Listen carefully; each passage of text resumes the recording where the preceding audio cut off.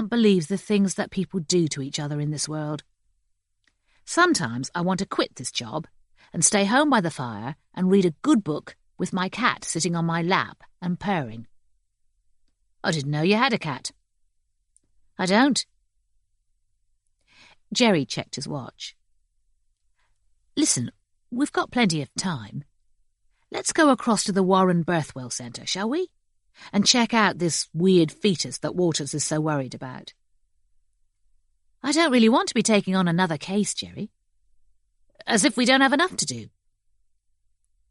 You saw the picture. Yes, of course, but I found it very hard to believe that it was real. Even if it is, I don't see why it should be a matter for you and me. There are many deformed children born in Pakistan for various reasons, but their doctors don't call the police. Fair enough, but it wouldn't hurt just to take a butcher's, would it? You are such a voyeur. I thought that was part of our job. That, and sticking our noses in where they're not wanted. Chapter 17. Susan Nichols was wide awake now, although she was still under the influence of the midazolam that Dr. MacLeod had prescribed for her to relieve her pain. Her eyes were misty, and she was speaking in a dreamy murmur, as if she were floating out to sea. However, her heart rate and her respiration were almost back to normal, and Dr. MacLeod wanted to operate on her as soon as possible, before the fetus implanted itself even more tenaciously into the lining of her womb. The anaesthetic room was quiet and dimly lit. When Dr. MacLeod and Dr. Pardoe came in, a red-haired nurse was standing beside Susan's trolley, holding her hand and talking to her. Dr. MacLeod went up to her and smiled. "Hello, Susan. How are you feeling?" "Like I'm dreaming. I still can't believe that I'm pregnant again." "As I said before, you are and you aren't. This is not a normal pregnancy. It's more like some invasive tissue that has to be removed." "It's not cancer, is it? You'd tell me if it was cancer." "No, I promise you it's not cancer, but we do need to remove it from your uterus immediately to relieve the pain you've been suffering, and so that it doesn't threaten your general health." "It's not a baby, is it? I mean, it's not like a twin of the one I miscarried that got left behind." Dr. MacLeod smiled again and shook his head. Before she was sedated, he had tried to explain to her why she had to have a C-section. He had told her that it was urgent, but he hadn't gone so far as to tell her that she was carrying inside her a fetus that possessed the face of an angel, but the writhing limbs of a sea creature. The door from the operating theatre swung open, and Duncan, the anaesthetist, came in, wiping his mouth on a paper napkin. Dr. MacLeod had never seen him look so serious, but then he knew in advance what they were going to be removing from Susan Nichols' womb. It had been traumatic enough seeing it the first time, when it was lifted out of Chiasoke Adewole. "Ready for a little nap?" Duncan asked Susan, rubbing his hands together and trying to sound cheerful. "I will be all right, won't I, Doctor?" Susan asked Dr. MacLeod, lifting her head from the pillow. "I'll be able to have other babies after this, won't I?" "Of course, Susan. Absolutely no reason why not. Don't worry, you'll be fine. I'll see you later when you come to." Dr. MacLeod and Dr. Pardoe left the anaesthetic room. They were walking along to the scrubs room to prepare themselves for surgery when Dr. MacLeod's iPhone pinged. He had been sent a text from the front desk telling him that 2 detectives had arrived in reception and wanted to talk to him. "I'm going into theatre," he texted back. "Tell them to come back in an hour." "The police," he told Dr. Pardoe. "I thought you didn't want to call the police." "I didn't, but Professor Coronis has been fretting about a possible malpractice suit, or even a prosecution for sexual assault and infanticide. Professor Coronis is a good director, but I don't know, he can be so cautious sometimes. I wonder if he has an incident in his past that haunts him." "Nothing that I know of. The Warren Trust think very highly of him. But from my experience, you can get yourself into deeper trouble if you're too worried about legalities. Personally, I think we should have euthanized that fetus as soon as we took it out of Miss Odewole. We could have told her it was stillborn. It was my fault entirely. It was the way it looked at me, that sweet, sweet face. It reminded me so much of my own daughter when she was a baby. And the way it started to cry. I had a nightmare about it last night. I dreamed that I woke up, and instead of my wife Beverly lying on the pillow next to me, it was that fetus. They walked into the scrubs room and hung up their jackets. Dr. Pardoe obviously didn't know what to say, because Dr. MacLeod had never spoken to him so intimately before. After today, though, no more nightmares, said Dr. MacLeod, as he washed his hands and his forearms, staring at himself in the mirror over the wash basin, and sticking out his lower lip as if he were challenging himself to a fight. Dr. Simmons and 2 nurses were already waiting for them when they entered the theatre, as well as the centre's most experienced midwife, Janet Horrocks.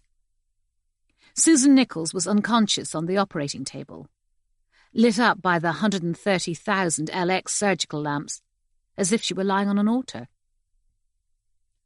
From his seat on the opposite side of the table, Duncan gave Dr. MacLeod the thumbs up. Dr. MacLeod saw that the largest size of stainless steel kidney dish had been placed next to the instruments, ready as before for the fetus to be dropped into it. And what if it looks up at me appealingly, in the same way that it did last time? What if it starts to sob? I don't even know if it's human, but it has a human face, the face of a beautiful child. How am I going, cold-bloodedly, to kill it? Right, he said. Let's do it. One of the nurses lifted the pale blue sheet that was covering Susan Nichols' stomach. Her stomach looked swollen, but that was to be expected after she had lost her baby as late as 19 weeks. The other nurse handed Dr. MacLeod a scalpel, and he poised it over her skin to make the first incision. He had only just started to cut, and the first thin runnel of blood was starting to slide down Susan Nichols' side, when the surgical lamp started to flicker. He hesitated and looked across at Duncan, and then at Dr. Pardoe. We're not about to have a power cut, are we? Could be a loose connection, said Duncan. It's only the lamps, though. The monitors aren't affected. Dr. MacLeod hesitated. The lamps flickered faster and faster, and gradually they began to shine a lurid green instead of white. He stepped back from the operating table, both hands raised as if he were being arrested.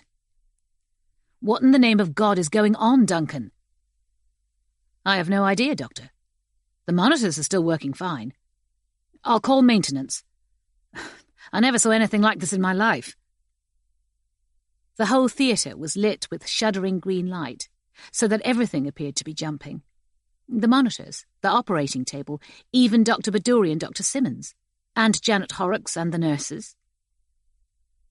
One of the nurses reached across and twisted off the light control, but the lamps continued to flicker just as brightly. She twisted it again and again, but it had no effect on the lamps at all. I'm sorry, Doctor, she said. It just doesn't work.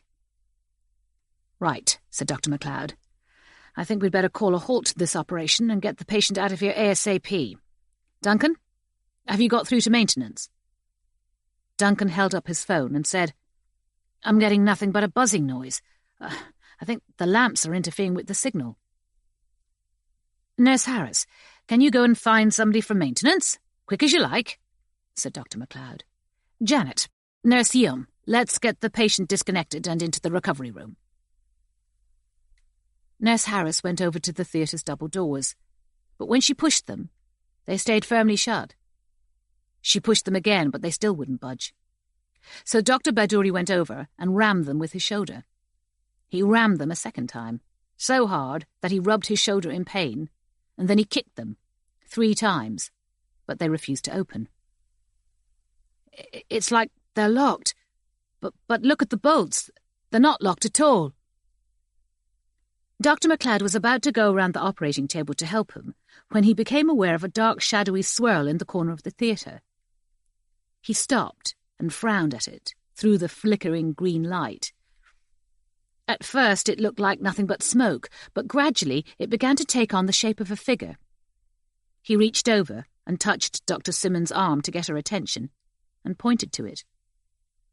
Within a few seconds, the swirl had formed itself into what looked like a tall, hooded woman in a long cloak, although her outline was blurred, and through her cloak Dr. MacLeod could still faintly see the white metal cabinet in the corner behind her. The woman raised her smoky left arm and appeared to point at Susan Nichols, still lying anaesthetised on the operating table, although Duncan had now removed her oxygen mask.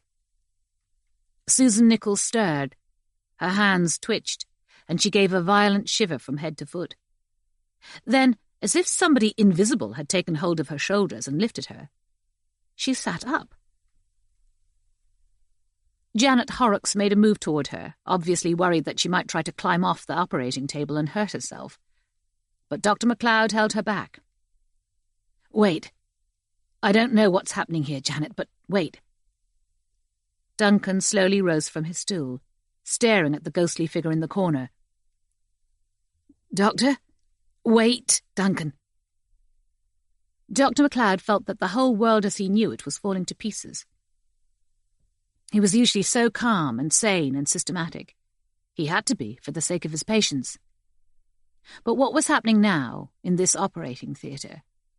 This flashing green light, these doors that wouldn't open, the way in which Susan Nichols had risen from the table, it was all madness. As mad as it was, though, his logical mind told him that there had to be some reason behind it, and that they should hold back and see if that reason became clear. Susan Nichols opened her eyes.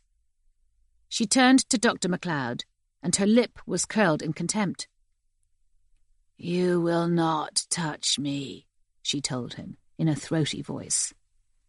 "You will not cut me open." Dr. MacLeod took a step back toward her. "Susan?" "Stay away from me. Lay down your knife." "Who's that talking, Susan? That's not you, is it?" "You will not cut me open. If you try to cut me open and take out my nestling, you will live to regret it for the remainder of your days."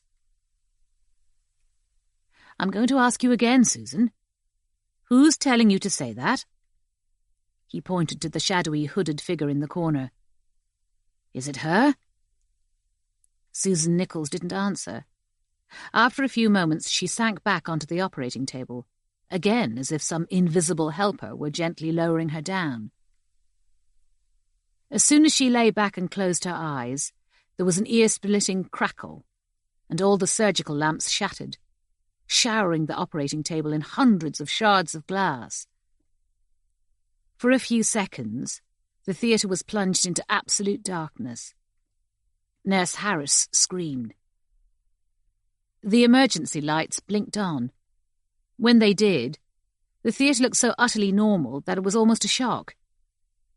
The shadowy, hooded figure had vanished from the corner, and Susan Nichols was lying with her eyes still closed, breathing quietly and steadily. The only evidence of what had happened was all the glittering splinters of glass that were scattered over the sheets.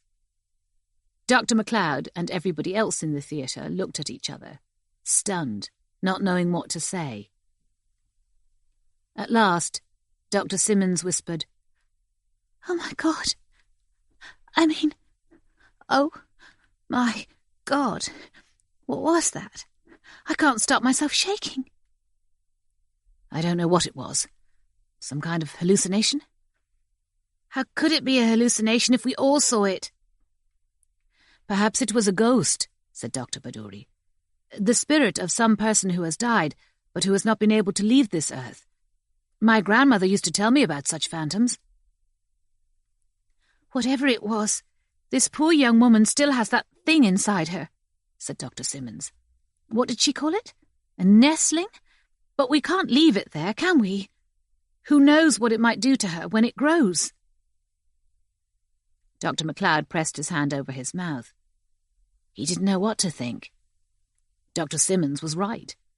They couldn't leave that creature to develop inside Susan Nichols' womb, not only for her sake, but for the creature's sake too. He had aborted fetuses far less malformed than this thing, and the strange beauty of its face was no justification for allowing such a creature to live. But he couldn't help thinking about the threat that he had been given, by Susan Nichols herself, or by some kind of ventriloquism from that hooded apparition. If you try to cut me open and take out my nestling, you will live to regret it for the remainder of your days. Chapter 18. Jerry and Jamila had been sitting in the waiting room for over an hour when Jamila's phone warbled. It was Gemma Bright, and she was ringing to tell them that Crane's engineers had completed their examination of the sewer between Peckham High Road and the southern end of the Fatberg. As far as the engineers could make out, the sewer was safe for the Met's forensic team to go down and carry out whatever tests they thought were necessary. The LED lighting had remained steady and white. The methane and hydrogen sulfide levels were both well within the specified safety limits. There had been no strange drafts or inexplicable noises, and there was no obvious structural damage to the brickwork that might cause a collapse. The engineers had been categorically instructed not to dig into the Fatberg, or to remove any unusual items that they might come across during their examination. So they hadn't tried to find the woman's severed hand, and they hadn't picked up any of the keys that were still lying under the surface of the sewage. They had shone high-powered lights into the space between the Fatberg and the ceiling of the sewer. But they had seen nothing unusual. Only dripping bricks and torn grey shreds of toilet paper. Jamila called the forensics laboratory in Lambeth Road to tell them that they could send a team down into the sewer as soon as they liked. Probably tomorrow morning now, she told Jerry. Rather them than me, Sarge. I don't want to go down another sewer as long as I live. The pen and ink's enough to kill you, let alone having half of Timpson's chucked at you. He checked his watch. What are we going to do? Hang on a bit longer or call it a day? I thought you were dead set on finding out more about this peculiar fetus. Well, yes, but I'm absolutely Hank Marvin. My stomach thinks my throat's been cut.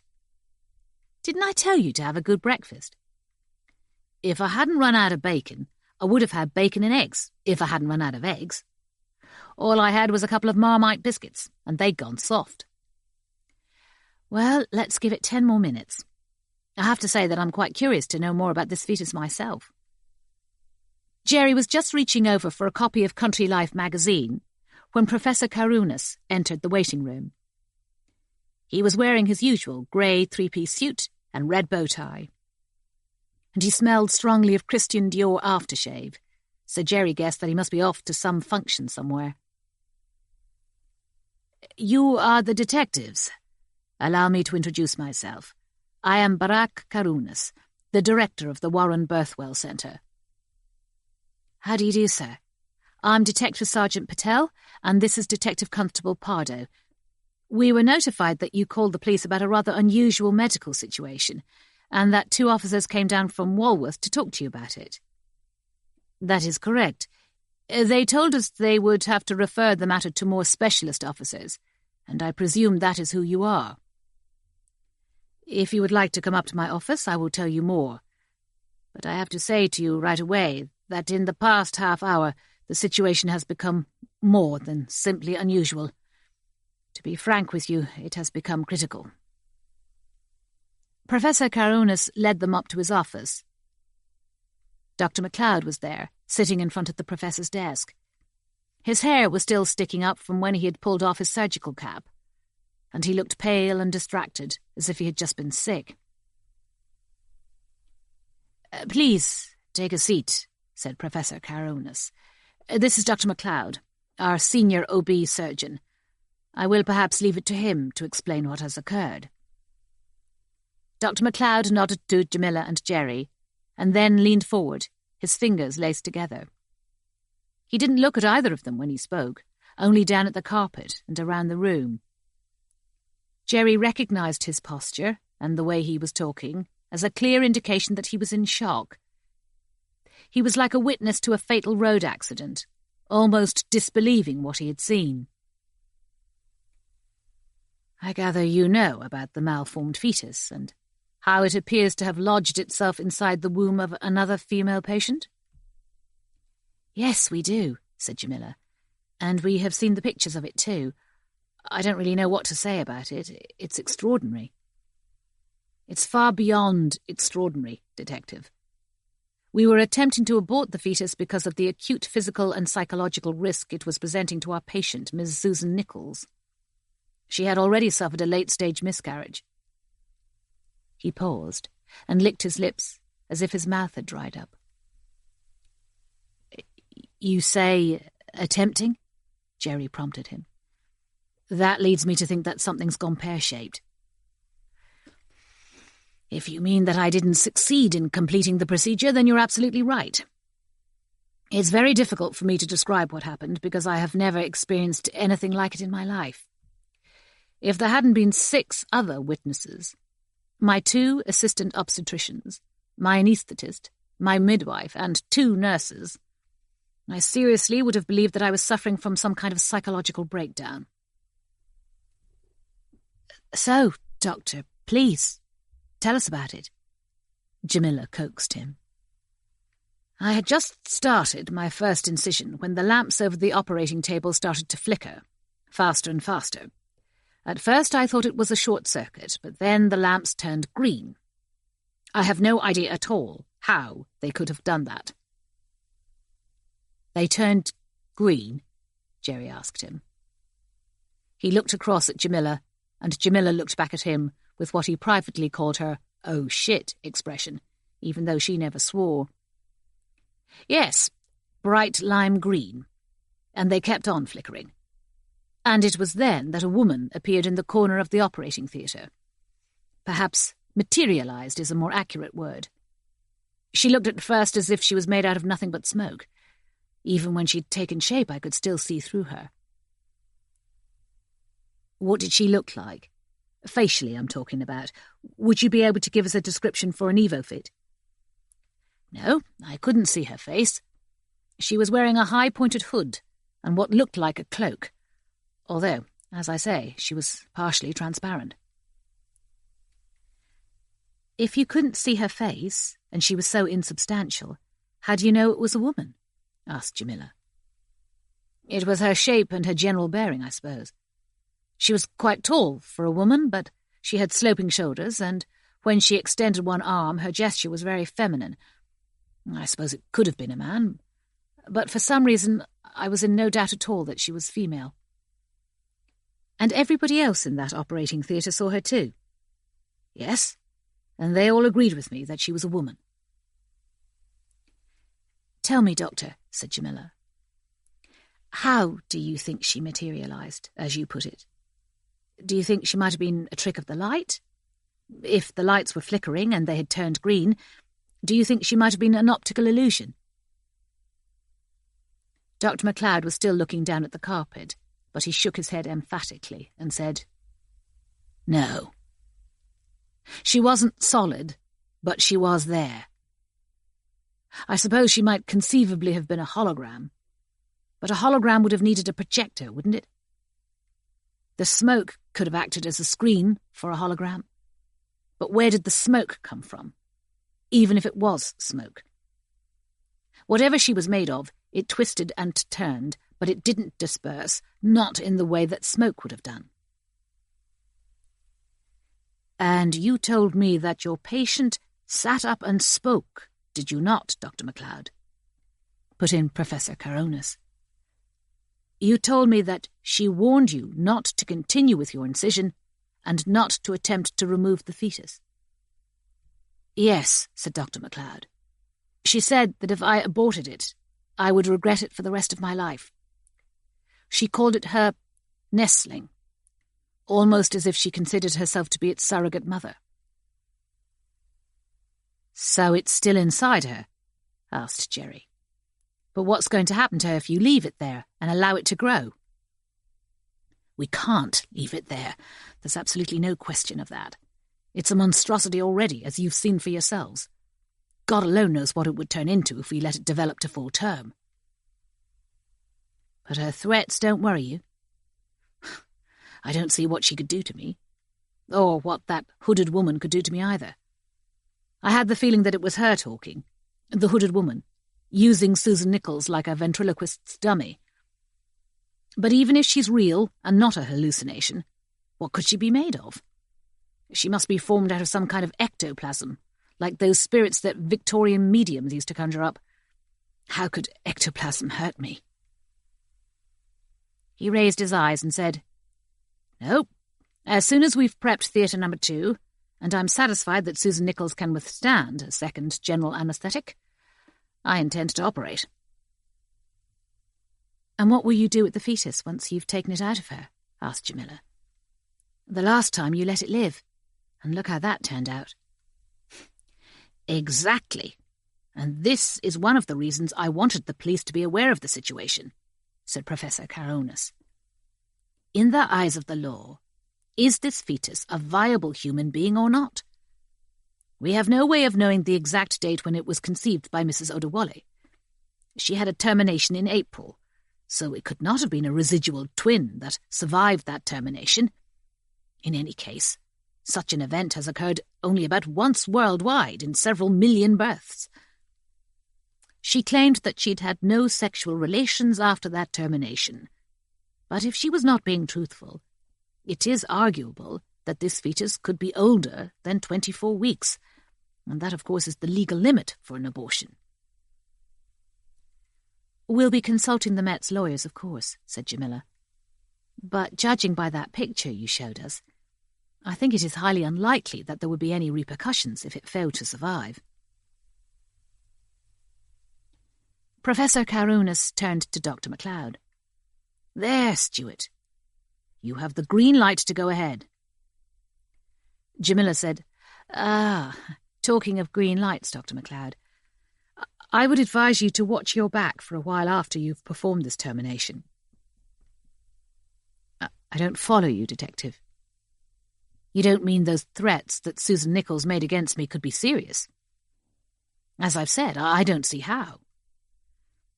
"Let me simply say that we are investigating some recent incidents that bear similarities to what took place in your operating theatre. The appearance of the hooded woman and the lights turning green. I can't tell you for certain yet if there's any connection. Perhaps there is no connection at all, but I would suggest that you keep your eyes open for anything unusual." "Such as what?" "Well, for instance, a woman in a hood who appears out of nowhere," said Jerry. "If that had been me, the very least I would have done was fill my undergrundies." As they drove back to Peckham, Jamila said softly but emphatically, "He was telling the truth, that doctor. And so was Martin Elliot." "Yeah, I thought so too," said Jerry. "But I'll tell you something for nothing. I'd feel a damn sight more cheerful if the two of them had been making it all up." "You are not the only one, Jerry. When they showed us that picture of the fetus, it immediately set me to wondering if it could be connected in any way with those deformed children who attacked Martin Elliot and Gemma Bright and their co-workers down in the sewer.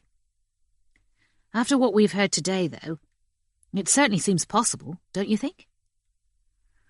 "Oh, I don't know. The more we find out about this, the nuttier it gets." "When we went down into the sewer, we didn't see any of those children. Neither did we see any hooded woman. But we heard that awful moaning, didn't we? And we felt that draught blowing. And those keys were thrown at us. And, of course, we saw the lights turn green.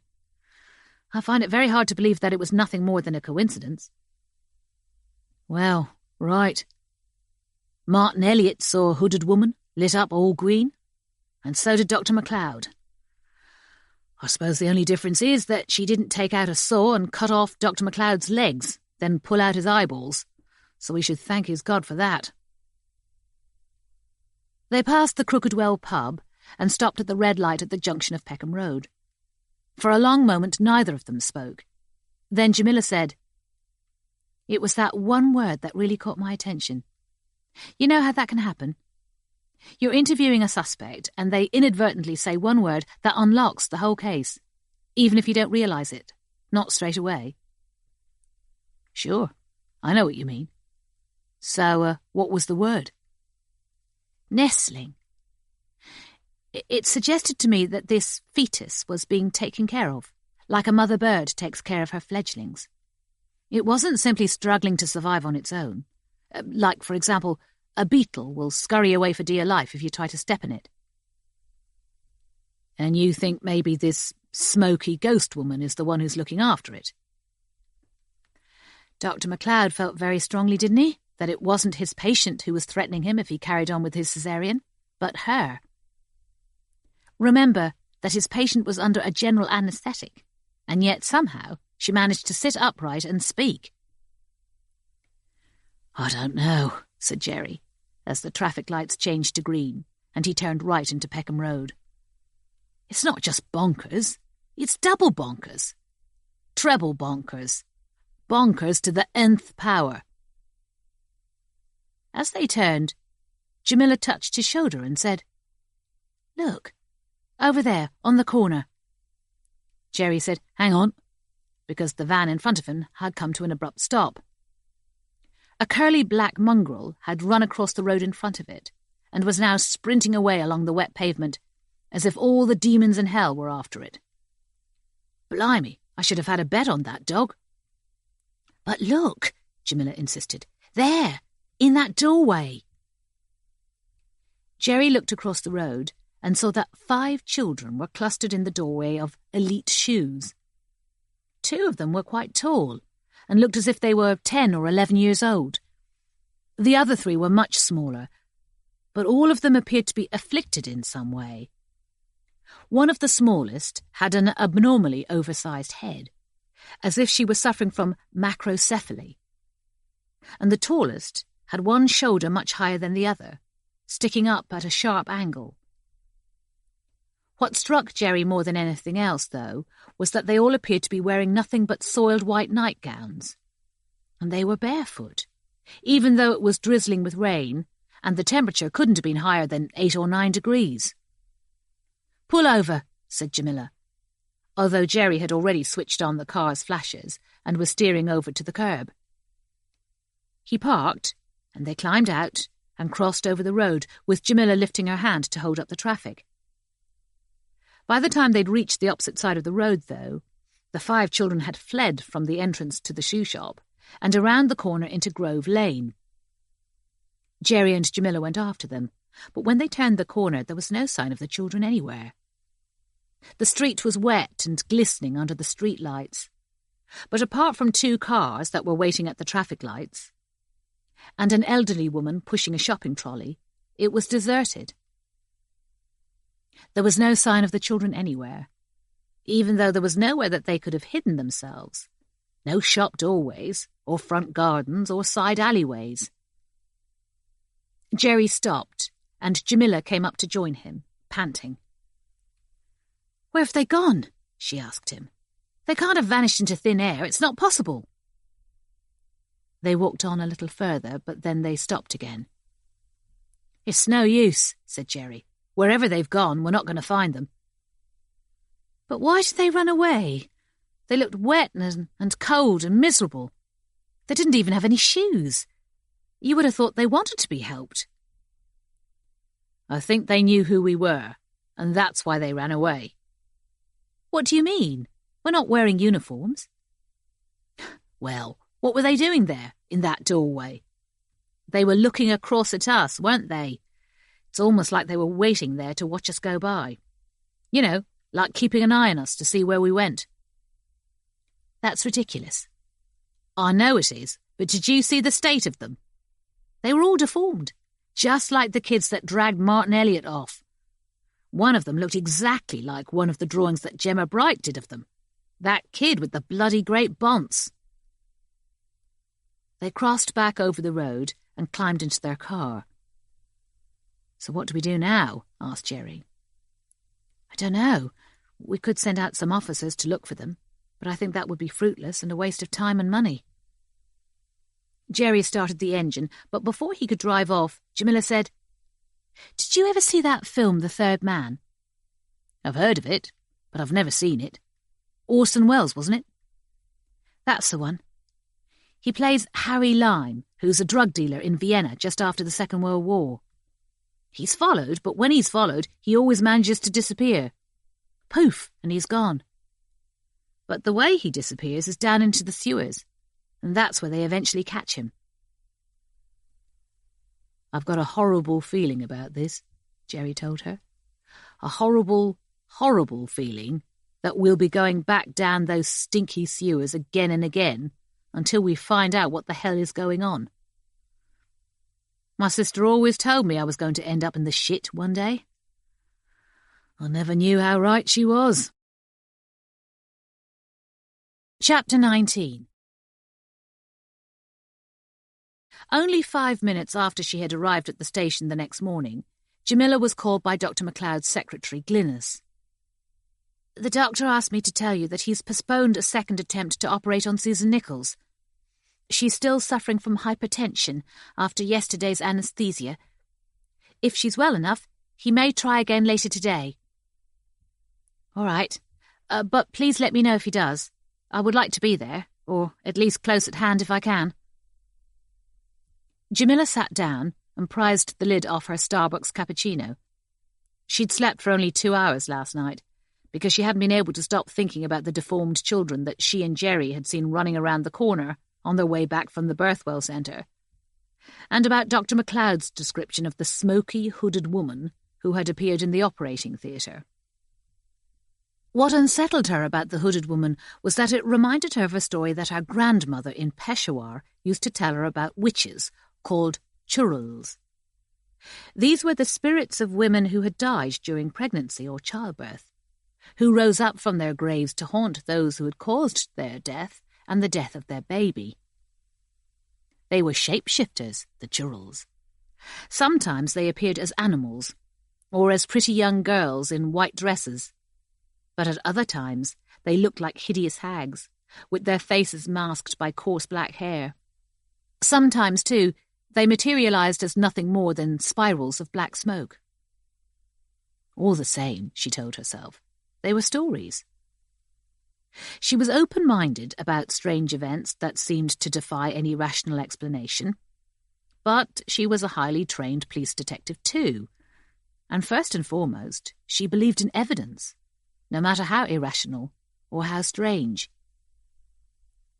Jerry came into the office, looking almost as tired as she felt, holding a half-eaten chicken and mushroom slice in one hand and a copy of the Express in the other.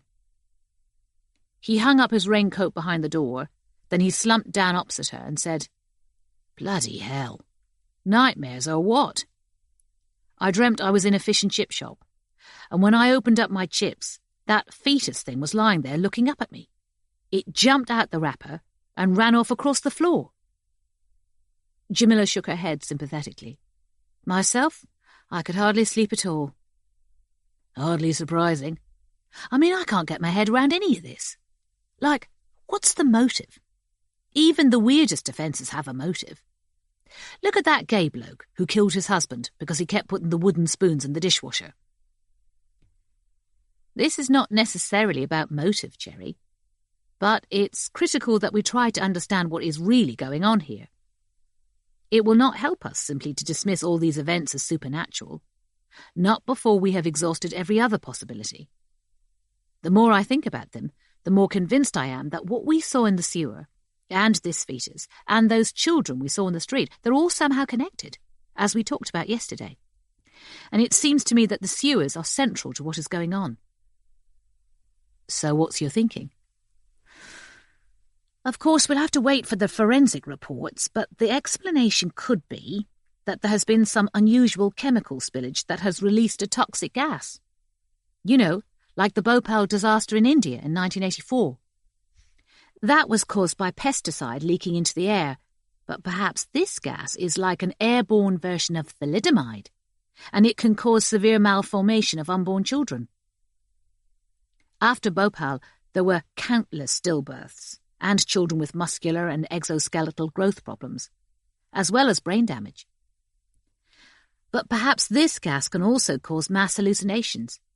Hence this hooded woman that Martin Elliot and Dr. MacLeod both believed that they saw. That's possible, I suppose. But how can a hallucination drag you nearly a mile through a sewer and then saw your legs off and pull out your eyes?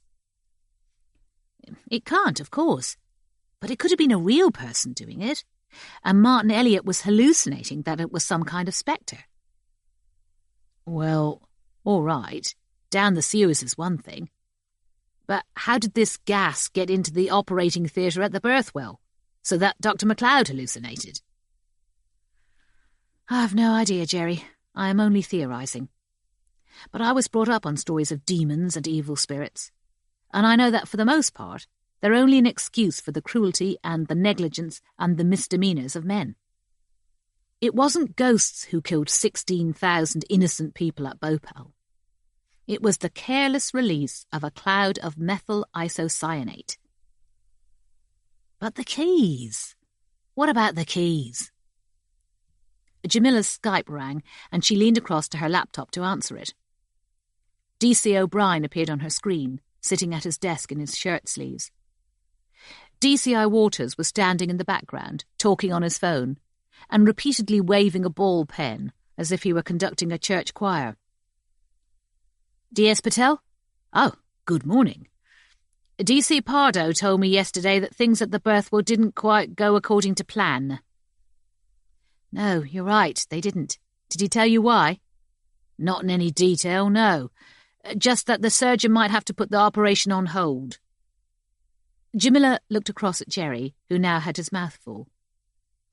She was quietly relieved that he had refrained from telling D.C. O'Brien that Susan Nichols's abortion had been interrupted by the appearance of what had looked like a ghost. After Jamila and Jerry's first case together, when they had confronted virus-infected clothing that had seemed to take on a life of its own, some officers in their basic command unit still regarded the two of them as slightly cuckoo. That was why these investigations had been assigned to them, she was sure of it.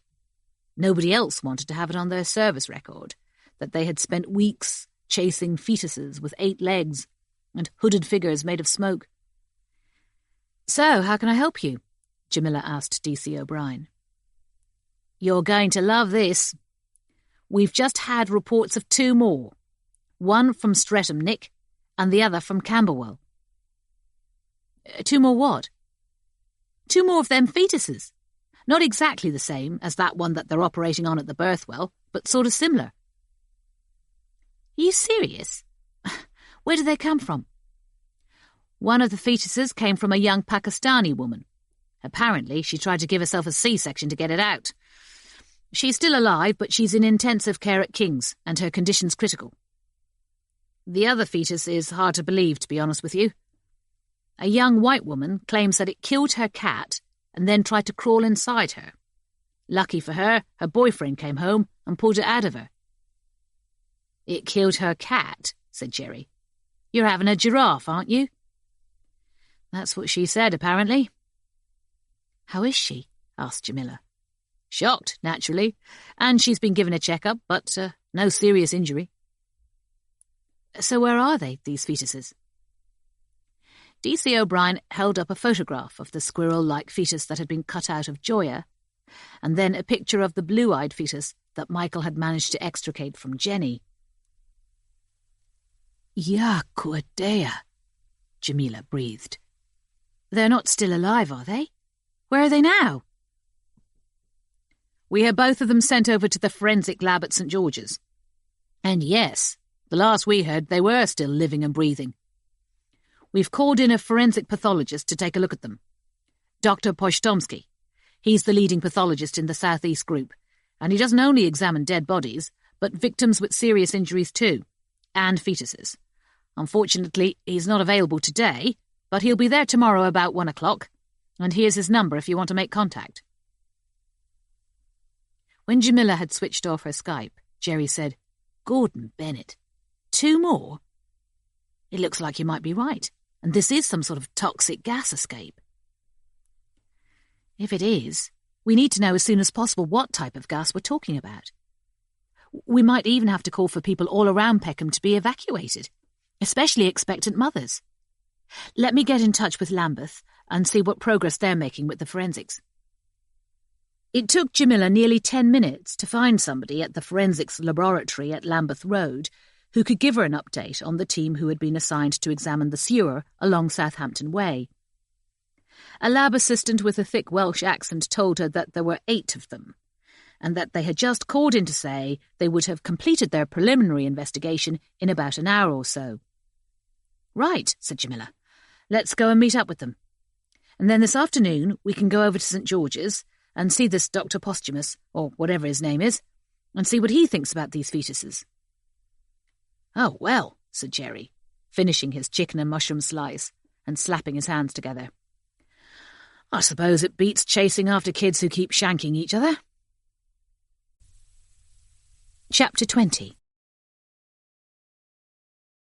They had intended to walk along Peckham High Street to Southampton Way because it would have taken them less than 10 minutes. But the skies had turned as black as charcoal and lightning was dancing over the rooftops. As they stepped out onto the front porch of the police station, they were deafened by a bellow of thunder directly overhead, and the rain started to hammer down so hard that the gutters in the street were immediately flooded, and water started to spout from the police station roof.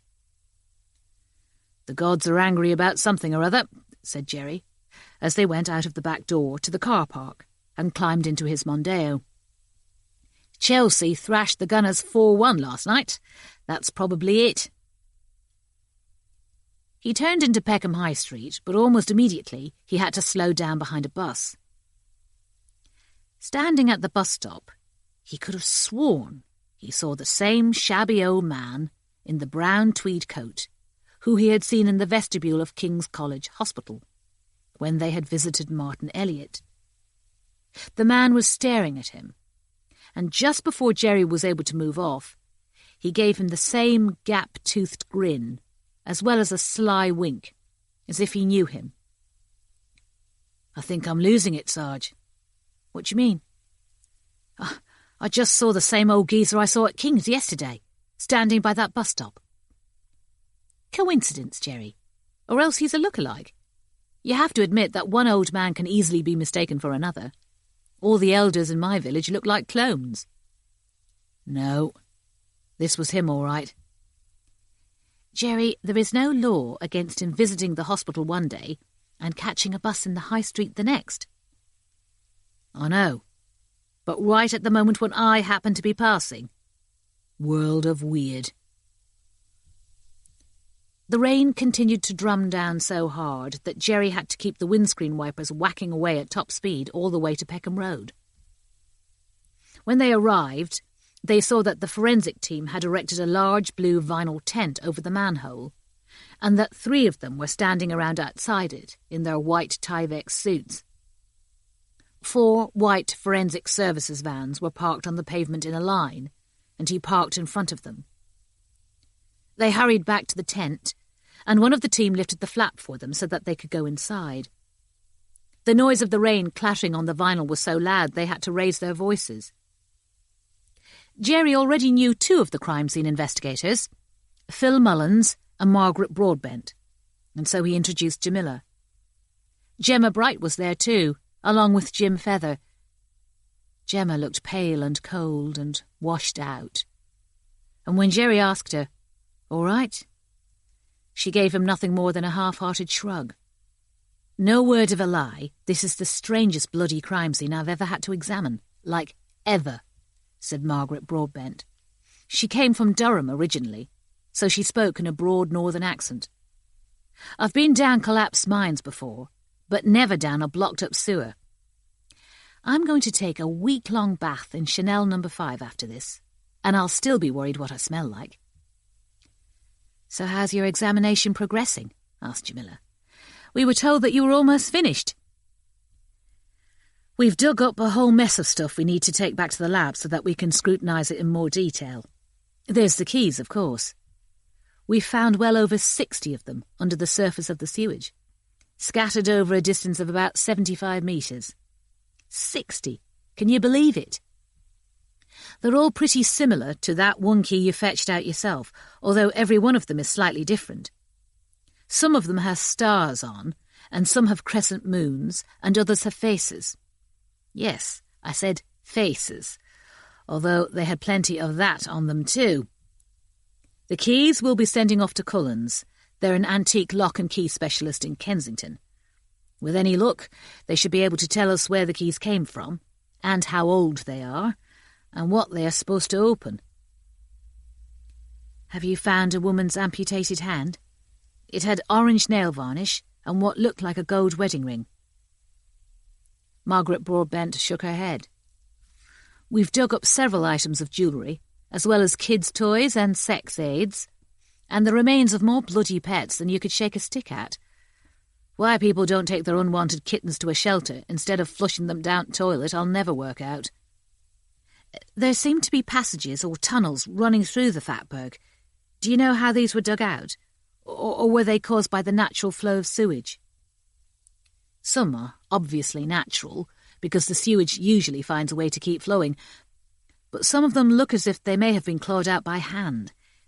In places you can see that the saponified fat appears to have deep finger marks in it, and even some broken fingernails. But I wouldn't like to say that for sure until we've studied all the photographs we've taken. Some of the surfaces that we've examined we're also going to print out in 3D. Gemma said, "Tomorrow we're going to start clearing out the Fatberg with high-pressure hoses, weather permitting, but 2 or 3 of the forensic team are going to be staying with us in case anything else turns up. You know, apart from keys and kittens." Phil Mullins checked his watch. "We've got 5 of our team still down there, giving the sewer a last going over. They should be out in a couple of minutes." "Newton's down there too, our lighting and cameraman," said Gemma. "Bloody hell," said Jerry. "After all the fun and games we had down there the last time, I've got to admire his nerve."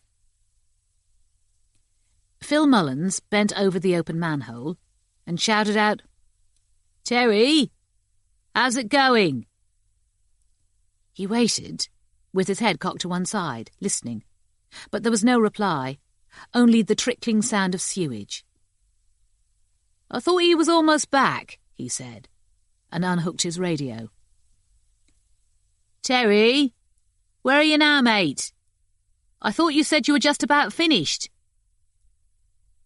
The only answer was a loud crackling noise, and he held up his handset so that everybody else in the tent could hear it, even over the rain.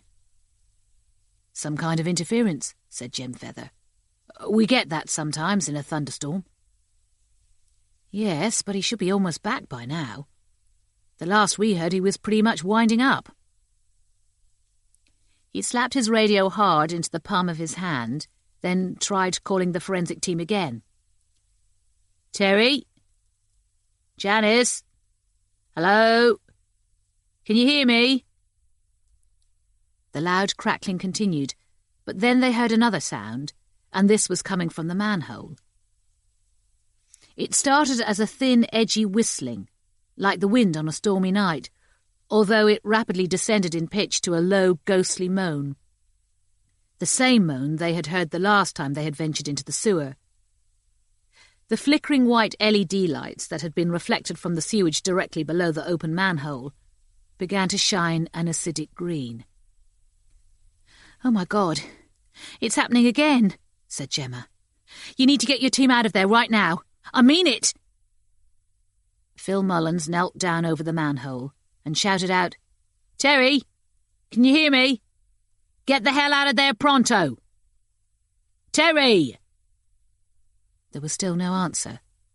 The moaning was growing louder, and the green lights were flickering even brighter, so that the whole of the inside of the tent was lit up in epileptic green, which made them all look as if they were jiggling and jumping. Phil Mullins turned to Margaret Broadbent and said, "I'm going down there. Maybe the methane levels spiked and they've all been knocked unconscious." Jim Feather said, "Here, I'll fetch you a breathing pack. And I'll come down with you." "I'll get help from the fire station," said Gemma. "If they're unconscious, all 6 of them, you won't be able to carry them all out on your own."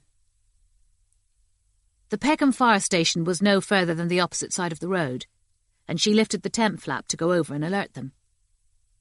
As she stepped outside, though, they heard a rushing noise, and a chilly, fetid air started to blow into the tent, as if an underground train were hurtling toward them along the sewer. A huge fountain of sewage exploded out of the manhole, knocking both Gemma and Phil Mullins off their feet, and sending Jamila and Jerry and Margaret Broadbent staggering backward. It blasted the tent over sideways with a clatter of aluminium poles, and it spouted across the street, thousands of gallons of stinking brown water. It was more than water, though. Out of the fountain, lumps of feces spattered onto the ground all around them, and then larger lumps, which rolled across the pavement and into the gutters. "What's happening?" Gemma screamed at Jim Feather. Jim Feather had one hand lifted to shield himself from the random lumps that kept dropping out of the sewage. All he could do was shake his head. "The tide!"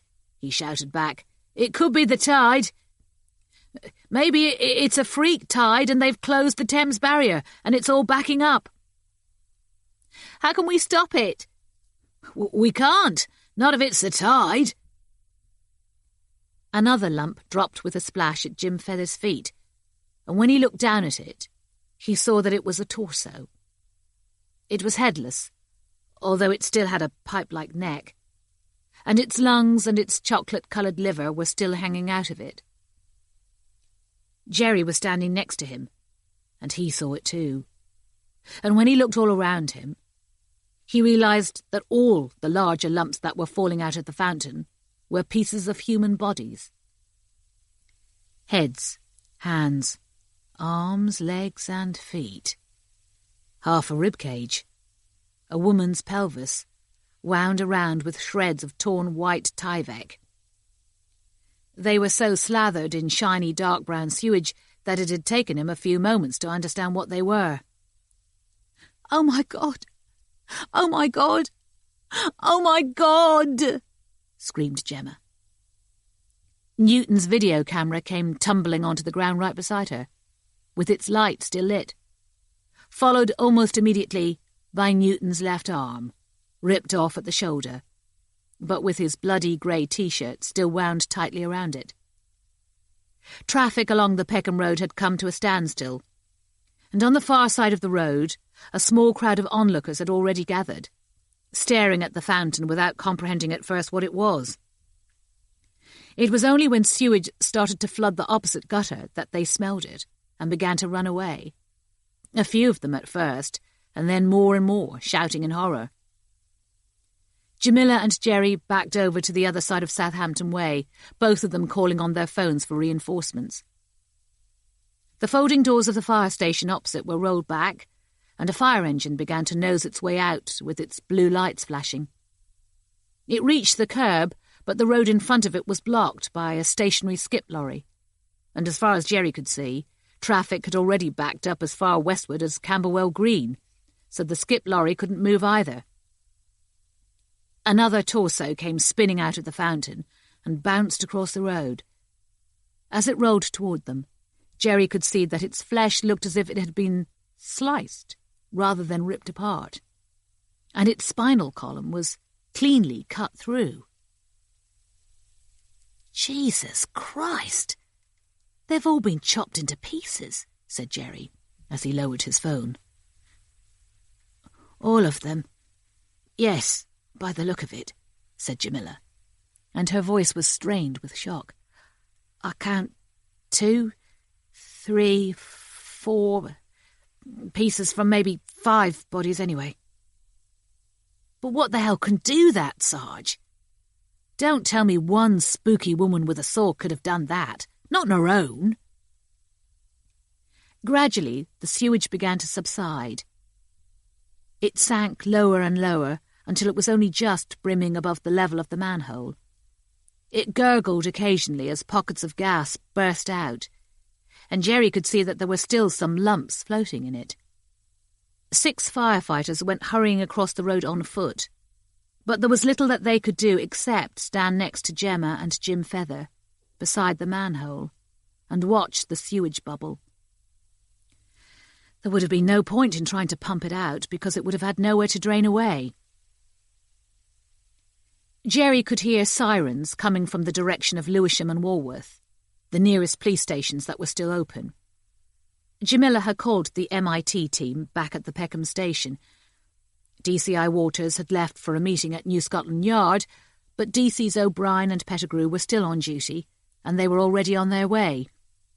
The most urgent need was to clear the blocked-up traffic and cordon off the area all around. A police squad car came driving along the pavement toward them, its siren whooping and its lights flashing. Jerry and Jamila stepped back out of its way. But as Jamila turned around, she caught sight of a small group of figures, about 200 metres up the street, close to the corner with Charles Coveney Road. She frowned at them, and then covered her eyes with her hand to mask the glare from the streetlights, because, for some reason, she couldn't get them into focus. "Jerry," she said, tugging at his sleeve. Jerry turned around too. There were 7 or 8 figures, all of them blurry, and all of them appeared to be wearing white, long shirts or nightgowns. It was still raining hard, and it was difficult to tell exactly how far away they were, and because of that it was equally difficult to tell how tall they were, whether they were children or adults. They were all clustered together, and they were swaying, as if they were trying to keep their footing in a blustery wind.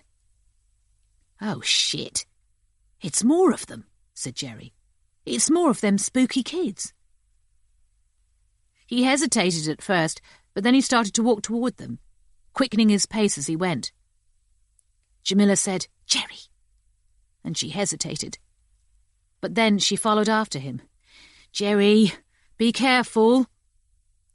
As they approached the figures, they could see that Jerry was right, and they were children. Some of them were taller, as if they were about 8 or 9 years old, but the rest couldn't have been more than 3 or 4. Their faces were as white as clowns, with smudges of black for eyes, and they all appeared to be distorted in some way.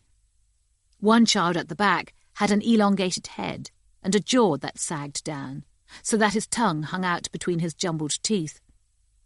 Another had only a gaping triangular hole where her nose should have been. One of the smaller children at the front had a face like a Christ child from a medieval painting.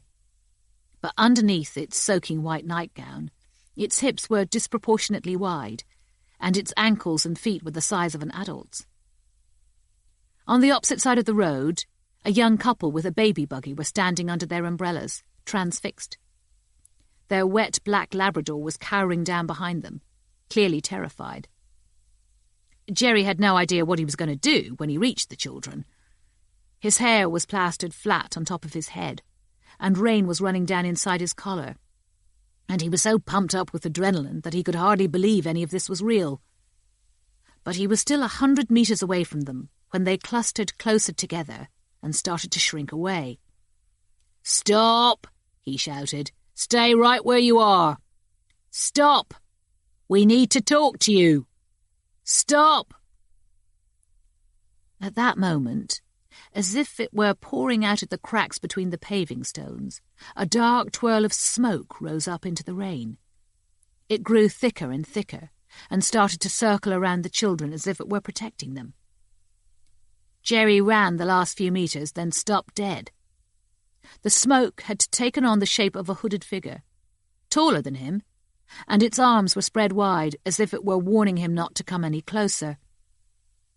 Jamila caught up with Jerry, and she stopped too. "It's just as that doctor described it," she said. "This is no hallucination, Sarge. This is no toxic gas." "I don't know. Maybe it is. In Bhopal, the cloud affected people's perception for miles and miles all around." Seconds passed. None of them moved, and none of them spoke. The hooded figure stood in front of the children, its arms still spread, with the sparkling rain seeming to fall right through it. The children huddled behind it, still swaying, clutching each other tightly. The late afternoon echoed from all directions with the sound of police and ambulance sirens. "I'm asking you to stop right where you are," Jerry called out, lifting up both hands to show that he meant the children no harm. "We're police officers, and we need to know who you are and what you're doing here." It's raining, and you have no raincoats," said Jamila. "And look at you. You all have bare feet. We can't allow you to wander the streets like this." The hooded figure pointed at Jamila and Jerry, and they heard a woman's voice. But the voice wasn't coming from the figure itself. It was coming from the young woman with the baby buggy on the opposite pavement. It didn't sound like a young woman's voice, though. It sounded old and ravaged, with a high screech to it. "Turn away! Do you hear me? Turn away and leave us be. These are my nestlings, and nobody may touch them." Jamila turned to the young woman in astonishment, but the young woman herself was looking shocked, pressing her hand to her chest as if she couldn't believe that she had just spoken. Her partner was staring at her too. "Debbie?" he said, shaking her shoulder.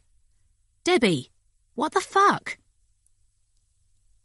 "Turn away," the young woman repeated, and this time she screamed it, hurling her umbrella into the road.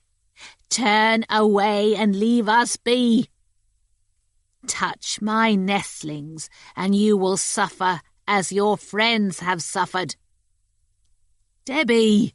yelled the young woman's partner. "For fuck's sake, Debbie!" Their baby woke up and started to cry, and their Labrador let out a howl, and then started to whine and whimper, creeping low down onto the pavement. Jerry said, "Right, that's enough of this crap." He strode toward the hooded figure, almost sure that he could walk right through it, in the same way that the rain was falling through it. But before he could reach it, it let out an ear-piercing whistle. It whirled around like a dust devil, its sleeves sweeping left and then right, and it struck him, criss-cross blows on the chest that sent him stumbling backward, with all the breath knocked out of him.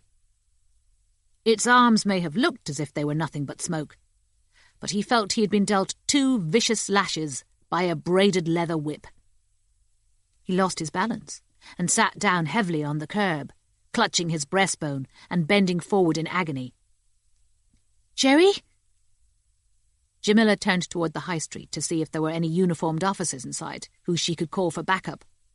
But it was a chaos of blue flashing lights and firefighters and paramedics and body parts strewn across the pavement. It looked like some medieval vision of hell. She turned back to face the hooded figure. She wasn't armed today, not even with a taser, and she wasn't even sure that a bullet could have brought it down. The children in white were already starting to run away, some of them hobbling, some of them half loping and half leaping, their hips twisting unevenly. The hooded figure paused for a moment and then followed them, opening out its cloak wider and wider, like a pair of huge dark wings. Jamila started to run after them, but they were rushing away so hurriedly through the rain that she didn't know if she could catch up with them, and even if she did, she didn't know how she could possibly detain them. They reached the corner of Charles Coveney Road, where the hooded figure looked back to see if Jamila was still chasing them. Jamila was sure she could see white eyes, glittering like diamonds deep within the shadow of its hood. She stopped and stayed where she was, while the children ran around the corner and disappeared out of her sight. Once they had gone, the hooded figure shuddered, and then blew away, as if it were smoke blown from a chimney in a breeze. Jamila walked back to Jerry, who was still sitting on the curb, coughing and trying to get his breath back. "Are you okay, Jerry? No bones broken?" Jerry shook his head, still gasping for breath. Winded, that's all. But bloody hell, I thought that thing was nothing but smoke. Jamila patted his shoulder, then crossed over to the young couple with the pushchair. The young woman was crouching down, trying to soothe their sobbing baby. The young man was stroking the dog. "What the fuck was that all about?" the young man asked her. "Those kids. I mean, mate, they looked like fucking ghosts, man. And how did Debbie shout like that?" "I'm not at all sure," Jamila told him. "But those children you saw, they may not have been what they appeared to be. And what caused your young lady here to shout out like that, I'm afraid I've no idea at all. But I would be grateful if you could give me a contact number, in case I need you both as witnesses to what happened here. I would also suggest that you go to A&E at St. Thomas's, or visit your GP as soon as you can for a checkup. It's possible that what we saw and heard here was caused by the effect of a toxic gas." "What, like NOS, you mean?" He meant nitrous oxide, or laughing gas. "Possibly. It's far too early to say." The young man told Jamila his phone number. Then he nodded toward the high street. "What's going on down there, then? Somebody got themselves cheffed up or something?" "I can't tell you at the moment, but if you were thinking of going in that direction, you will have to find another way home." The young man turned to his partner, who had lifted their baby out of his pushchair, and was cuddling him to calm him down. "This is a fucking nightmare, this is." "Yes," said Jamila. "I think that is exactly what you could call it." Chapter 21. Dr. MacLeod had given up smoking over 20 years ago, but as he prepared himself for a second attempt to remove the malformed fetus from Susan Nichols' womb, he would have given almost anything for a cigarette. Once he had tied on his surgical mask, he stared at himself in the mirror over the wash basin, trying to see if his eyes were betraying any sign of his anxiety. But he was surprised how dispassionate they looked. He held out both hands to make sure they weren't trembling, but they were rock steady. "Right, Stuart," he told himself out loud, his voice muffled behind his mask. "Ghosts or no ghosts, this thing is coming out of her. Full stop." He had been trying his best to persuade himself that what had appeared yesterday, that smoky apparition, was only an illusion caused by stress. A shared illusion, yes, which was mind-shrinkingly rare, but an illusion nonetheless. Yesterday afternoon, the centre's maintenance crew had checked the theatre's fuse box and all the electrical circuits, but found nothing that could have caused the lights to malfunction. They had also dismantled the air conditioning unit, but they had been unable to explain how any smoke could possibly have leaked into the operating theatre. Dr. MacLeod used his elbows to push open the double doors that led from the scrubs into the theatre. Susan Nichols was already anaesthetised, lying on the operating table as she had before, like a brightly lit human sacrifice on a catafalque. Dr. Pardoe and Dr. Simmons were waiting for him on either side of her, and Janet Horrocks, the midwife, was sitting in the right-hand corner of the theatre, along with another junior midwife, Kissy Adamako. Duncan, the anaesthetist, gave him a thumbs up and said, "Heart rate, blood pressure, everything's normal." "Any movement from the fetus?" "Its vital signs are the same as before, so it is still alive," said Dr. Pardoe. "The latest scan shows that it is already firmly attached with microvilli to the wall of the uterus. But there is no movement, no. Perhaps it is waiting for us. Perhaps it sleeps."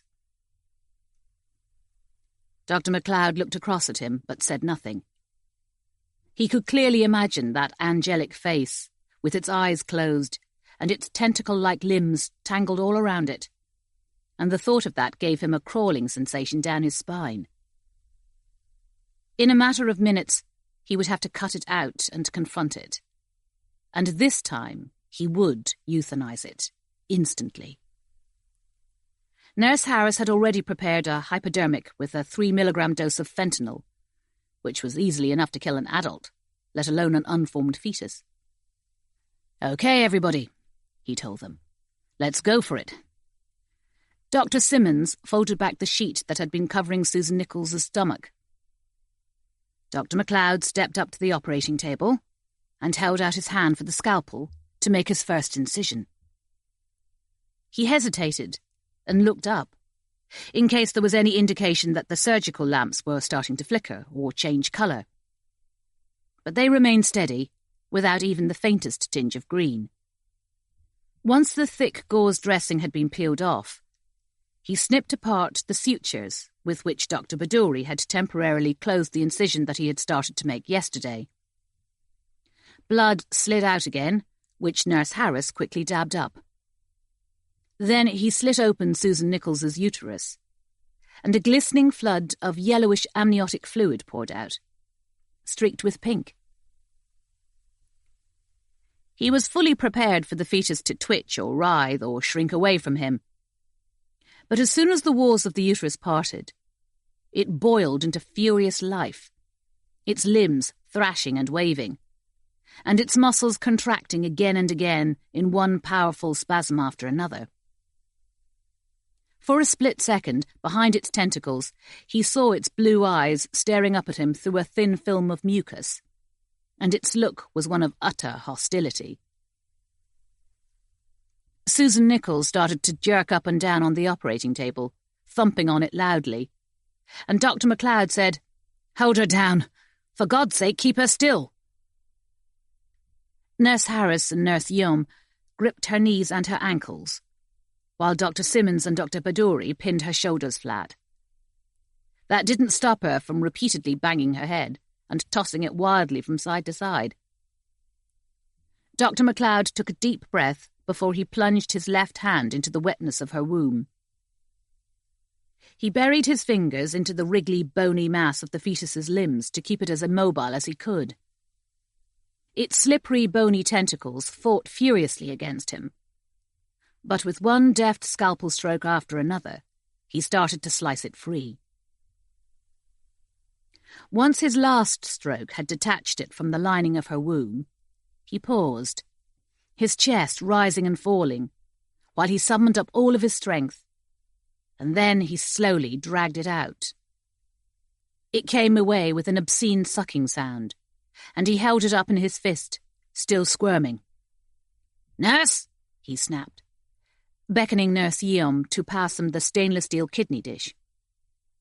Susan Nichols had stopped jerking now and was lying flat, although she was quaking as if she were suffering from hypothermia. Dr. Simmons and Dr. Pardoe were already swabbing her gaping uterus and preparing to stitch it up. Janet Horrocks and her junior had come forward now and were waiting to see if Dr. MacLeod needed any assistance with the fetus. As inhuman as it looked, it was their duty to make sure that this wriggling mass didn't suffer before it was euthanized. Nurse Yum set down the kidney dish on the side of the operating table. Dr. MacLeod held the fetus over it, prizing its limbs away from his surgical glove one by one. Nurse Harris stood close by his shoulder, holding up the hypodermic with the lethal dose of fentanyl. Come on, you obstinate little freak," Dr. MacLeod whispered at it, with his teeth clenched together. It was hard to believe how strong it was, and how tightly it was clinging on to his fingers. He had nearly pulled the last tentacle free when the fetus suddenly untangled itself. It slithered out of his grasp and around his wrist, and before he had a chance to snatch at any of its limbs, it burrowed its way underneath his elasticated cuff and up inside his sleeve. In a matter of seconds, it had disappeared from sight, and he could feel its nails tearing at his forearm as it pulled itself higher and higher up toward his elbow. "Jesus Christ!" he shouted, wildly swinging his left arm and smacking at the bump underneath his sleeve. But the fetus carried on climbing, around his elbow and up toward his shoulder. The pain was excruciating, as if he were being clawed over and over again by a vicious cat. And he could feel blood and amniotic slime running down inside his sleeve. Dr. Pardoe hurried around the operating table and managed to get a grip on the fetus as it bulged up under the shoulder of Dr. McLeod's blue polypropylene gown, even though it was wriggling so ferociously. He pulled at it again and again, but at least a dozen of its nails were hooked under Dr. McLeod's skin, and it refused to let go. "Christ almighty, stop!" Dr. McLeod shouted at him. "You're tearing my arm off!" Dr. Pardoe backed away, his hands lifted helplessly. Dr. McLeod reached across to the instrument tray, scrabbling to pick up a scalpel, and dropping at least half a dozen of them onto the floor. Raising his shoulder as high as he could, he stabbed at the fetus 6 or 7 times. It reacted to each stab with a spastic contraction, but still it clung on to him. And when he started to slash open the fabric of his surgical gown to get at it, it clawed its way over his shoulder and started to climb down his back. Now he was staggering around and around, first of all trying to stab at his own back, then holding out the scalpel to Dr. Pardoe and shouting, "Kill it, Kumar! For God's sake, kill it!" Nurse Harris held up her hypodermic. "Dr. Pardoe, here, jab it with this." But Dr. Pardoe shook his head and said, No, too risky. If I miss it and jab Dr. McLeod, it will kill him in seconds." "Just kill it, Kumar. Get it off me." Dr. McLeod dropped to his knees in front of them, bowing his head like a religious penitent. They could see the bump of the fetus underneath the back of his gown, crawling slowly down his left shoulder blade. Dr. Pardoe danced around him, trying to find the best position to stab the fetus, without stabbing Dr. McLeod too. But when he lifted up the scalpel like a dagger, Dr. McLeod screamed and frantically waved both hands. No, don't do it. Jesus, what's it doing to me? No. Spots of blood appeared on his gown, only 4 or 5 of them at first, but then it was flooded with a wide red stain. He fell sideways onto the floor, his legs kicking and his arms thrashing, jerking up and down on the tiles in the same way that Susan Nichols had jerked up and down on the operating table. He screamed and kept on screaming, not only jerking but rolling from side to side. Duncan came scrambling around from the other side of the operating table and knelt down beside him. "Kumar, help me get this gown off him." Between them, Duncan and Dr. Pardoe managed to wrestle Dr. McLeod onto his stomach, so that Dr. Pardoe could cut the ties that fastened his gown at his waist and the back of his neck. Dr. McLeod was in so much pain that he was fighting against them, but they managed to wrench the blood-stained gown inch by inch off his shoulders, then lever his arms out of his sleeves. Underneath he was wearing a white T-shirt, now soaked in blood, and pale blue boxer shorts. The bump of the fetus had shifted now, from his shoulder blade to the lower left side of his back, and it seemed to be creeping toward his spine. While Dr. McLeod continued to scream and batter the floor with his fists, Dr. Pardoe cut open his T-shirt to expose his back. It was then that they saw why he was in so much agony. The fetus had used its nails to tear a ragged diagonal hole over his left shoulder blade, and now it was tunnelling its way under the outer layer of his skin, separating it inch by inch from the flesh below. As it crawled across his back, it was flaying him alive from the inside. Already the skin on the left side of his back was hanging loose and floppy and wrinkled, and through its semi-transparent layers, Duncan and Dr. Pardoe could see the writhing outline of the fetus as it crawled over his backbone. They could hear it too, because the epidermis made a crackling sound as the fetus gradually ripped it away from the subcutaneous tissue underneath. Dr. Pardoe used the scalpel to stab the fetus again, and each time he stabbed it, its limbs bunched up, but it continued its progress across Dr. McLeod's back. "Morphine, that should do it," said Duncan. "A damn great shot of morphine. Here, hold him down for me, nurse." Nurse Harris knelt on Dr. McLeod's left elbow and gripped his wrist to keep him pinned to the floor. Duncan pulled himself up onto his feet and went back around to his station. His hands shaking, he filled a syringe with morphine sulfate solution and then came back, dropping down beside her. By now, the fetus was forcing itself under the skin of Dr. MacLeod's right hip, and his screaming had become thin and repetitive like a child's crying. Duncan located one of the fetus's squirming limbs through Dr. MacLeod's skin, pinching it hard between finger and thumb to keep the fetus as still as possible while he injected it. But before he could stick the needle into it, all the lights went out with a loud click, and the operating theatre was plunged into total blackness. Duncan jabbed blindly at the fetus, but he heard the needle snap, and the fetus twisted its limb free from him. There was nothing that he could do but help Nurse Harris and Dr. Pardoe keep Dr. MacLeod pressed flat to the floor. "Open the doors," he shouted. And he heard Janet Horrocks and Kissy Adameko blundering around in the darkness, colliding with the trolley full of instruments. After a few moments, Janet Horrocks cried out, "I can't!" "What?" said Duncan. "They're stuck, just like they were before. I can't open them."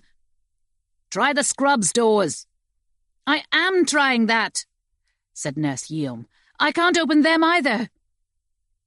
Duncan took out his phone and jabbed at it, but it was dead. "Who's got a phone? We need light." "I don't have mine with me," said Janet Horrocks. "I never bring it into the OR."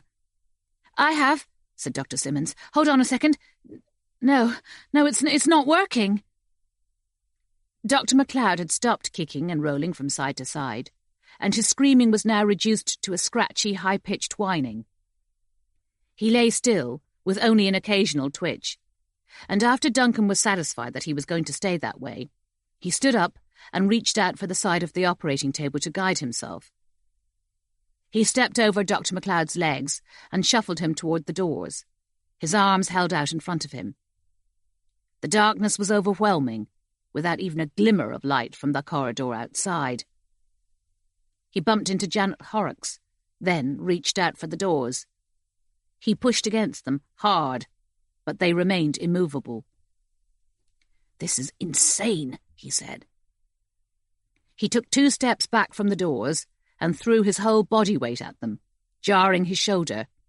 The doors stayed shut. He threw himself at them a second time, and he heard a cracking sound, but they still wouldn't open. He gave them a frustrated kick, and then another, and another. "Hey!" he shouted. "Anybody! We're trapped in here! Theatre number 2! Can anybody hear us? The doors are stuck and we can't get out!" "How is this even possible?" said Janet Horrocks, and Duncan could tell by her voice that she was beginning to panic. Out of the darkness behind him, Dr. Pardoe said, "The fetus. I can't feel it anymore. It was crawling down the back of his thigh, but now I don't know where it has gone to." "Anybody!" Duncan shouted out again. "We're trapped in here. All the lights have gone out and the doors are stuck and we can't get out." He kicked at the doors again and again, but they stayed firmly shut. Then he remembered the fire extinguisher hanging in a bracket next to the scrubs doors. Reaching out for the wall to guide himself, he groped his way blindly toward it. Once he had found it, he unfastened it and lifted it out, and started to carry it back to the main doors. All the time, Janet Horrocks and Kissy Adameko kept on screaming out shrilly for help, as if they were on the top floor of a blazing building. "Help us! Help us! We're trapped in here! Help us!" "Janet, Kissy, where are you?" said Duncan. "Stay well back. I'm going to try and bash the doors open with the fire extinguisher." He braced himself in front of the doors, and then swung the fire extinguisher like a battering ram.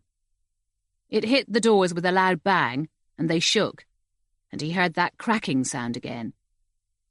With any luck, he could knock the screws out of the hinges, and the doors would fall flat. He swung the fire extinguisher again, but as it struck the doors, they both burst open inward, knocking him backward onto the floor. The fire extinguisher fell on top of him and hit him on the side of his head, just above his left eye, stunning him. Even though the doors had been flung wide open, the operating theatre was still in complete darkness. Something had entered, though. Something they could all feel and hear, even if they couldn't see it. A whistling draught began to blow, softly at first, but it rapidly grew stronger and louder. Then they heard a low-pitched moaning, and that grew louder too, until the glass vials and syringes on the instrument trolley started to rattle and clink, and they could hardly hear themselves think. The moaning grew higher and higher in pitch until it sounded like singing. Dr. Pardoe shouted out, "What is it, Duncan? What's happening?" "There's somebody in here," Janet Horrocks cried out. "Oh, my God, there's somebody in here." Duncan rolled the fire extinguisher off his chest so that it clanked onto the floor.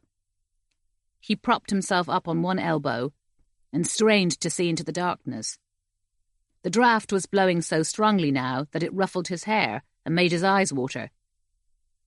He was still half stunned, but he could feel a huge physical presence in the theatre. Something that was swirling around and around, invisible in the darkness, but powerful, like a thunderstorm at night.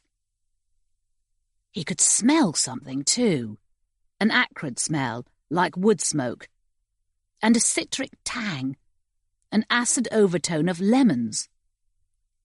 "Duncan!" Nurse Harris suddenly shrilled out. "Duncan! Help!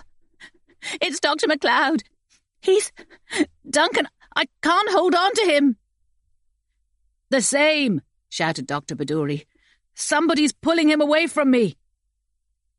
Duncan tried to climb to his feet, but before he could stand up properly, Dr. MacLeod came sliding along the floor, bumping into him so that he fell backward again.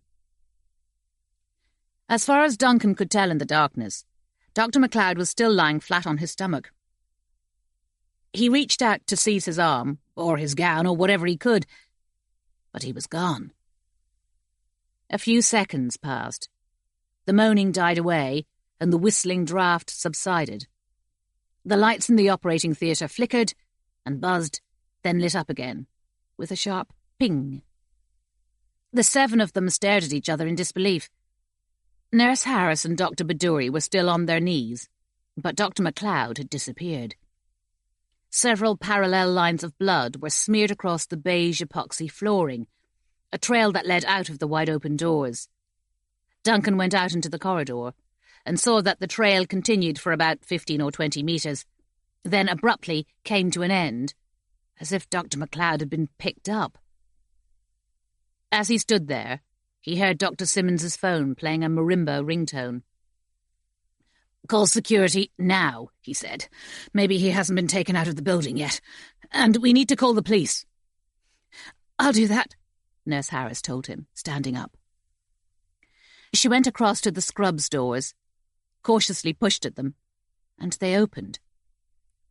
Dr. Simmons turned to Susan Nichols, who was lying anaesthetised on the operating table, with her incision still gaping open. "Kumar, we have to finish closing her," she said flatly. All of them were so shocked by what had just happened that they could hardly speak. Dr. Pardoe said, "That smoke. I can still smell that smoke." He bent over to pick up the scattered scalpels and forceps. As he did so, Susan Nichols's eyelids fluttered. Then she opened her eyes. Dr. Simmons went over to the operating table and said, "How do you feel, Susan? We've had a problem, and we may have to give you another anaesthetic, but only a local." Susan Nichols frowned at her. Then she whispered, "Where's my baby?" Chapter 22. The sky was beginning to turn a pale mauve colour when Jamila said, "I don't think there's anything else we can do here, Jerry. Let's go home and get some rest. I'll meet you at about 2 o'clock this afternoon." We've still got those 2 fetuses at St. George's to check up on, haven't we? And I wonder if Dr. McLeod managed to hoik that octopusy fetus out of that Nichols girl. One thing at a time, Jerry, and the first thing I need is sleep. No, yes, you're right, Sarge. I'm cream-crackered myself. It had stopped raining soon after midnight, although the streets were still wet. All through the early hours, forensic technicians in white Tyvek suits had been silently crisscrossing the street, like a tribe of lost snowmen. They had photographed and tagged all the body parts that had been blown out of the sewer, where they had fallen, and then collected them up in body bags. They would be taken to the morgue for identification, and, as far as possible, for piecing back together. After that, the pavements had been painstakingly searched by more than 20 officers on their hands and knees, working under portable LED lamps and headlights from the fire engines. It had taken about an hour for the sewage in the manhole to sink back down to its usual level, still gurgling and bubbling as it disappeared, but once it had dropped right down, the fire brigade had been able to hose down the street and then sluice buckets of disinfectant all the way across it. The early morning air smelled strongly of diesel fumes and ammonia. Behind the police barriers, Jerry could see the media gathered, with vans from the BBC and ITN and Sky News parked along the pavement. Helicopters from the TV stations had flown over several times too, and there was still one hovering over Camberwell Green, so that they had to shout to make themselves heard. DCI Waters came up to them, along with DC Pettigrew. She had called him as soon as she and DC O'Brien had seen the way the bodies were cut up, and realised that this could be a major crime scene, rather than some random industrial accident. In his grey Trilby hat and his droopy grey raincoat, DCI Waters looked as much like a bird of prey as ever. All the same, Jerry had noticed him talking intently and seriously to all of the forensic team involved in searching the street, and also to the paramedics, who were carefully stowing the smaller body parts into polythene evidence bags. It was obvious that he was meticulous and thorough, and that he wasn't the kind of DCI who left all the minor details of any investigation to his underlings. "I was hoping I'd find you still here, D.S. Patel," he said, with that hint of a Scottish accent. "I've just been addressing myself to the media. I didn't give them much, but then we don't really know much, do we? You two are the supernatural experts. Any ideas?" "What did you actually say to them, sir, if you don't mind me asking?" "I said that we have no clear idea yet what caused the sewage to erupt like that. It could have been a spontaneous explosion of methane and hydrogen sulfide, combined possibly with another flammable gas. It could even have been an unexploded German bomb from the Second World War. After all, Thames Water have dug up at least 7 of them since they started these new excavations for the Tideway Tunnel. Hardly a surprise when you consider how many tens of thousands of bombs the Luftwaffe dropped on this area of London during the war. Of course, they asked me why I was here from the MIT. I told them I was checking to see if this could have been a terrorist attack, real IRA, or Al-Qaeda, or Extinction Rebellion, or some other bunch of loonies." Jerry said, "It wasn't a gas explosion, though, was it, sir? Or a Second World War bomb?" "I know that, and you know that. You only had to take one look at those poor buggers' bodies to see that they hadn't been blown apart. They were chopped up like joints of meat in a butcher's shop, weren't they, all 6 of them? Dissected. And that sewage, spouting out like that. No bomb in the world could have caused that. So, whatever you said about the supernatural, D.S. Patel, not believing in ghosts and whatnot, I can't think of any explanation that isn't supernatural. Can you? If you can, I'm dying to know what it is." Jamila looked at her watch. It was 6:07 a.m. "DC Pardoe and I are leaving now, sir. We're too tired to think sensibly at the moment. We'll see you back at the station early this afternoon. We need to analyse what actually happened here. and, most of all, why it happened.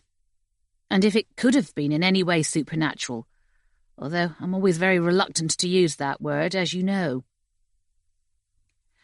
Suspend your disbelief for a moment and assume that it was supernatural. What kind of supernatural would you guess? Some sort of poltergeist, perhaps, that can throw stuff around. Many different cultures have stories about vengeful spirits, sir, and some of those accounts are quite convincing. More than half of all Muslims believe in witchcraft and various evil jinns, including most of my own family. So, from their point of view, this could have been caused by a vengeful spirit. DCI Walters took off his hat and frowned at it as if he hadn't realised he was wearing it. He flicked drops of water off the crown and then carefully replaced it. A vengeful spirit? Yes, sir. I mean, what do we have here? 6 innocent people have been killed, and at first sight it looks as if they've been deliberately dismembered. If it was a supernatural event, and not an accident, then there will have been a spiritual motive for it. If we can find out what that motive was, that will be our best chance of discovering what committed it. A vengeful spirit, DCI Walters repeated, still staring at her. Jerry couldn't work out from the tone of his voice if he was being sarcastic, or if he saw this as a possible first step in solving the most inexplicable mass murder with which he had ever been faced. They were climbing back into their car when Gemma hurried up to them. "Sorry," she said. "Before you go, I just wanted to say that I might be able to give you some more help." "Believe me, Gemma, any and all help gratefully received," said Jamila. "I've been thinking, that's all. We've scanned all the known sewers for 300 hectares around the Peckham Rye area with GPR. But so far, we haven't come across anything that could explain what's been happening here." "What exactly were you looking for?" "I don't know. Anything. Fractured gas pipes? Any unusual kind of toxic spillage? To begin with, I wondered if some factory was discharging some prohibited chemical down the sewer, and it got mixed up with other effluents, so that it created some sort of hallucinogenic gas. I thought that may have been what made us see those spooky children and turned all the lights green." "Well, yes, we thought of that too," said Jerry. "But there's no gas that cuts people up into pieces, or chucks keys at you, or screams and howls, or blows thousands of gallons of sewage out into the street like that." "Of course not. The sewage... Jim Feather thought it might have been the tide backing up, but it couldn't have been. Not with that fatberg 90% blocking it up between here and the Thames. It's simply not possible." "So do you have any explanation?" "I don't know. I just don't know. Maybe there's a whole lot of mad people living down there in the sewer who are chopping up anybody who comes near them. But after all that scanning, we haven't found any trace of them." "Which leads you to think what?" "I'm not at all sure yet. I'm absolutely shattered, so I need to go home. But there was something we were told when I was training for this job, and I want to find my notes about it." "Well, we're packing it in for now too," said Jerry. "We're having a meeting with the major investigation team about 2 this afternoon. So why don't you come and join us if you've got any new ideas? It's at the old Peckham police station. You know where that is, don't you? Right on the corner of Meeting House Lane." "OK. If I can dig that stuff out, I'll bring it along. I'll probably come along anyway, if that's all right. You might think it sounds strange, but the sewers are like my whole world. What's been happening, all this weird and horrible stuff, it's like my world's been invaded and taken over. I'm scared to death to go down there now." Once Gemma had walked off, Jerry said to Jamila, "Have you called yourself a taxi?" "Yes, he should be here in a minute." "How do you feel?" "Numb. How about you?" Jerry looked at her, and it was one of those moments when he wished they weren't serving police officers, so that he could give her a comforting hug. "I'm okay, Sarge," he said wearily. "I'll see you later. I'll be interested to hear what that Gemma has in mind. Clever girl, that. Like my Alice. Not that I want Alice to grow up to be a sewage engineer. She might expect me to visit her at work. He waited until Jamila's minicab had arrived, and then he climbed into his own car and started the engine. He was about to pull away when his phone rang. DC Pardoe, this is Inspector Bullock, Camberwell Nick. I understand you're currently investigating an incident at the Warren Birthwell Centre at Denmark Hill. That's right. One of the doctors reported an intrusion into the operating theatre right in the middle of surgery. DS Patel and me, we were supposed to go up there yesterday afternoon. But, to coin a phrase, we got bogged down by this bloody sewage thing in Peckham High Street. I'm only just leaving there now. That doctor, that would be Dr. Stuart MacLeod? That's right. He's their top surgeon, so far as I know. Was, you mean? His body was found about an hour ago, under the bushes in Max Roach Park. You're joking. No, straight up. Some bloke was taking his dog for an early morning walk before he went to work, and the dog sniffed him out. I'm not sure of all the details, and at the moment the witness reports are all very confused. What seems to have happened is that there was a power cut in the operating theatre while Dr. MacLeod was carrying out a caesarean section. When was that? Yesterday afternoon? That's right, about 4:30, 4:40. But right in the middle of the blackout, Dr. MacLeod disappeared. I'm not sure I get what you mean. Walked out or what? Two of the witnesses say he was dragged out by person or persons unknown. And, of course, unidentified, because all the lights were out. Dragged out? There was blood on the floor of the operating theatre, which we have yet to establish was his. He'd only just completed a caesarean, after all. But here's the really odd thing. The fetus that he'd removed from the patient had disappeared too. No sign of it. And there's still no sign of it, even though Dr. MacLeod's body has been found. Why didn't anybody get in touch with myself or DS Patel as soon as this happened? Sorry, Pardoe, but nobody mentioned your involvement until this morning. In any case, if you've been tied up with that incident in Peckham High Street... Incident? It's a major disaster.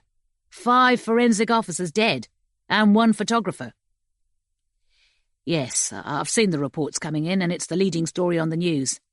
Tragic. Just tragic. So, anyway, Gov, tell me about Dr. MacLeod. The power cut only lasted a few minutes, apparently, and as soon as it was over, one of the other doctors made a 999 call. We had officers up at the Birthwell in less than 15 minutes. But as I say, there was no sign of Dr. MacLeod when they got there, whether he left voluntarily or not. No CCTV footage? None. The CCTV cameras were blacked out for the same period of time. Total power outage. Where's his body now? St. Thomas's? No, St. George's. He'll have to be given a full post-mortem, so I doubt if that'll be started until tomorrow now, or even the day after. And who knows how long it's going to take. No obvious cause of death, then? Well, this is the thing. He was naked when he was found. In fact, he was a bit more than naked. He was skinned. Skinned? Every inch of him, from his face right down to the soles of his feet. What the hell can do something like that? I've been told that's your speciality, Pardoe. You and DS Patel. Things that can do things like that. Oh, come on, Gov. Just because we sorted out that madness in Tooting, that doesn't mean we're experts in every weird crime that comes up. Well, perhaps not. But nobody else has got a clue how he could have been kidnapped out of his own operating theatre and then skinned. We were hoping you could give us some input. Not right now. I'm on my way back to my gaff for a couple of hours of much-needed kip. I'll need to talk to DS Patel, too. She's got more of a handle on this kind of thing than I have. Not only that, it's probably worth waiting until we get the results of the autopsy. Maybe we'll have some idea then of how Dr. MacLeod was actually skinned. Bloody hell. Gives me the shudders just thinking about it. Fair enough. But put your mind to it, won't you? And get back to me later today. Yes, Gov. I wouldn't be surprised if I have nightmares about it. Chapter 23. Dr. Poshtomsky was over an hour late because somebody had thrown themselves in front of his train at Clapham Junction. When he entered the laboratory at St. George's Hospital, he found his assistant pathology technician and 2 pathology students already waiting for him. On the bench in front of them stood 2 portable incubators made of green and white plastic. In one was the fetus with the stunted arms and legs that had been cut out of Joya Sangravi. In the other was the crab-like fetus that had tried to penetrate Jenny Gibbons. Dr. Poshtomsky had already been sent 3D pictures of both fetuses, as well as readouts of their latest vital signs, so he knew what to expect. Despite that, he felt his heart beating hard and slow when he saw them lying there in their incubators, still alive, still breathing. Everything he knew about fetal malformation told him that they should never have survived even their first 5 minutes once they had been expelled from the womb. "Have you ever seen anything like these 2 before, Doctor?" asked his assistant, Firaj. Dr. Poshtomsky slowly shook his head. "Not living, no. Never. And 2 of them. I would have said the odds against that were millions to 1. He was tall and stringy, Dr. Poshtomsky, with fine straw-coloured hair that had receded halfway back from his forehead, a sharp pointed nose, and circular spectacles. Firaj was a tubby Malay with a smooth round face and short black hair that stood straight up, as if he had stuck his fingers into an electric socket. The students were both female, a slim brunette with pouty lips and a ponytail, and a large gingery young woman, who reminded Dr. Poshtomsky of his half-sister, who still lived in Poland. Firaj introduced them. "This is Melanie, Mel, and this is Sinead." Dr. Poshtomsky carefully lifted the clear plastic lid of the incubator in which Joya's fetus was lying. It quivered as if it were having a bad dream, but its eyes remained closed, and it carried on breathing, although each breath was snatched and shallow. "Did the AFP give you any background information about these fetuses?" He was referring to the assistant forensic practitioner from the Met's laboratories at Lambeth. "Only that they were both the result of home terminations. Fetus A appears to be the result of the mother's deliberate attempt to perform a C-section on herself. Fetus B was manually aborted by the woman's partner.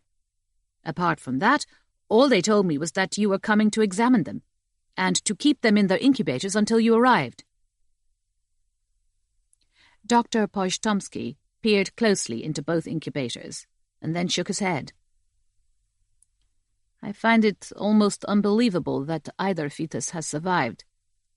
Yes, fetus A was removed from the mother's uterus by a crude cesarean. But fetus B, its mother claims that it was actively roaming around her flat before forcibly attempting to enter her birth canal.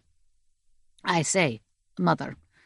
But if her story is true, which I think is highly unlikely, she was obviously nothing more than a very temporary host, from which fetus B was forcibly extricated." "They did tell me that the young woman who tried to perform a C-section on herself was taken to the emergency room at King's," put in Firaj. "The latest news is that her condition is serious but not life-threatening." "Well, that's one relief," said Dr. Poshtomsky. "All we have to do now is find out how she became impregnated with a fetus like this. What about the other young woman?" "Miss Gibbons. She suffered bruising and shock, but was otherwise unharmed." "It's an extraordinary case. Extraordinary. We need to know where her fetus came from, and why it was attempting to force its way inside her. And, of course, how both of these fetuses have managed to survive for so long after abortion, considering their extreme malformation. "I've taken blood and tissue and DNA samples, as you asked," said Firash. "I've flagged them with the lab as top priority, but we may not get the results until tomorrow or the day after. But here are the ultrasounds." Dr. Poshtomsky took the folder of scans, laid them on the bench, and took them out one by one, holding them up and frowning at them intently. "I would guess that fetus A is in about the 12th week of gestation, while fetus B has reached about the 13th or 14th week. Both fetuses have brains and hearts and lungs and livers, even though they are so catastrophically malformed. They have genitalia too. Fetus A is female, while fetus B is male." "Both their size and their weight are what you would expect from normal fetuses at those stages," said Firash. "Fetus A is 61 millimeters in length and weighs 11 grams. Fetus B is 61 millimeters in length and weighs 13 grams. Dr. Poshtomsky was about to answer him when the bench shuddered, and the raised plastic lid above Joya's fetus dropped shut. "I hope that wasn't an earthquake," said Dr. Poshtomsky, peering at Firash and the two students over the top of his spectacles. "You don't get earthquakes here in Tooting, do you?" Firash didn't have the chance to say anything before the bench shuddered again, and then the whole floor felt as if it were sliding sideways underneath their feet. A row of glass jars fell off the shelf at the back of the laboratory, with 3 or 4 of them smashing into the sink. Test tubes rattled in their wooden racks, and an angle-poised lamp tilted over sideways like a skeletal bird and clattered onto the floor. "It is an earthquake," said Dr. Poshtomsky. The floor shook again, much more violently, and he had to reach out and grab the handle of the store cupboard next to him to keep his balance. Sinead staggered back against Mel, and the two of them collided with the left-hand wall. The shaking gradually subsided. As the rattling died away, though, the lights began to dim, like flickering candles. There was a row of small windows between the top of the shelving and the ceiling, but these slowly darkened, as if night were falling outside 3 hours early, until they were totally black. "Firash, what the hell is going on?" asked Dr. Poshtomsky, still holding on to the handle in case the floor started shaking again. "Is this a power cut or what?" "I'll go and find out, Doctor." Firash made his way around the bench to the door, but when he tried to open it, he found that it was stuck fast.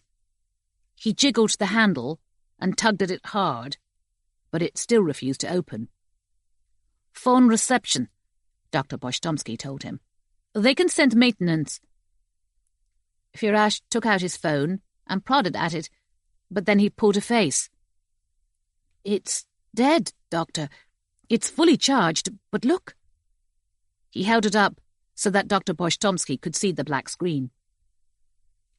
Dr. Poshtomsky took out his own phone, but that too was dead. He went over to the wall phone in the corner and picked that up. But when he put the receiver to his ear, all he could hear was a faint swishing crackle, like somebody wading slowly through autumn leaves. "No, useless. Try the door again." Firash wrenched the door handle again and again, and at the 5th wrench he tore all the screws out, and the handle dropped onto the floor. "Well, now we're well and truly trapped," said Dr. Poshtomsky. Both of the students had brought out their phones, only to find that they were dead too. "What are we going to do?" asked Mel. She was close to tears. "What if nobody comes to get us out?" "Of course they will," Dr. Poshtomsky reassured her. "Even if we have to wait for the cleaners to come around." "But what's happening? Why's it gone so dark?" The fluorescent lights in the ceiling blinked and dimmed, and then brightened. But then they dimmed down again. Maybe I should try to kick down the door, Firash suggested. But Dr. Postomsky didn't answer. He was sure he'd seen something stirring in the corner by the sink. Although it was already gloomy in the laboratory, a darker swell appeared to be forming. He reached across and tugged Firash's sleeve and said, "Look, Firash, there. What is that?" The darkness clotted together, thicker and thicker, growing taller and wider at the same time, until Dr. Postomsky realized that it was taking on the shape of a human figure. It was dense enough for him to be able to see it, and yet he could also see the shining taps right through it, as well as the faint glitter of broken glass on the draining board. "Oh my God, what is it? Oh my God!" The two students had seen it too, and they were backing away, clinging to each other.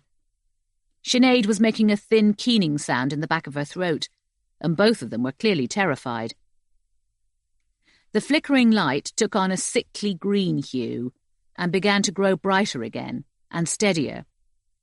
Dr. Postomsky could see that the figure appeared to be wearing a cloak, with wide-spreading sleeves, and that it had a tall pointed hood, like a member of some religious order. Or a witch. Was it real, he asked himself? Or was it some kind of optical illusion? He was hard-headed and relentlessly analytical, both by training and by nature. He was even prepared to believe that this might be a tasteless practical joke that some of the hospital's students were playing on them, using some computer-generated image. He was about to challenge the figure, but before he could think what to shout out, a high, grating voice echoed around the laboratory. A woman's voice, harsh with rage. To his bewilderment, it wasn't coming from the figure itself, but from Mel. She was almost doubled up, with both her fists clenched. Sinead was staring at her in shock. "You will not touch my nestlings. You will not harm them, or I swear that you will suffer as you have never suffered before." "Who are you?" Dr. Postomsky retorted. He was trying to sound authoritative, but he was aware that his voice sounded off-key. "You will not rob them of their future life. God and their mothers turned their backs on them and cast them out, but I never will. They are my nestlings now." "I asked you who you are, or what you are." "You want to see what life you might have taken away from them, my nestlings? Then behold." The hooded figure's sleeves swooped and furled, as if it were signalling with two large black flags. Dr. Postomsky caught a smell in the draught that it stirred up, the bitter reek of wood smoke. Over the two incubators, the air started to quiver, so that the hooded figure quivered too. Out of this trembling air, two small images took shape, one hovering over each incubator. Although the fetuses were still lying inside them, their breathing quick and shallow as before. They were clearly visible, these figures, but translucent, like two holograms. Dr. Postomsky was eerily reminded of the hologram of Princess Leia in Star Wars. The image over Joya's fetus had a grossly swollen head, but underneath the crease of its bulging forehead, it had clear cerulean eyes and a face that was almost cherubic, with rounded cheeks and pouting lips. Its shoulders sloped down sharply from its neck, and its arms were little more than stumps, with tiny nodules for fingers. Its belly was swollen, with a protuberant navel that looked like a complicated knot of twisted twine. Its legs were as stunted as its arms, with tiny underdeveloped toes. Two webs of transparent skin stretched from underneath its arms to the sides of its feet, giving it the appearance of a flying squirrel. Over Jenny's fetus, the image had a far smaller head, with a forehead that sloped sharply back, as if it had almost no room inside its skull for a brain. Its eyes were bloodshot and protuberant, and looked as if they were about to pop out of their sockets. It had no nose, only gaping triangular holes that exposed its sinuses, and its mouth was dragged downward like a miserable child. Its body resembled a plastic bag half filled with water, and its arms and legs were nothing more than rows of buds, although both its fingers and its toes had sharp, hooked claws on them. "This is how my nestlings will grow," said the woman's voice. And Dr. Postomsky thought that it sounded more indulgent now, and far less angry. "You may not love them, and God may not love them, but I love them, because they are alive. Ugliness may be a curse, but it is not a sin. The moment these nestlings were conceived, their lives began, and I will nourish and protect them for all of their misfortune. It is not their fault that they will never be beautiful in your eyes, or the eyes of God. They will always be beautiful to me." The two images wavered and then slowly faded. The hooded figure remained, its outline slightly blurred, so that Dr. Postomsky became even more convinced that it was formed out of nothing but smoke. It looked like smoke. It smelled like smoke. But how could smoke penetrate this laboratory and take on a human shape and create holographic images and speak through one of his students? He took a deep breath, and then he said, "So what are you telling me? That I mustn't touch these two fetuses? What am I supposed to do with them? They've been aborted. There's no way in the world that they can possibly survive." Mel was on the point of collapse. Her head was lolling down, and her knees were giving way, and Sinead was having to hold her up to prevent her from falling face down onto the floor. Sinead looked over desperately at Dr. Postomsky, but he felt paralysed, as if every joint in his body had locked up. "I will take care of my nestlings, as I have been taking care of them before," Mel croaked. "They are my children, not yours, not God's, mine." There was a moment when Dr. Postomsky felt as if the whole of reality was being twisted out of shape. The laboratory felt as if it were rotating all around him, and he could even see Firash being stretched out impossibly thin. He heard Mel screaming, but this was a piercing scream of pain, not coarse and angry like the hooded figure. He tried to turn around, but as he did so, the laboratory was abruptly plunged into total blackness. "Firash!" he called out, and his voice was dragged out like the soundtrack of a slow-motion film. "Firash! Where are you?" He was groping his way across the laboratory when there was a deafening bang, and he was hit by the door flying off its hinges. He was knocked sideways against the bench, snapping his glasses in half, and the door clattered down on top of him, one of its broken hinges snagging his cheek. He heaved the door to one side, and at the same time the lights blinked on. Not green, but normal. Feeling bruised and half-stunned, he climbed to his feet, looking around for his glasses. It was then, blurrily, that he saw Firash, sitting slumped in the corner by the sink, as if he were drunk. And then he heard Sinead behind the bench, gasping and sobbing. "Sinead," he said. He could see that the transparent lids of both incubators had been ripped off, and that both fetuses had gone. But then he heard Sinead sobbing again, and after that he paid the incubators no more attention. As he came around to the other side of the bench, he found Sinead crouched down beside Mel, and Mel lying on her back on the floor. Mel's white lab coat was soaked dark, glistening red with blood, and her face was grey with shock. She was holding up both of her arms, or what was left of them. They had both been torn off at the elbows, exposing the bone.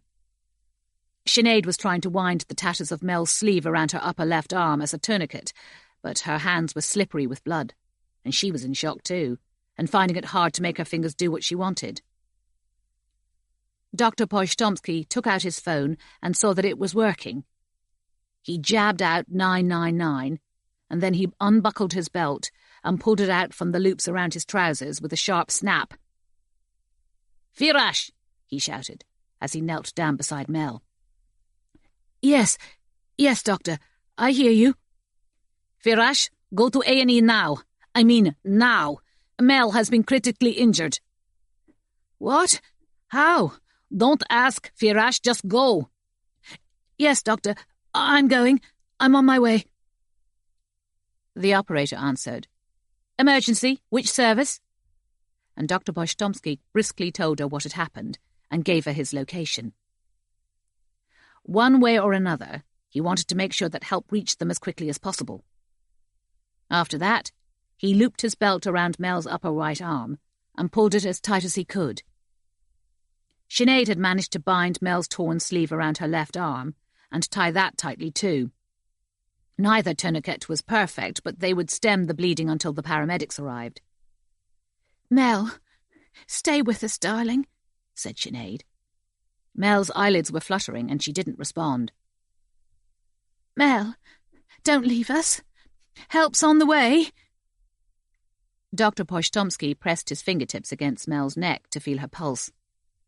It was weak, which was consistent with her losing blood, but her heart was still steadily beating. Sinead said, I don't understand what's happened." Dr. Postomsky was looking around now, trying to see if Mel's severed forearms had been dropped anywhere near. But there was no sign of them, only a spray of blood, like a bouquet of roses, up the side of the bench, and more squiggly blood spatters on the wall beside the door. Had that hooded figure done this to her? But how? How does a figure made of nothing but smoke wrench off a young woman's forearms and carry them away? And had it taken away those two deformed fetuses too? "I don't understand what's happened any more than you," he told Sinead. "I keep thinking that I'm going to wake up in a moment, and that I'm still at home in bed. But I'm not. I know I'm not. Oh, Mother of God, I know I'm not." Chapter 24. On his way to Peckham Police Station, Jerry stopped off for a double quarter-pounder at the McDonald's on Rye Lane. He hadn't had the time to go shopping for over a week now, and all he had left in his fridge at home was a tub of out-of-date cheese coleslaw and a jar of pickled onions. Some strategy meetings could go on for hours, and the last thing he wanted was his stomach gurgling because he was hungry. He carried his burger to the corner by the window and asked two young women if they minded him sharing their table. "So long as you let us pinch some of your fries," said one of them. "You can try, love. I don't fancy your chances." While he ate, he scrolled through his iPhone to see if there was any more news about the forensic officers who'd been killed in the sewer, but there was none. He had managed to get in touch with Jamila while she was on her way home and tell her about Dr. MacLeod. However, he had received no more messages from Inspector Bullock about how Dr. MacLeod had been abducted from the Warren Birthwell Centre, and it was unlikely that the post-mortem on his skinned body would be completed for at least another day or two. Until then, the police would give out no releases to the media. Jerry had taken only 2 bites of his burger when he heard a tap on the glass. He looked up and saw the old white-haired man in the shabby brown tweed coat standing on the pavement outside, grinning at him with gappy teeth. He slowly lowered his burger. The old man continued to grin at him, and nod, and give him the thumbs up, as if they were long-term friends who had happened to bump into each other purely by chance. The 2 young women looked at the old man, and then at Jerry, and they obviously sensed that something strange was going on. Jerry picked up his phone and took a quick burst of pictures of the old man. Then he said to the girls, "Keep an eye on my burger, could you, ladies? I need to have a chat with that old geezer outside." "Not your dad, is he?" "I blinkin' well hope not. The last time I saw my dad, he was getting buried in the Blackshaw Road Cemetery." "Oh, sorry." Jerry pushed his way out of the restaurant's front doors. Once he was outside, though, the old man was nowhere to be seen. The only people on the pavement were a woman pushing a baby buggy and two schoolboys scuffling along and taking turns at punching each other on the arm. He walked quickly to the corner of Elm Grove. The street was empty as far as he could see. He paused for a moment, in case the old man was crossing the road and was temporarily hidden behind a parked van, but he didn't appear. Then he walked back to the other side of McDonald's, to Holly Grove. A man in a hoodie was sitting on a camping stool, selling fake Louis Vuitton suitcases and Prada backpacks. But apart from a woman walking a standard poodle in the middle distance, Jerry could see nobody else. He went back into the restaurant and sat down.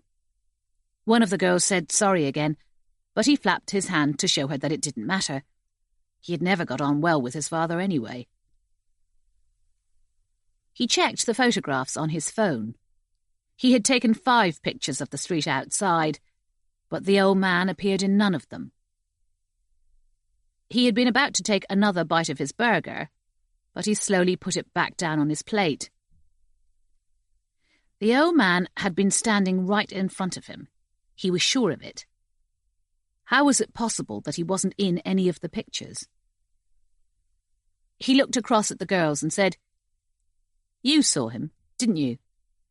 "What, that old man?" "Yes."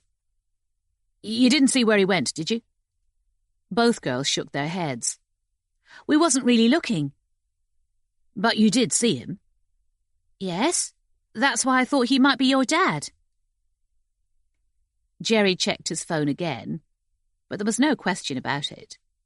There was the street, there was the woman pushing her baby buggy, although the two schoolboys hadn't reached McDonald's yet. But there was no old man.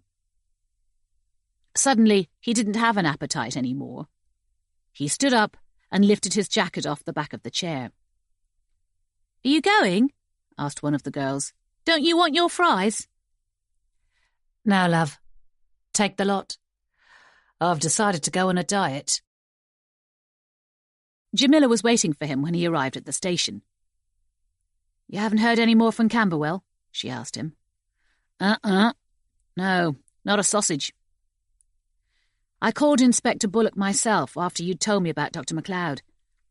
He sounds extremely confused about the way in which the doctor was abducted from the operating theatre. I think when we finished here, we should go to the Birthwell Centre and talk to any witnesses ourselves." "I'm not surprised he's confused. I mean, Jesus, this gets more and more insane by the minute. And listen, you won't believe who I've just seen." He was about to tell Jamila about the old man in the brown tweed coat, when the station's front door opened and Gemma Bright came in, wearing a business-like grey suit and carrying a briefcase and a long cardboard tube under one arm. "Sorry I'm a bit late. Traffic." "Not to worry," said Jamila. "Why don't we go upstairs?" They took the lift up to the first floor and crossed over to a high-ceilinged room that was bare except for a large desk and a random collection of office chairs. It was stuffy, and it smelled of old wood panelling. Out of the cardboard tube, Gemma drew several old maps and spread them out on the desk. I wanted to show you this one first of all. This is a recent map, and it shows that the sewers haven't changed all that much since Joseph Bazalgette first planned them back in 1865. "I don't think I need a map to tell me how old they are," said Jerry. "The smell sort of gives it away." Gemma gave him an unamused smile. "Here, this is the Battle Bridge sewer, which serves the Peckham area. And this is the Southwark and Bermondsey storm drain, which takes away excess water when the sewers overflow. They've survived so long because Bazalgette made them twice the size that was needed at the time, and he insisted on using Portland cement. It sets extremely hard and it's waterproof. Jerry leaned over the map and examined it with a frown. Then he turned back to Gemma. You said you had some ideas about what could have caused that bloody great fountain of sewage. Not to forget those poor buggers all getting chopped up like that. And then there's all the other weird things we saw down in the sewer, all the lights turning green, and that howling noise, and those keys flying at us. Yes, I do have one or two ideas, said Gemma. I've been thinking it over and over, and I don't believe you can put any of them down to natural phenomena. I'm convinced that some person or persons must be doing this deliberately. But for what earthly reason? Asked Jamila. What unearthly reason, more like, Jerry put in. I have no idea, said Gemma, and I can't even begin to imagine how they're doing it. Our chief flusher suggested that all that sewage spouting out might have been caused by an abnormally high tide and the Thames barrier being closed. But you don't think so? No, that volume of sewage could never have got past that fatberg. It's far too constricted. And how did all those forensic officers and my photographer get cut to pieces? Even a high-pressure hose couldn't have done that. And what about those mutilated children? And those lights turning green, like you say, and those keys? What about poor Martin being blinded and having his legs amputated? It all seems like some terrible horror story, doesn't it? But it's real. You've witnessed it. I've witnessed it. It must be real. And since it's real, somebody must be doing it. But you've searched all the sewers with your ground-penetrating radar, haven't you? And you haven't found anybody hiding in them. That's how I came up with these ideas, and I definitely think they're worth exploring. Jamila looked up at the clock. It's 2:30, time to meet up with DCI Walters and the rest of the MIT team. Listen, Gemma, why don't you tell us your ideas once we've all gathered together? That will save you from having to explain them twice. Gemma rolled up her maps, and the three of them went upstairs to the large, chilly office that DCI Walters had been allocated for this investigation. DCI Walters was already there, sitting at the head of a shiny walnut table, with his hands steepled, as if he were waiting impatiently for the answer to a prayer, and so were DC's O'Brien and Pettigrew. Another man sat on DCI Walters' left-hand side. He looked professorial, this man, with unkempt white hair and half-glasses, and a worn-out corduroy jacket in faded beige, with leather patches on the elbows. His blue bow tie was tilted askew at a 45-degree angle. Ah, Mulder and Scully, said DCI Walters. Detective Sergeant Patel and Detective Constable Pardoe, Jamila corrected him coldly. Just my little joke, DS Patel. Don't take it to heart. In fact, you should take it as a compliment.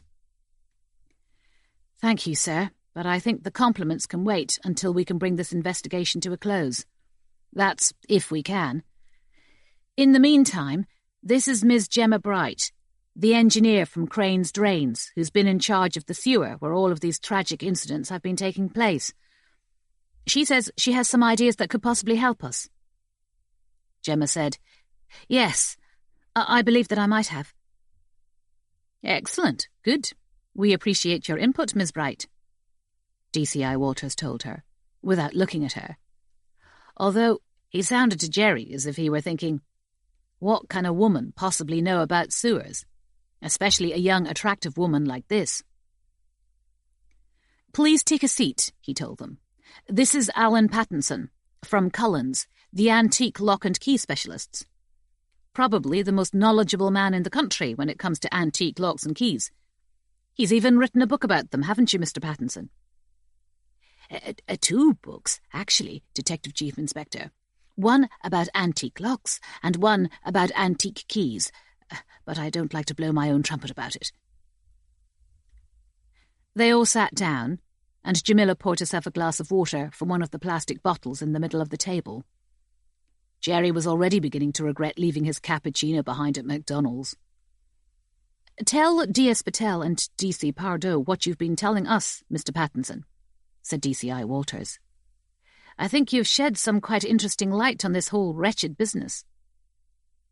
On the table in front of Alan Pattinson lay a green canvas tool roll. He unfastened it and rolled it out. In each of the 16 pockets that normally would have contained spanners or screwdrivers, there was one of the keys that had been retrieved from the sewer. "This is the first time I've ever come across one of these keys in the flesh, so to speak, let alone so many of them, and of course these are only a selection. I've seen pictures of them in antique books, and they're mentioned in several treatises on locksmithery. But the reason you come across them so rarely is because of what they were used for." "Unlocking locks, I should imagine," said Jerry. "Why does that make them so rare?" "Aha," said Alan Pattinson, raising one finger. "They were used for locking locks, but not for unlocking them. Once they had locked a lock, they were left in situ. They were known as quarantine keys. The designs you can see on the bows all have an occult significance, each one of them different. Sigils, we call them." He took out a key and held it up.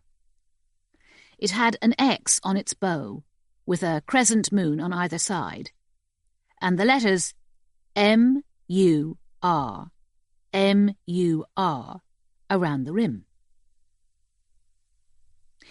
"This sigil is for Murmur, who was one of the 72 demons listed in the Lesser Key of Solomon, which was a book about witchcraft. It was compiled in the mid-17th century, but it was mostly based on material that was hundreds of years older. Murmur was a great duke and earl of hell, and he commanded 39 legions of lesser demons. If you were a sorcerer, and you could conjure up Murmur, he would enable you to raise the dead, and make them answer any question you might want to put to them. Supposing somebody had died without telling you where they'd hidden all their money, well, this was a way of bringing them back to life, so they would have to tell you." He laid the key down and held up another. This key had a bullet-shaped design on its bow, with an inverted cross and 2 scissors shapes. "This sigil is for Malthus, who was a great prince of hell and Satan's second-in-command. He had 50 legions of demons under his command. If you summoned Malthus, he could give you the power to make all of your enemy's buildings collapse, and also to empty his brain of any thoughts he might have of attacking you, or indeed any thoughts at all. The only trouble with Malthus, though, was that he was never to be trusted, and he was liable to steal all the thoughts from your brain, too." "Do all these keys have the signs of demons on them?" asked Jamila. Alan Pattinson held up 3 more keys, one at a time. "Every one of them. And you sent me 64 altogether, so I can only presume there are some that you haven't yet recovered. This one has Beleth's sigil on it. This one is for Asmodeus. This one is for Marcosius, and so on. As I say, they're all demons listed in the Lesser Key of Solomon, but the list was originally compiled in 1577 by a Dutch doctor and occultist called Johann Weyer. He didn't personally believe in witchcraft, and he called his list Pseudo-Monarchia Daemonum, which means the false monarchy of demons. But there were plenty of witches and conjurers and practitioners of black magic who believed that the demons on his list were real, and that with the right incantations they could call on these demons to work whatever mischief they had in mind." Jerry said, "You almost sound as if you believe that yourself, Alan, if you don't mind me saying so." Alan Pattinson let out a laugh that sounded like a horse snickering. "Let's put it this way, Detective. In my business, you always have to keep an open mind. You'd be amazed at some of the uses that have been made of locks and keys over the centuries. Some of them extremely risque. I could regale you for hours about it." "Well, yes, I'm sure you could. But let's stick to these keys, shall we? Why were they called quarantine keys?" "They were called quarantine keys because they were specifically made for exorcists to keep the dead bodies of witches and sorcerers sealed in their coffins for the rest of eternity. The coffins would be fitted with 72 iron rings all around the lids, and each ring would have a padlock. Each padlock would be locked with a key bearing the sigil of one of the 72 demons, and the keys would be left in the locks when the coffins were buried. The exorcists believed that if the keys remained in the locks, nobody would be able to turn them or take them out. That's because each key had been exorcised with a prayer that paralyzed the power of the demon's sigil. In other words, they jammed them, as effectively as if they'd filled them with superglue. Or spiritual superglue, anyway. But somebody took these keys out, didn't they? They not only took them out, they bloody well slung them at us." "Aha! But this is where it gets interesting. According to the Lesser Key of Solomon, a select few have the ability to turn the keys and open up the padlocks. Ordained priests can do it. So can people whose hearts have stopped beating, but who have been brought back to life. And the children of the witch or sorcerer inside the coffin, natural or adopted, they can do it too." "So the coffins can be opened," said Jerry. "But then what?" "Whoever is lying in them can be revived. Or so the book says. And it doesn't matter how long they've been dead." "So what does all this mean?" Jamila asked him. "Are you trying to tell us the fact that these keys were thrown at us down in the sewer, that's an indication that some witch has been released from her coffin and resurrected?" Alan Pattinson shrugged and looked almost coy. "That's if you believe that kind of thing." "Jesus came back from the dead, didn't he?" said Jerry. "A lot of people believe that. Why should a witch be any different? What do you think, Gov?" DCI Walters pulled a face to indicate that he had no firm opinion on the matter. "Something extremely strange is going on. We have to admit that. No matter how it's been done, we now have 5 forensic officers and 1 employee of Crane's Drains fatally injured. And of course, we have another one of their employees blinded and mutilated. Everything that's happened appears superficially to have a supernatural element, which is why I asked for you and D.S. Patel to be brought in. But, as Mr. Pattinson has pointed out, the chap who first made a list of all these demons didn't believe in them himself. So there's a good chance that these keys and everything else that's been happening, the lighting effects, etc., they've all been the work of somebody who's using them to fool us into believing that something supernatural is going on, even though it's all trickery. You know, like a stage magician saws a woman in half. Or in this case, saws the legs off one poor bloke and cuts up 6 other people into bite-sized pieces," said Jerry. He was making the point that DCI Walters' analogy had been less than sensitive. Gemma raised her hand to be heard. "I agree with DCI Walters.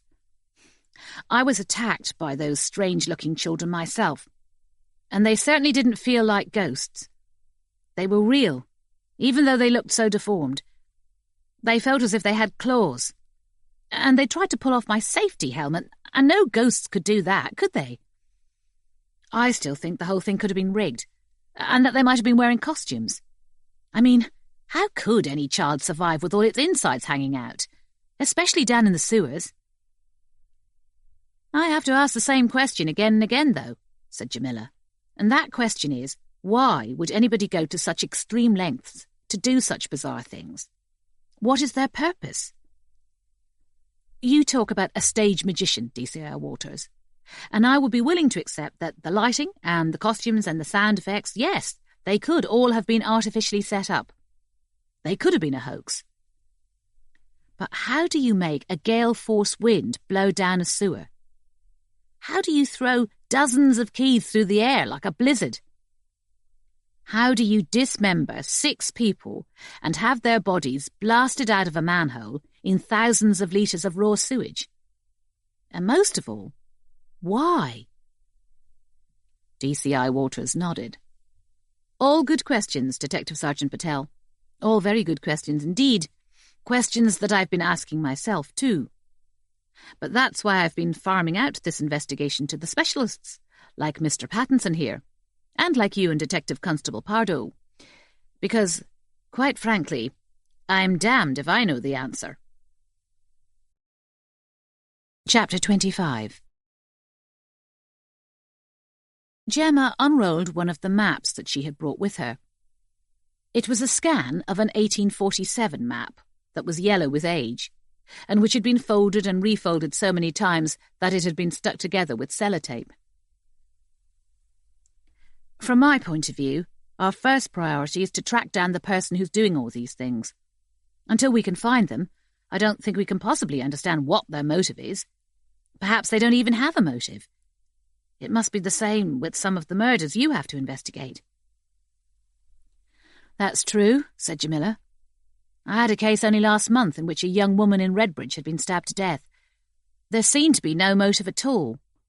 But when the forensic pathologist examined her wounds, he found that they had been inflicted by a mahasaba knife. What's that, then? Jerry asked her. It's a very distinctive kind of sheath knife, given only to Hindus when they are young, to protect themselves. The young woman had only one close Hindu friend, and when we questioned him, he admitted that he had murdered her. His motive was that she had killed a spider that was sitting in the middle of its web. Oh, well, she deserved it then. You can't expect to kill spiders willy-nilly and get away with it. Blimey. You don't understand. Her friend was a devout Hindu, and to Hindus, the spider is the spinner of illusions and represents Maya, the supernatural force behind the creation of the world. That was his motive. He feared that if he left her unpunished, he himself would be considered to be an accomplice, and when he died, he would be reincarnated as a beetle or a rat. When does he come up for trial? I can't wait to see what excuse his defence lawyer is going to come up with. Gemma laid the map flat on the table. Even though it was faded, Jerry could see that it depicted Peckham Rye and all the surrounding area as it had been in the mid-19th century. This map was used by Mr. J. Clark, who ran a night soil business. In other words, he employed men to go around at night and empty people's cesspits. They call them night men. A hole man would go down into the cesspit with a wooden tub and shovel up the human waste. A rope man would haul it up, and 2 tub men would carry it between a pole to their cart. They would take it back to Mr. Clark's yard, and he would mix it up with manure and rotting vegetables and sell it to local farmers to spread on their fields. Waste not, want not, put in D.C. O'Brien. You're right, said Gemma. A hogshead of human excrement could dress a whole acre of farmland. Here, you can see that Mr. Clark has marked all his clients' houses with a cross, along with the date when their cesspit was last emptied. Some cesspits didn't need emptying for years, but if they were allowed to fill up too much, they could flood into your garden, or up through your floor and into your house.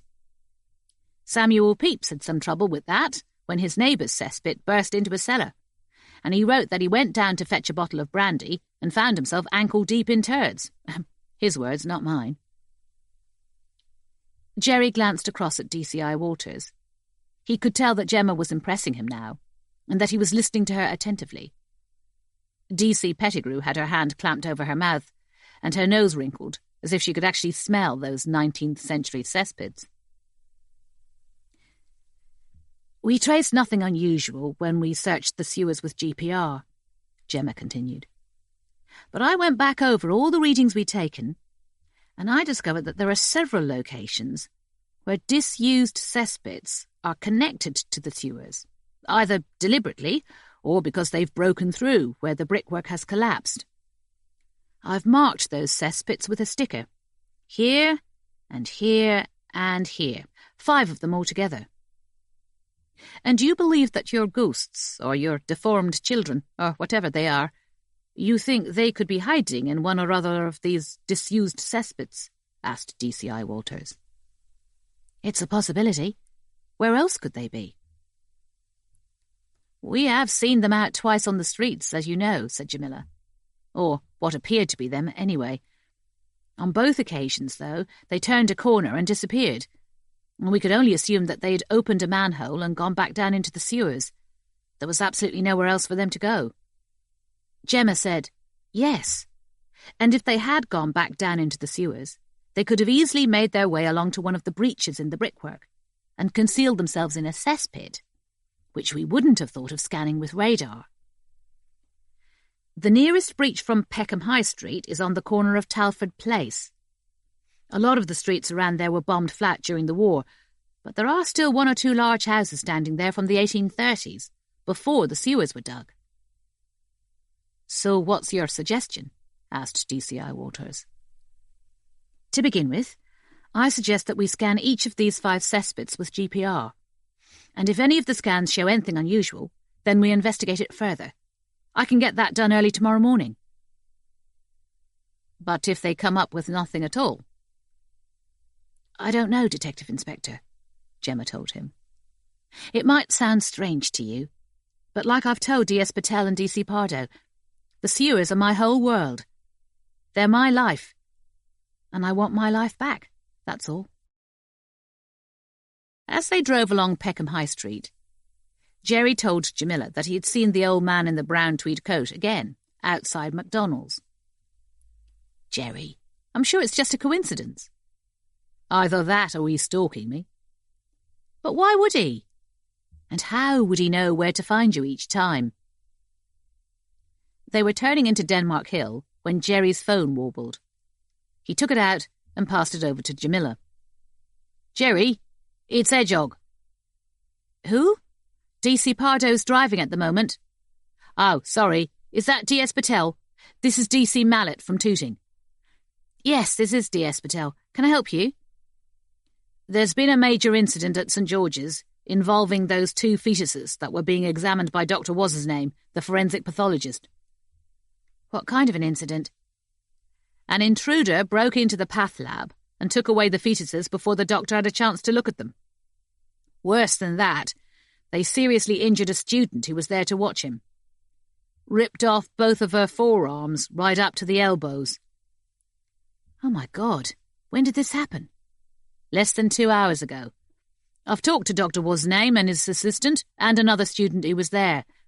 They all say that the intruder was wearing a black hooded cloak, but that they looked more like smoke than a solid person. Like smoke? That is exactly how Dr. MacLeod described the intruder who prevented him from carrying out a caesarean section at the Warren Birthwell Centre. Like smoke. That's right. Sounds like they were smoking something themselves, doesn't it? But they all agreed that's what it looked like. Jerry glanced across at her, and she lifted her hand to indicate that she would tell him all the details in a moment. The student, will she survive? Yes, apparently. Dr. What's-name stopped her arms from bleeding, but she'll probably have to be fitted with prosthetics. Even if they could have sewn her arms back on, there was no sign of them. It seems like this smoky intruder took them away, along with the fetuses. Stone cold unbelievable, isn't it? All right. Thank you, DC Mallet. We're on our way to interview the staff at the Birthwell Centre. After we've done that, we will come over to Tooting. Jamila handed Jerry's phone back. Don't tell me, he said. That spooky, hooded smoke thing's done it again. It took away the 2 fetuses that the pathologist was supposed to be examining at St. George's, and tore off a student's arms. I tell you, Jerry, this has all got completely out of control. Bloody hell. Let's hope that Gemma's right, and that we can find this thing hiding in one of those cesspits. Even if we can, though, what do we do with it once we found it? How are we going to nick something that's made out of smoke? I wish I could ask the peer who used to live in the village next to mine. He was a holy man who was supposed to possess the power to dismiss evil spirits. They carried on driving up Denmark Hill until they reached the wide intersection with Daneville Road. Jerry stopped for the traffic lights, drumming his fingers on the steering wheel, while he waited for half a dozen pedestrians to cross. He had shifted into first gear, ready to move off, when one more pedestrian hurried out in front of them. Jerry couldn't believe what he was seeing. It was the old man in the brown tweed coat, his thinning white hair flapping up in the wind. He turned to look at Jerry and Jamila, giving them a triumphant grin, and then he licked his lips. "That's him, and this is no bloody coincidence," Jerry exclaimed. He revved the engine and turned sharp left into Daneville Road, pulling up close to the curb. When he tugged his door handle, though, he found that the door wouldn't open. He jabbed repeatedly at the unlock button on his key fob, but the door remained shut. "What's the matter?" Jamila asked him. "The effing door's jammed. Can you open yours?" Jamila pulled at her door handle, but her door wouldn't open either. "I don't effing believe this." Jerry twisted around in his seat. The old man in the brown tweed coat hadn't crossed the road after all, and now he was standing on the corner by the traffic lights, less than 10 metres behind them, still grinning. Jamila turned around too. "Why is he smiling like that?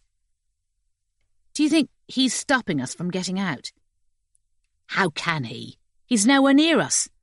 Oh, it's this clapped-out bloody car." Jerry yanked at his door handle again and again. When the door refused to budge, he pressed the button to put down his window. He was hoping to reach out and open the door from the outside, but the window stayed shut. Jamila tried to open her window, but that wouldn't go down either. Jerry turned round again. The old man was still standing by the traffic lights, although he was no longer smiling, and he was using both of his index fingers to describe circles and criss-cross patterns in the air. At the same time, he seemed to be performing some kind of shuffle, shifting from one foot to the other. "What the hell is he up to? Looks like a bloody rain dance." "I don't know," said Jamila, "but I have a feeling that we ought to drive away from here, now. I can't imagine that he's responsible for locking us in, but let's go anyway, and find a garage so that somebody can let us out. I have always suffered from claustrophobia." Jerry turned the key in the ignition, but instead of the engine starting, there was a shattering explosion. The bonnet flew up, and the windscreen was smashed into a glittering mosaic, and the whole car bounced up and down on its suspension, as if the road had been rippled by an earthquake. Jamila screamed, and Jerry hit his door with his shoulder, but it stayed stubbornly shut. There was a loud groaning sound, like metal being twisted, and then a sharp crack, and almost immediately Jerry could smell petrol. The smell grew stronger and stronger, until there was a soft, shuddering whoomph. The back of the car was swallowed up in garish orange fire, which leaped up higher and higher, as if it were trying to devour them. It took only a few seconds before the rear window split open, and the flames started to lick inside. "Glove box!" Jerry shouted. "There's a hammer in there!" Jamila opened up the glove box and rummaged around until she found the red emergency hammer. Jerry grabbed it from her and hit it hard against his window, although he had to hit it 3 times before he smashed it. He used his elbow to clear the remaining shards of glass away from the frame, and then he knelt on his seat and climbed out head first. He fell on his right shoulder onto the road and rolled over. A small crowd of onlookers were already standing on the opposite pavement, and a bus driver came over and helped him to his feet. Jamila had already managed to wriggle herself halfway out of the broken window. Jerry gripped her under her arms and pulled her out completely. The two of them backed away from the blazing car, and as they did so, it was totally engulfed in flames. They were immediately surrounded by sympathetic bystanders, asking them if they had been hurt. "We are all right, thank you," said Jamila, although Jerry could tell how shaken she was. "We are absolutely fine." "I've called the fire brigade," the bus driver told them. "I took the fire extinguisher out of the bus, but it was empty. I'm going to be giving somebody a hard time, man, I can tell you that for nothing." Jerry put his arm around Jamila and gave her a reassuring squeeze. She was trembling, but he knew from experience how strong she was. After they had watched their car burning for a few moments, she suddenly looked around and said, "Where is he? That old man? Is he still there?" Jerry turned toward the junction. The old man was still standing beside the traffic lights, and when he saw that Jerry had spotted him, he raised one hand and smiled. Jerry took his arm away from Jamila and said, "Right, I'm going to have him." He started to cross the road, but he had only gone 3 or 4 paces before the old man swept one arm sideways like a karate chop, and the burning car erupted in a huge ball of fire. An overwhelming wave of heat stopped Jerry before he could go any further, and he had to lift his hand to shield his face. The car erupted again and again, and 2 more balls of fire rolled up into the air. This time, though, the fire was green, the same lurid green as the light they had encountered down in the sewers. The car continued to crackle with bright green flames, fiercer and fiercer, even though it had already been reduced to little more than a blackened shell. Thick smoke began to drift across the road junction, until it was almost impossible to see the shops on the opposite side. The old man stepped backward and disappeared into the smoke. And when Jerry reached the corner, he had gone. He walked back across the road to join Jamila. A police squad car was approaching from the direction of Wren Road, with its blue lights flashing, and he could hear the hee-haw siren of a fire engine only a few streets away. "Better late than never, I suppose," said Jerry. "I've called DCI Waters," Jamila said. "He's going to contact Lambeth Road and have them send a forensic team over with a pickup truck. A car will be coming in a minute to collect us too." "Are you okay?" Jamila looked up at him, and for once he couldn't read what she was thinking. "You've scratched your cheek," he told her. No, your other cheek." She dabbed at it with her fingertips. "I live." If she had been his lover, he would have pulled out a tissue and wiped the blood from her cheek for her, and then kissed her. But she was Detective Sergeant Patel, his superior officer, and that would have been totally out of order. The fire engine turned the corner and stopped, its engine roaring, although the green fire had almost completely died down now, apart from a few small guttering flames. The smoke was thinning out too, although it was wafting in their direction and drifting between them. Jerry sniffed. The smoke smelled like burning wood, but it had a tang to it too.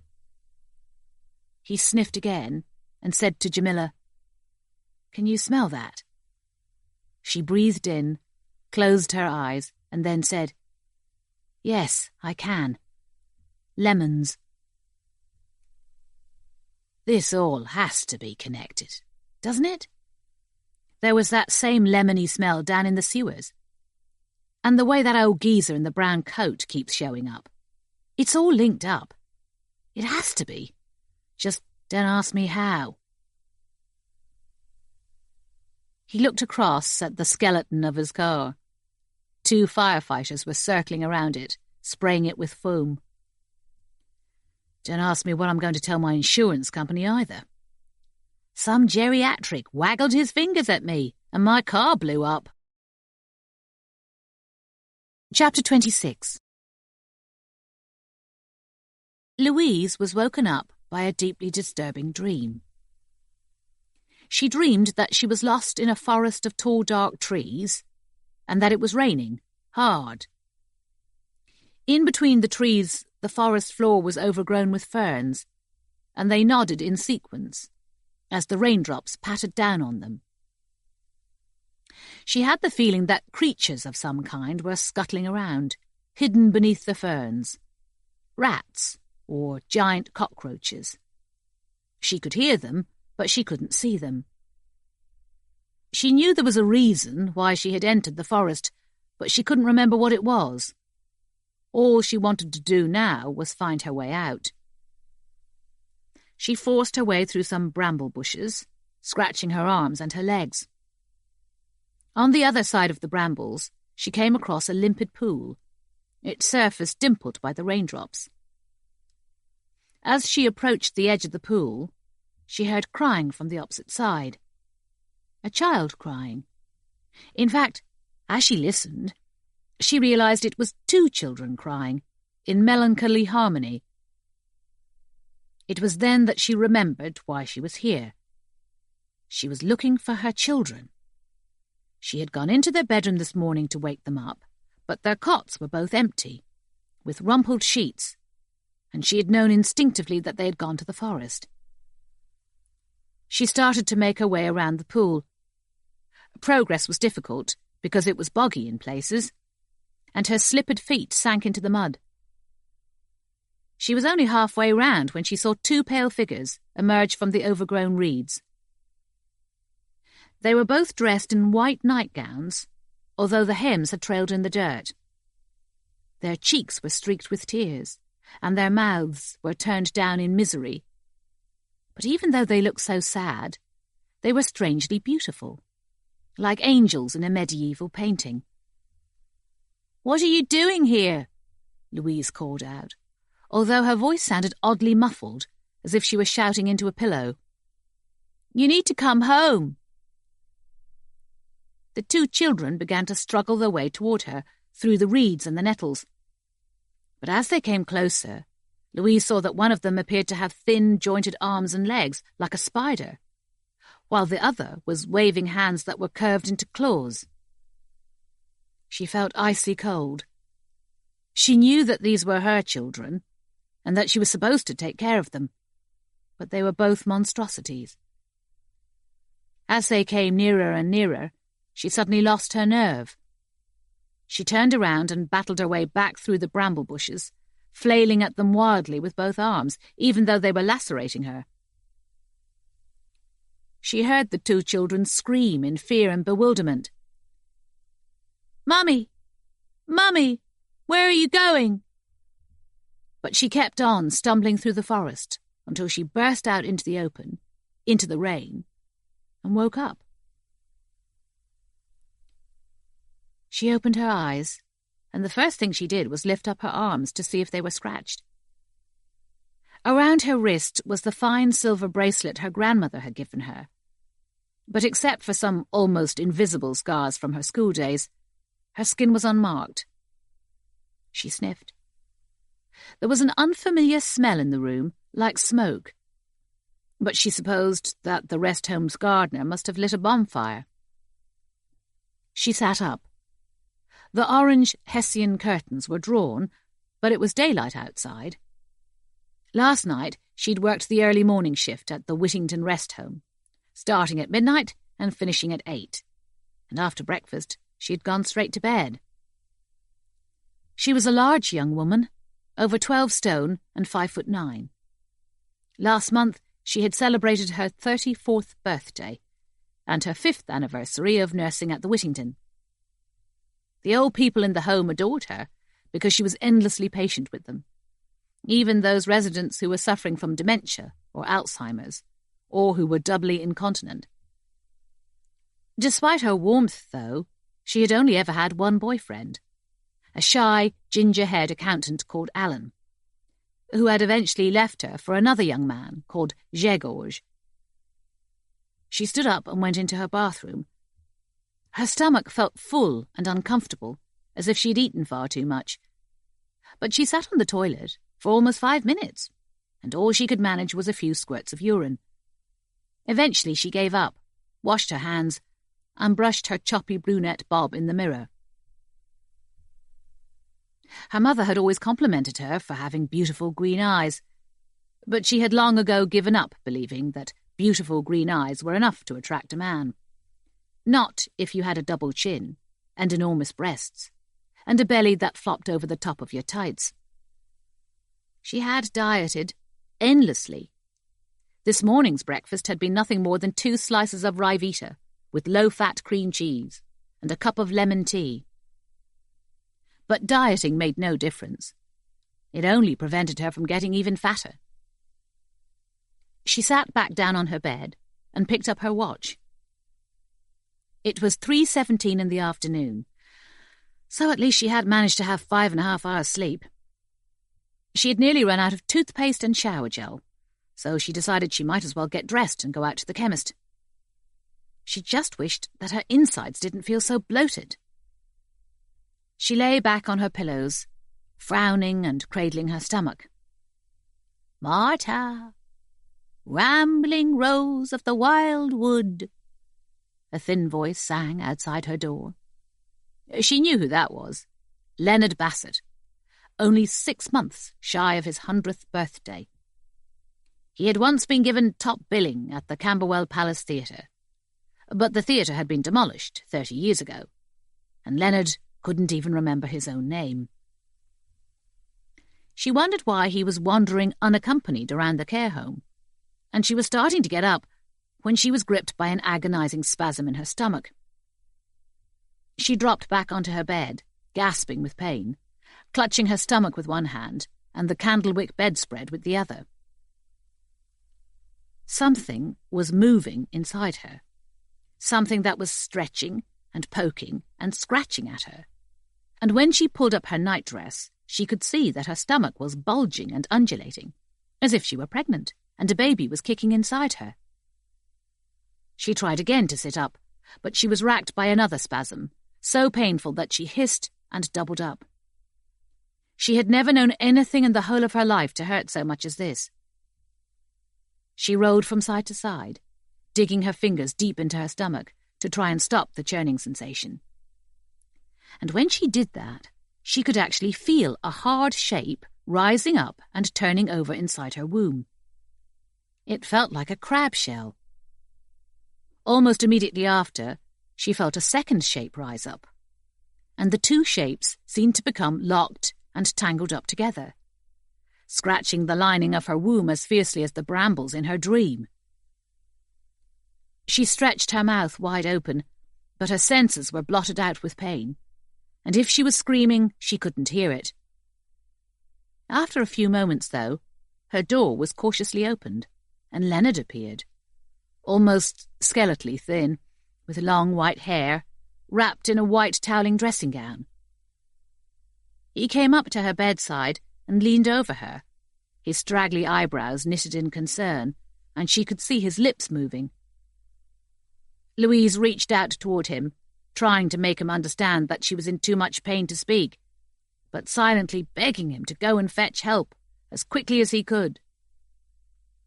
If he didn't, she was sure that it would only be minutes before the pain totally overwhelmed her, and she died. "Ah, you're awake," said a man's voice. Louise blinked.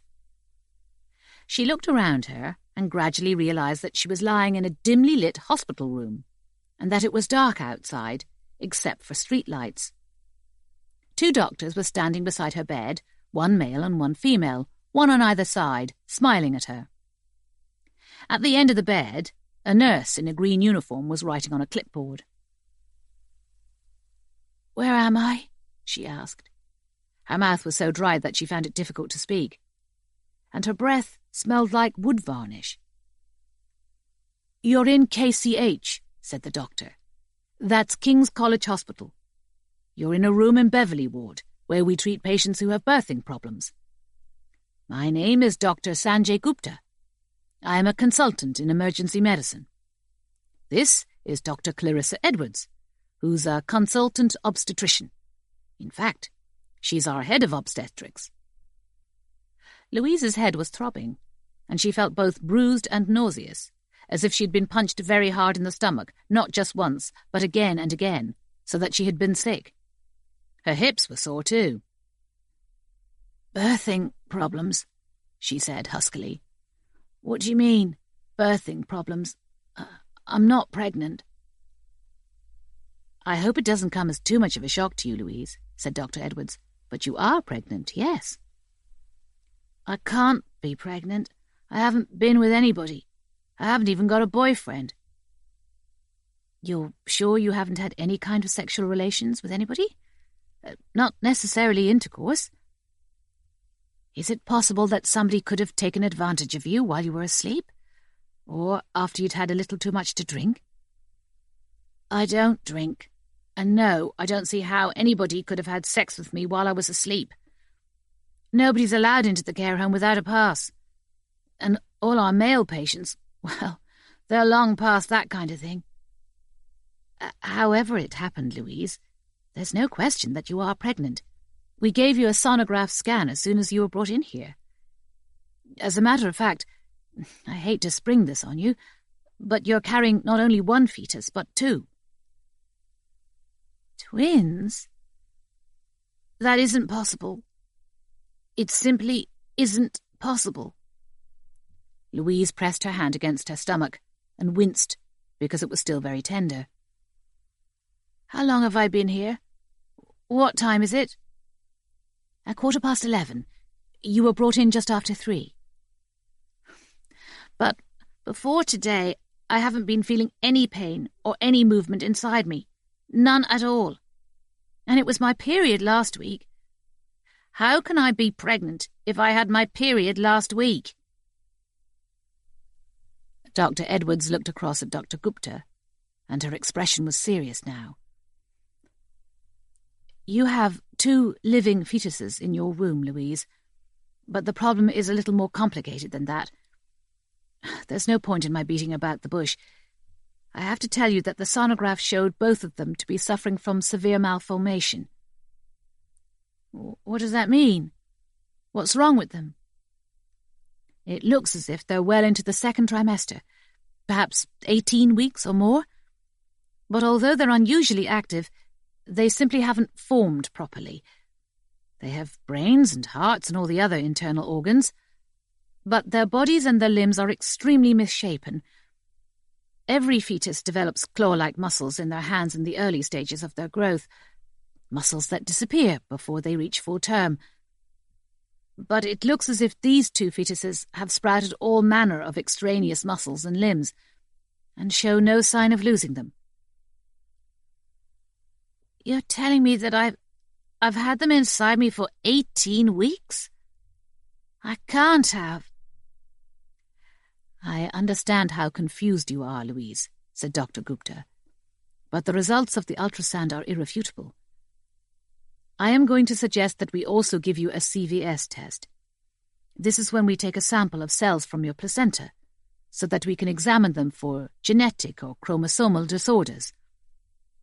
In normal circumstances, there is a small percentage risk of miscarriage when we do this, but in your case—" "Go on.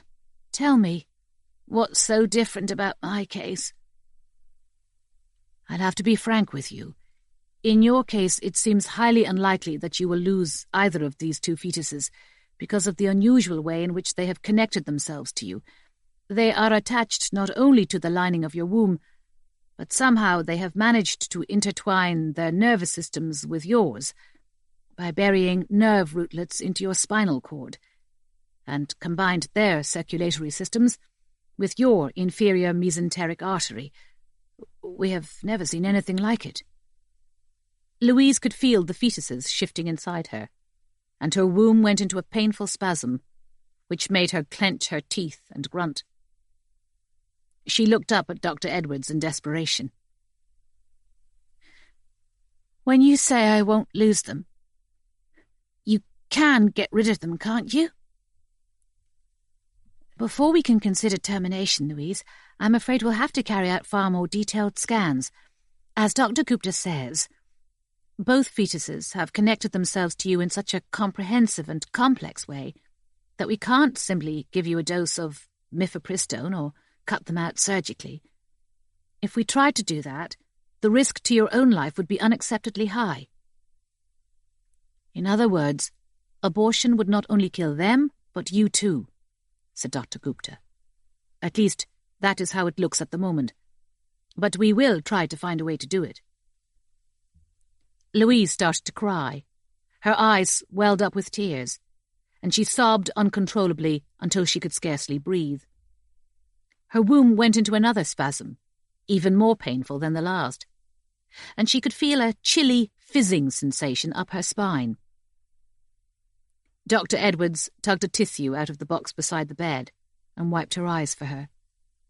Then she held her hand and said, "Louise, we're going to be doing everything we can to find out how we can terminate these two. In the meantime, we'll be giving you regular analgesics to suppress the pain. I have to be totally honest with you, though. It does appear at the moment that you might have to carry them to full term and let them be born naturally." "But they're not natural. They're freaks. I saw them in a dream." "Excuse me? You saw them in a dream?" Louise nodded frantically. "I know it's them. I just know. One of them was like a spider, and the other one had claws like a lobster. But they both had beautiful faces." Dr. Edwards looked across at Dr. Gupta. She said nothing, but Dr. Gupta picked up a folder from the side table and took out 2 3D colour sonograph prints. He held them up so that Louise could see them. And there they were, clinging to each other, the same children that she had seen in her dream. In these pictures, they were much smaller and naked, and their eyes were closed, but she could clearly see the angelic face of the spidery fetus. Its arms and legs were folded protectively around the fetus with the claw-like hands. "Oh, dear God," whispered Louise. "Oh, dear God, I can't believe this. What are they going to look like when they're born? And what are you going to do with them once they are? Are you going to kill them?" Chapter 27. It was well after 5 o'clock before Jamila and Jerry arrived at the Birthwell Centre, and it had started to rain. After Jerry's car had burned out, DC O'Brien had come to Daneville Road to pick them up and take them back to Peckham Police Station. They had both taken a shower and recovered from their escape by sitting in the staff room with mugs of hot tea and watching half an hour of afternoon television. DCI Waters had suggested that if they weren't up to it, they could postpone their interviews at the Birthwell Centre until the following day. Jamila had thanked him for his consideration, but insisted that they talk to everybody who had seen Dr. McLeod's abduction as soon as possible. She knew from experience how witnesses could unconsciously censor and reinterpret their memory of a crime scene, especially if it had been gory and traumatic. She had known witnesses to swear that they had seen people who hadn't even been there, and invent car number plates that didn't exist. The sleeve of Jamila's coat had been ripped open when Jerry had pulled her out of the shattered car window, and so she had borrowed a dark brown anorak from DC Pettigrew, which was 2 sizes too big for her. "I hate to say this, Sarge," Jerry told her, "but that jacket makes you look like an orphan." Jamila had studied herself in the mirror. "My parents have both passed away, so I suppose, technically speaking, I am an orphan." Professor Caronis was on his way out to a banker's dinner, so he gave them the use of his office. One by one, they questioned everybody who had been in the operating theatre when Dr. McLeod had been skinned by Susan Nichols' fetus and then dragged away. They weren't able to talk to Susan Nichols herself, because she was still in intensive care, heavily sedated, and Nurse Yom had called in sick. Both Dr. Badouri and Dr. Simmons looked tired and distressed. Dr. Badouri couldn't stop coughing, although his cough was caused only by stress. Their accounts of the caesarean section were almost identical, as well as their description of the way in which the fetus had clawed its way up Dr. McLeod's sleeve and ripped its way underneath his skin. Nurse Harris told them how she had pinned Dr. McLeod to the floor, while Janet Horrocks recalled her panic when she found that she couldn't open any of the doors. Duncan explained his futile attempts to smash the doors apart with the fire extinguisher. They all described the darkness and the moaning and then the singing sound, and how they had felt that some enormous, invisible force had burst open the doors and dragged Dr. MacLeod out of the operating theatre. It was only Kisi Adameko who said that she had actually heard distinct words being sung.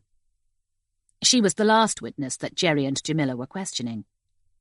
She sat with her hands clasped together and her head bowed, and only occasionally looked up at them with her huge, soulful eyes. "You heard actual words?" asked Jamila gently. "The others heard singing, but none of them said they heard words." "The singing went up very high, so high you could hardly hear it. You know, like a dog whistle? But I felt that whoever was singing was very close to me. I'm sure I could feel their breath against my face." "So, what words did you hear?" "Rise up, you shadows, and fly down, you crows." "That's all?" asked Jerry. Kisi Adameko nodded. "But she sang it over and over, at least 3 times. Like this: rise up, you shadows, and fly down, you crows." "You say she?"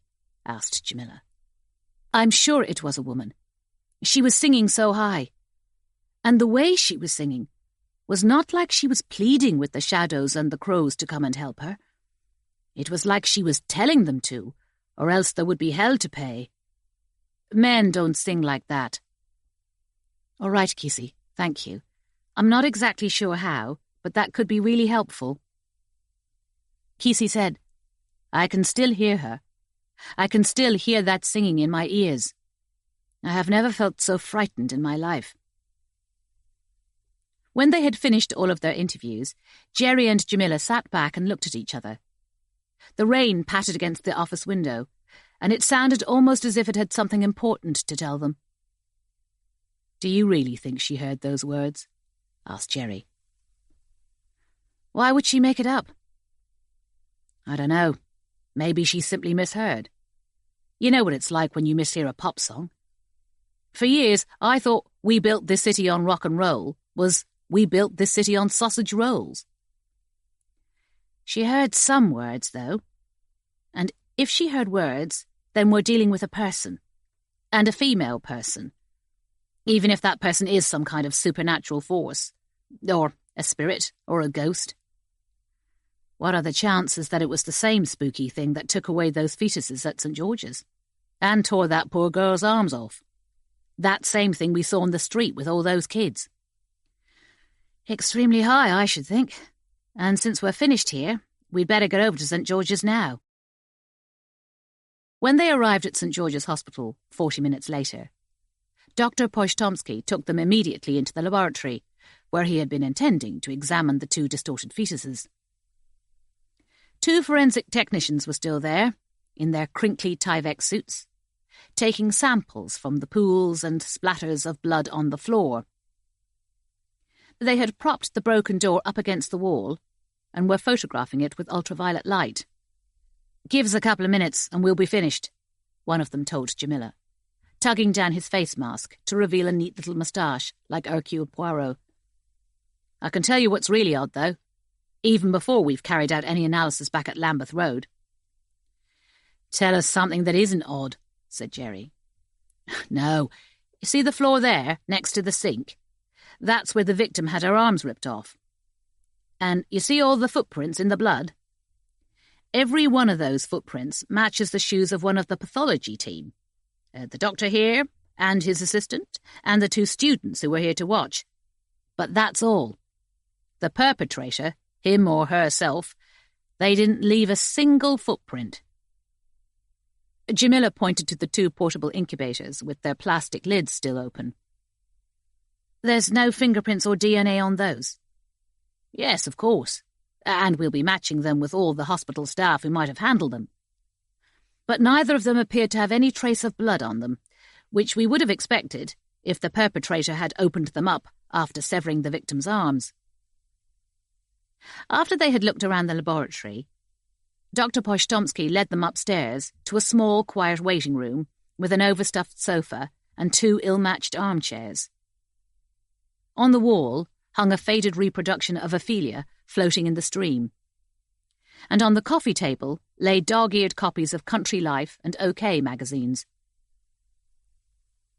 "I am not superstitious," Dr. Postomsky told them. "My grandmother believed in ghosts, and swore that she could have conversations with the dead, but I think she was simply senile. But let me tell you, what I saw in that laboratory today, I can only say that it must have been a ghost of some sort." "Can you describe it?" Jamila asked him. "I have already told the officers who first came here after we had called the police. It was like smoke, black smoke. It appeared out of nowhere at all. But it quickly took on a shape like a priest or a witch with a pointed hood. And it talked to us. Well, shouted at us, rather. But it had no voice of its own. It used Mel's voice, the unfortunate girl who lost her arms. It used her like a ventriloquist." Dr. Postomsky told them as much as he could remember of what the hooded figure had said. "God and their mothers turned their backs on them and cast them out, but I never will. They are my nestlings now." Jerry said, "When the figure appeared, did you smell anything?" "Yes, I did. It not only looked like smoke, but it smelled like smoke, like a bonfire." "Anything else?" "I don't know. Perhaps a hint of something sour?" Jamila and Jerry exchanged glances but said nothing, and didn't ask Dr. Postomsky if the sourness reminded him of lemons. "Those 2 fetuses you were going to examine, do you have any idea what might have caused them to become so deformed?" "Oh, many fetuses are malformed, more than you would think. If the malformation is extreme, the fetus, more often than not, is spontaneously expelled from the uterus. Otherwise, when the obstetricians see that it will be born with disabilities that would make its life intolerable, they will recommend termination. But these 2 fetuses, they were still living and breathing, weren't they, in spite of being aborted?" "Yes, but of course they were taken away before I had the opportunity to examine them, so I have no idea how that could have been possible. Neither do I have any idea how they could have become so malformed in the first place. In the whole of my career, I have never seen any fetuses that looked like them. And I have never encountered anything like that figure in a hood. How could it have torn off Mel's arms like that? And it tore off the door, too, and flung it at me. How can something made of smoke have the strength to do that?" "Well, that is what we are doing our utmost to find out," said Jamila. "Meanwhile, Doctor, I must ask you that you do not speak to the media about this incident. That is partly because it could affect our investigation by letting the offender know how much progress we are making. Or, to be honest, how little progress we are making. And also, we do not wish to cause unnecessary public alarm, especially among expectant parents." "Don't worry," Dr. Postomsky assured her. "I haven't the slightest intention of telling anybody about this. They will think I am Schwario Valem. In other words, that I have gone crazy." After they had left the pathology laboratory, they went along the corridor to the morgue. It was chilly and silent in there, and one of the fluorescent lights was flickering intermittently, like an irregular heartbeat. A surprisingly cheerful morgue assistant with dreadlocks led them to the far end of the morgue, and then rolled out the drawer on which Dr. MacLeod's body was lying, in a white PEVA body bag. He opened it up for them with a sticky, crackling sound, and they could see that he'd been flayed right down to his raw red flesh. "Dr. Kendrick is coming to examine him later," said the morgue assistant. "He still hasn't completed his examination of all those forensics officers who were killed in that sewer. But he said that he wants to examine this one personally. Do you know Dr. Kendrick? He specialises in cases where the victims have been dismembered or mutilated. You remember that case last year, when that fellow in Croydon chopped up his wife and roasted one of her legs and ate it for his Christmas dinner? It was Dr. Kendrick's evidence that got him sent down. As they walked across the hospital car park, Jerry said, "I think I feel sick." "You and me both, Jerry," said Jamila. They left St. George's and drove back to Peckham. For most of the way they were silent, but as they reached Peckham High Street, Jamila said, "I've been thinking." "What about? What you going to have for Christmas dinner?" "No, Jerry, I'm a Muslim. I've been thinking about what that midwife told us that she heard. 'Rise up, you shadows, and fly down, you crows.' That sounds to me like the beginning of some sort of invocation." Sorry, don't follow you," said Jerry. "What's an invocation exactly?" "It's when you call on a spiritual force to help you in whatever you want to do. Like praying to God or whatever God you happen to believe in. Maybe it's to cure your father of cancer, or to feed you if you're hungry, or to make you happy. Or like asking Satan or some demon to destroy your enemies, or to make you rich, or to bring you 100 naked women for the night." "I'll go for that one," said Jerry. "You don't happen to know it, do you?" "No, and I don't know the one about the shadows and the crows either. But when we get back to the station, I'm going to Google it and see if it's a known invocation. It might give us a clue. Who knows?" Chapter 28. It was gradually beginning to grow light when Gemma and Jim Feather and a team of 5 radar specialists set out from the Cranes Drains building in 2 white vans with the crane symbol on the side. The clouds were so low that they could hear the constant stream of planes thundering on their way to land at Heathrow Airport in the west, but they couldn't see them. Gemma had prepared a map of the 5 abandoned cesspits that were connected with the local sewers, based on the map used by the 19th century Night Soil Company. Several of the houses on Mr. Clark's original map had been demolished or bombed during the war, so she had updated it to show any houses or shops or blocks of flats that had been built in their place. They drove first to the large early Victorian house on the corner of Talford Place. Gemma had already contacted the owners and asked for permission to survey the back of the property, and so the GPR team unloaded their radar equipment and carried it around to the garden. "I hope this ain't no Yeti hunt," said Jim Feather, as he and Gemma followed them through the garden gate. "It could be, Jim, but I don't know. I have such a strong feeling about it, that's all. I kept asking myself, where would I hide if I was one of those children and I was down in the sewers? If I was a kid, I'd never go down in the sewers in the first place. I grew up above ground in Lewisham, and that was bad enough. I try to put myself in their place, that's all." "Well, respect to you for that. I can't even begin to imagine what it must be like to be living in a sewer with a bonce the size of a medicine ball or half my guts hanging out." It took the best part of an hour to survey the garden.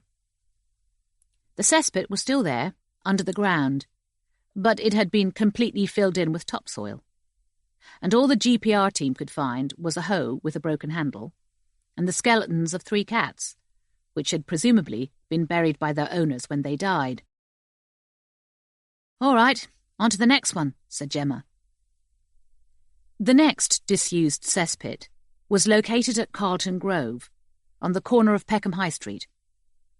It had once been the site of an imposing house, which, between the wars, had been converted into 8 flats. In the summer of 1943, it had been badly bombed and then demolished, and eventually it had been rebuilt as a 4-storey block of flats, with the Sainsbury's mini-market underneath it.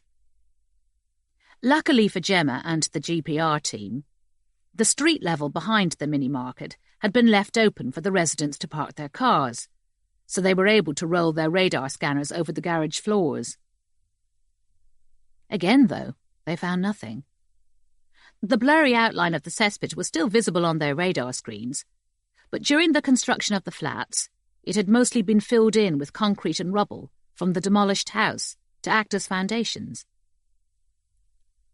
Jim Feather said nothing as they climbed back into their van, but Gemma could tell what he was thinking. Waste of bloody time, this is. The third house was further away to the east, in Tranquil Vale, Blackheath, overlooking the grassy heath and the spire of All Saints' Church. This was an imposing 5-bedroomed mansion, built in 1829, with a tawny brick facade and a white-pillared porch. Although it was currently empty and up for sale, Gemma had been in touch with the estate agents, and they had given her permission to survey the rear of the property where the cesspit had been located. "I should have brought a flask of tea, shouldn't I?"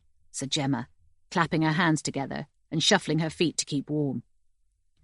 "I should have brought a full English breakfast," said Jim. "I'm so bloody hungry I could eat a baby through the bars of a cot."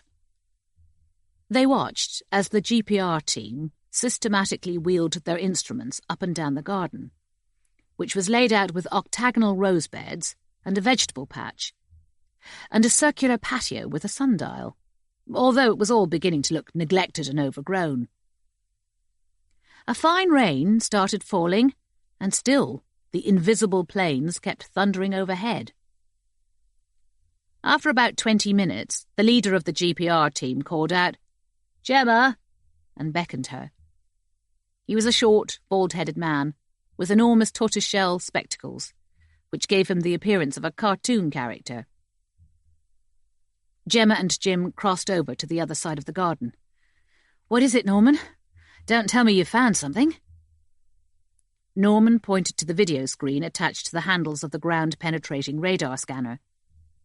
"See for yourself. The cesspit's all covered over, but it's never been filled in with soil or rubble, not like that last one at Carlton Grove. Now, see the breach in its left-hand side? That gives direct access to and from the main Blackheath sewer. I'd say that it was broken into when the sewer was first built, either by accident or on purpose."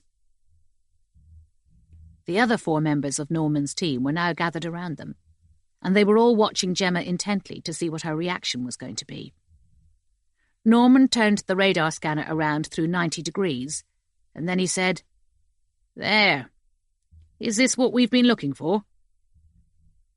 Gemma leaned forward, shading the screen with her hand so that she could see it more clearly. Along the right-hand side of the cesspit, at least 20 small figures were heaped up, their legs and arms intertwined with each other. The radar couldn't show them in perfect detail, but it was obvious that some of them had oversized heads, and others had distorted bodies and awkwardly angled legs. On the video screen, they had the appearance of a nest of grasshoppers. None of them was moving, so Gemma could only assume that they were sleeping, or, if they weren't sleeping, that they were dead. "Yes," she said to Norman. She needed to take a moment to steady herself. "This is exactly what we've been looking for. Well done." Jim Feather took a look and sucked in his breath. "Bloody hell," he said. "What do we do now? We can't just leave them there, can we? But they're not really our responsibility, are they? I mean, without splitting hairs, Crane's drains are only contracted to take care of public sewers and storm drains, not disused cesspits on private property." "Jim, these are the children who attacked us. These are the children who took Martin away so that he could have his legs cut off and his eyes pulled out. That's if they are children, which I'm beginning to doubt. They've made it impossible for us to carry out our contract and maintain the sewers. So yes, we are responsible for them in a way. Responsible for getting rid of them anyway." "So, do we dig down and haul them out? And then what do we do with them?" "No, we don't dig them out," said Gemma.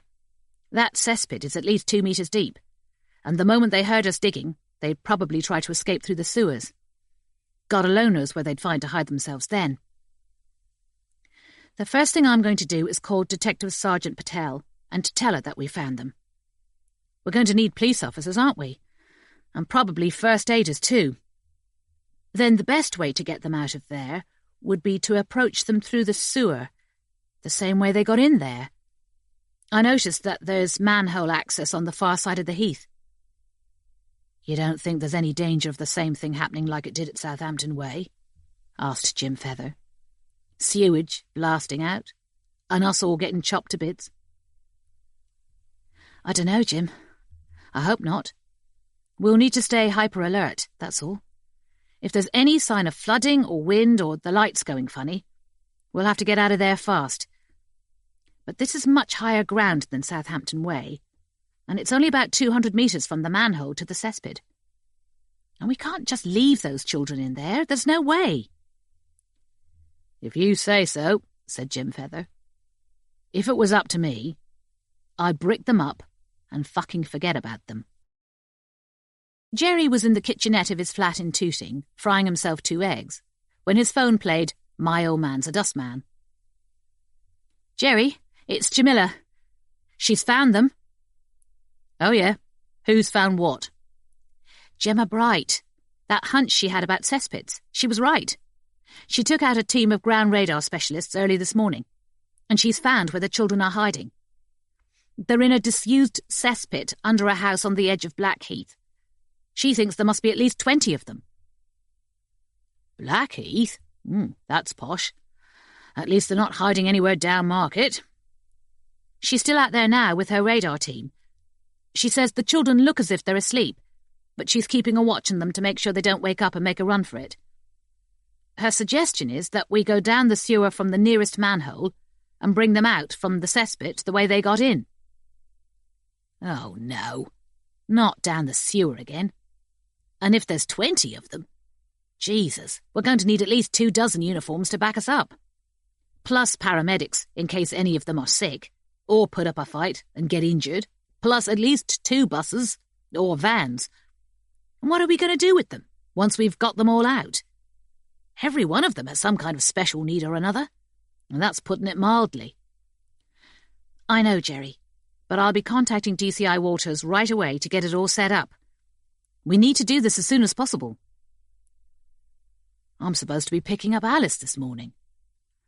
I'm sorry, you will have to put her off. Great. The ex is going to love me even less than she does already, and Alice has been looking forward to it for a fortnight. I'm sorry, but DCI Walters will expect us to be there, and it's imperative that we are. The MIT may be in overall charge, but this is our investigation after all, yours and mine. To be honest with you, Sarge, I never believed that Gemma would actually find them. But there's something else we need to think about. What happens if everything goes green again, and that smoky, cloaky, hoodie thing shows up and starts throwing keys at us and tearing us all to bits? I don't know, Jerry. But we'll never understand what this is all about unless we do everything we can to confront it. Look, I'll meet you at the station at 10. DCI Walters should have been able to get most of the task force together by then. Jerry's eggs were becoming crisp and burned around the edges, and his kitchenette started to fill with smoke, so he quickly lifted the frying pan off the hob. OK, Sarge, OK. I'll see you then. By the way, did you manage to find out what that song was all about? Come up, you shadows, and come down, you crows, or whatever it was. Not yet, no. I Googled it, but I couldn't find anything that matched. I told you. She couldn't have heard it right. That's if she heard it at all, and it wasn't just a fig leaf of her imagination. Never mind. I will see you later. I am truly sorry about your access visit with Alice, but I'm afraid such disappointments are part of the job. Tell me about it. I knew I should have been an accountant. Jerry, you can't even work out the tip on a restaurant bill. Well, maybe a golf pro. Or a masseur. I wouldn't have minded being a masseur. Try to be early if you can. We'll have a great deal of preparation to do. Chapter 29. By 11:15, a team of 17 uniformed officers had been assembled at Peckham Police Station, as well as 6 paramedics, and 5 flushers from Crane's Drains, who had brought with them all the helmets and breathing packs and LED lights they would need when they entered the Blackheath sewer. They gathered together in the briefing room, and when they had finished coughing and scraping their chairs, DCI Walters stood up to give them a short introduction. He spoke in a dry monotone, as if he were addressing the shareholders' meeting of a struggling restaurant chain. "You're all familiar with the major incident here in Peckham 2 days ago, when the main drain forcibly discharged a huge quantity of sewage. Tragically, as you well know, 5 of the Met's forensic officers and an employee of the drain company were fatally injured. What you won't be aware of is that, over the past few days, we've had several other serious incidents in the same sewer, and in other sewers in the Peckham area. Even though they've all involved assault and critical injury, and they all appear to be related, we've kept them strictly confidential. This is because of their highly unusual nature. You've been gathered here this morning because we've located a considerable number of suspects involved in these incidents, approximately 20 in total. And we need you to go down into the sewers where they're hiding and fetch them out, by force if necessary. DS Patel here, along with GC Pardoe, has been running this investigation day to day, and I think she is the best person to explain what you can expect to encounter." Jamila stood up, and Jerry could tell from the expressions on some of the officers' faces that they were thinking, "Hello, a woman, and the Pakistani woman at that," and rolling their eyes at each other. Their expressions soon changed, though, when she started to describe everything that had happened in the Southampton Way sewer, and how Martin Elliot had been dragged away and mutilated. She left nothing out. The appearance of the children, the green lights, the keys, the moaning, and the hooded figure formed out of smoke. She also explained how the fatal explosion of sewage appeared to be connected with the incidents at St. George's Laboratory and at the Warren Birthwell Centre, and the murder of Dr. MacLeod. The officers sat in silence, and it was obvious that they were finding it hard to believe what Jamila was telling them. "I can fully appreciate that you are finding this all incredible," she said. "However, you will be going down into a sewer yourselves today, and it is possible that you will be coming face to face with some or all of these phenomena, so you need to be forewarned. The children that you are tasked with bringing out of that cesspit are deformed beyond anything you have ever seen. Despite that, they have considerable strength, much stronger than ordinary children, so treat them with great caution and respect. Above all, I have to advise you that if you see or smell wood smoke, especially if that smoke has a distinctive tang of lemons to it, then you should immediately drop what you are doing and evacuate the sewer as fast as you can." After Jamila had finished and sat down, nobody spoke for at least a quarter of a minute. Then one officer raised his hand and said, "Come on, DS Patel. Is this a wind-up? Is this some kind of psychological exercise to see how much bullshit we'll sit here and swallow? It's not April Fool's Day, so I can't think of any other explanation." There was nervous laughter all around the briefing room. Jamila stood up again and said, "I was expecting that reaction, and I can't say that I blame you. For that reason, I suggest you log into this YouTube link. It shows excerpts from the videos that were taken down in the sewers at Southampton Way. It also shows you Martin Elliot, the manager of Crane's Drains, in his hospital bed. Dr. MacLeod's body in the morgue at St. George's Hospital. And the state of the laboratory at St. George's, after the student pathologist had her arms torn off." There was a longer silence, while everybody sat with their heads bowed, checking their phones. At last, the officer looked up and said, "Blimey." and there was a rustle of shock from everyone else on the team. DCI Walters said, "Once we've extricated the children, we'll be taking them to Evelina's Children's Hospital, next to St. Thomas's. They're setting aside an outpatients ward for us on the 6th floor, which they've recently converted from offices. They'll have consultant paediatricians waiting for us, so that they can examine the children ASAP. The technicians here from Crane's Drains will help you put on your protective suits and helmets, and show you how to use the breathing apparatus," said Jamila. "And there's one more thing. We're calling this Operation Suffer, as in, suffer little children to come unto me." "Amen to that," said a woman paramedic at the back of the room. They all stood up and noisily prepared themselves to leave for Blackheath. Jamila called Gemma to tell her that they were on their way. "The children are still asleep," Gemma told her. "They're definitely not dead, though. We've seen one or two of them stirring, as if they're having a bad dream." "Keep your eye on them," said Jamila. "We shouldn't be more than 15 minutes at the outside." Jerry and Jamila went downstairs to the armoury. They would both be carrying Glock 26 sub-compact pistols on Operation Suffer. Although Jerry questioned if bullets would be any kind of deterrent to somebody who appeared to be made out of smoke, even if they were capable of hitting him so hard that they had almost knocked him unconscious. As they waited to sign for their weapons and ammunition, Jamila's phone rang. After she had answered it, she stood with her pen poised over the firearms docket, listening intently. She said, "Yes," and then, "Oh, no, that is so sad." And then, "Right, okay. Was that all?"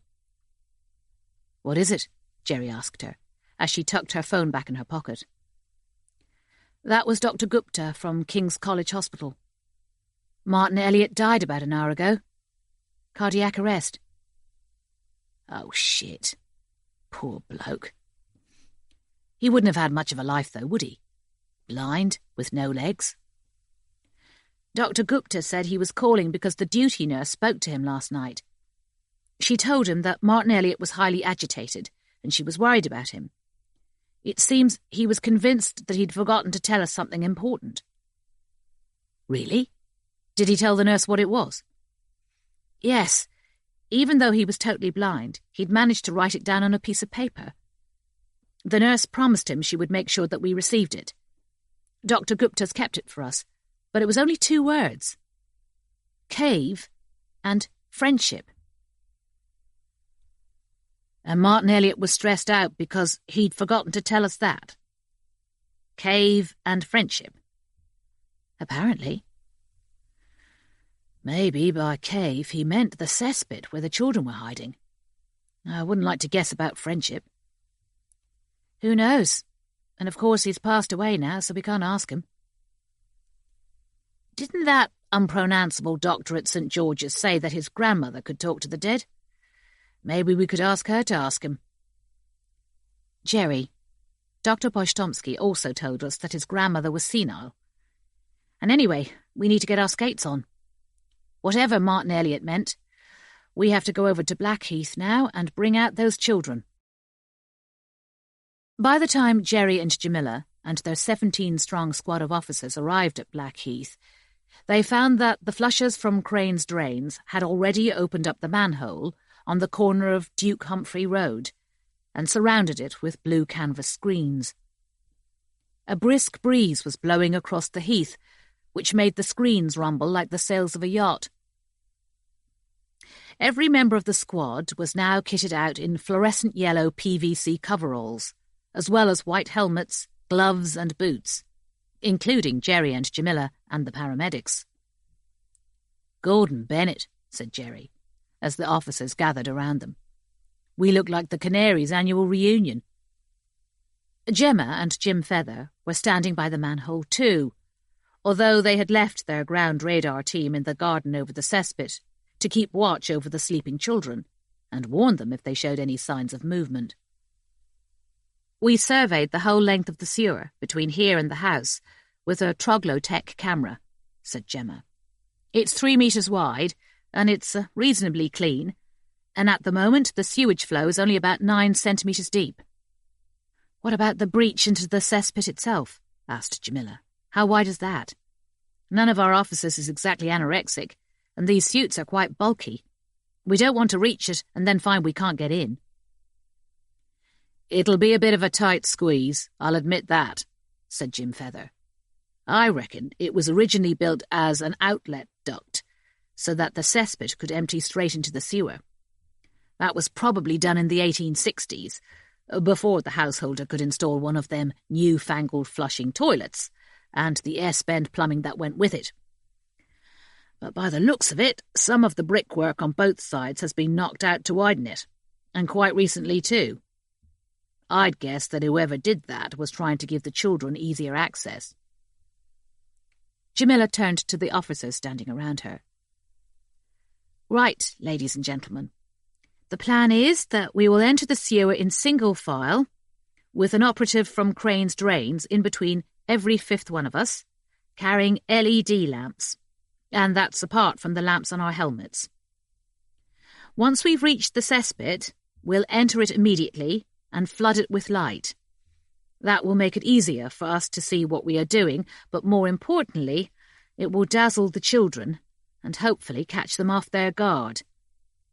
Depending on how violently they struggle, the plan is to pass them back one by one along the line so that they can be lifted out of the manhole. If they are able to sit, they can then be fastened into their seats in the buses. If not, they can be strapped down to beds in the ambulances. Are there any questions?" "Yes," said one of the officers. "Am I dreaming this?" "If you're able to smell shit in your dreams, then maybe you are," Jerry told her. "If not, then you're awake and this is real." He tightened the buckle on his helmet and added, "Okay, everybody, here goes nothing." A burly officer from Gypsy Hill Police Station climbed down into the manhole first. His name was Eddie Green, and he had been a runner-up in last year's Met Police Boxing Championships. Jerry and Jamila climbed down immediately after him. It was up to them to enter the cesspit before any of the other officers, so that they could assess which children should be taken away first, and which children might be aggressive or even dangerous. Eddie Green would give them some protection if the children started to attack them. Apart from being a trained boxer, he was carrying a taser attached to his belt, as well as a telescopic baton. Both Jerry and Jamila, of course, had their Glock 26s. They sloshed their way along the brightly lit sewer, with Eddie Green in front, his head bowed so that he wouldn't hit it on the curving brick roof. Jim Feather followed close behind, carrying an LED lamp and a video camera. Jerry sniffed. He could smell sewage, but he couldn't smell wood smoke or lemons. He couldn't say anything to Jamila because they were keeping strict silence until they entered the cesspit, in case they woke and alerted the children. His heart was beating hard, and his Perspex face mask was steaming up. And for the first time in a long time, he realized that he was genuinely frightened, to the point where he could almost have wet himself. This was completely different to his first experience down in the sewers, even when the wind had howled and the lights had turned green and he and Jamila had been struck by that blizzard of keys. He had felt alarmed then and disorientated, but he had also felt a self-surviving thrill of adrenaline. Today, he felt nothing but sheer, shivering dread. He couldn't stop thinking about the body parts that had come thumping down onto the pavement out of that cascade of sewage on Peckham High Street, and the way that hooded figure had attacked him. He had the irrational sensation that the sewer was gradually closing in on him, becoming narrower and narrower, and that the air was becoming increasingly fetid and lacking in oxygen. He had to focus all of his mental strength not to turn around and blunder his way back to the manhole and scramble out, and breathe in the fresh, chilly breeze that was blowing across Blackheath. It took them less than 5 minutes of wading through sewage to reach the ragged breach in the sewer wall. It was about 1/2 metre wide and slightly less than 1.5 metres high. The brick quoins on either side of it had been broken away, and some of them were still lying in lumps among the sewage. Jim Feather was careful not to shine his LED lamp directly into the breach. He looked back to the line of police officers and flushers who were following behind him and gave them a thumbs-up signal to make sure that they were all ready. He was given a series of thumbs-ups in return. "Okay, go," said Jamila softly, and patted PC Green on the shoulder. He ducked his helmeted head down and shouldered his way into the breach, his PVC coveralls rustling against the broken bricks. Jamila turned to Jerry, and although she didn't say anything, he could see that she was just as frightened as he was. They had both seen Dr. MacLeod lying scarlet and skinned in the morgue, and there was nothing to reassure them that they weren't going to meet the same fate. Jamila went into the breach first, with Jerry close behind her. Jim Feather followed, with the light from his LED lamp swivelling and dancing all around him. They stepped into the cesspit and immediately filled it with light, so bright that it made them blink. Its ceiling and its walls were dry and fibrous with tree roots, and its floor had been spread with grubby brown blankets. The children were lying together in the far corner, most of them dressed in the white nightgowns that they had been wearing when Jerry and Jamila had seen them running away into Charles Coveney Road. Their arms and legs were all interlocked, as if they were clinging on to each other for security and warmth. As Eddie Green and Jamila and Jerry came in, 3 or 4 of them lifted their heads and looked up in surprise. 3 more officers and one of the flushers entered the cesspit behind them, and they all stood there, confronting the children. For the first few moments, it was a silent standoff, as the children stared at the police in bewilderment, and the police stared at the children in utter disbelief. Every child was malformed in a different way. Some had enormous heads with thinning hair on them, as if they were suffering from encephalitis. Others had tiny heads, with near-together eyes as dark as rabbits. More than one of them had several arms and legs, or conjoined bodies protruding from their chests, or no limbs at all. One of them was little more than a head, with 2 arms and a neck that inflated when it breathed. "Where's old Smoky?"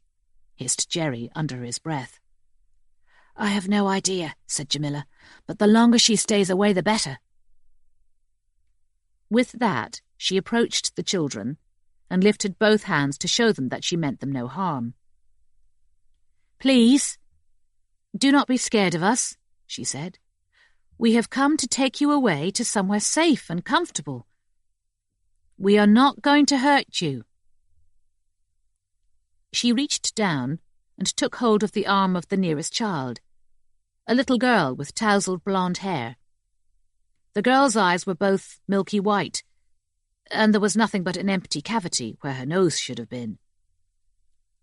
When Jamila tried to lift her up, she held on tightly to the boy lying next to her, whose body underneath his nightgown looked plump and childish, but who had thick, hairy arms like a grown man. "Listen, I promise you, we're going to look after you," Jamila told her. "Do you understand me? Do any of you understand me?" The little girl held on to the plump boy even tighter and started to cry. Then more and more of the children started to sob. Some of their crying was high-pitched and squeaking. Others made strange breathy sounds because they had no larynxes or sinuses.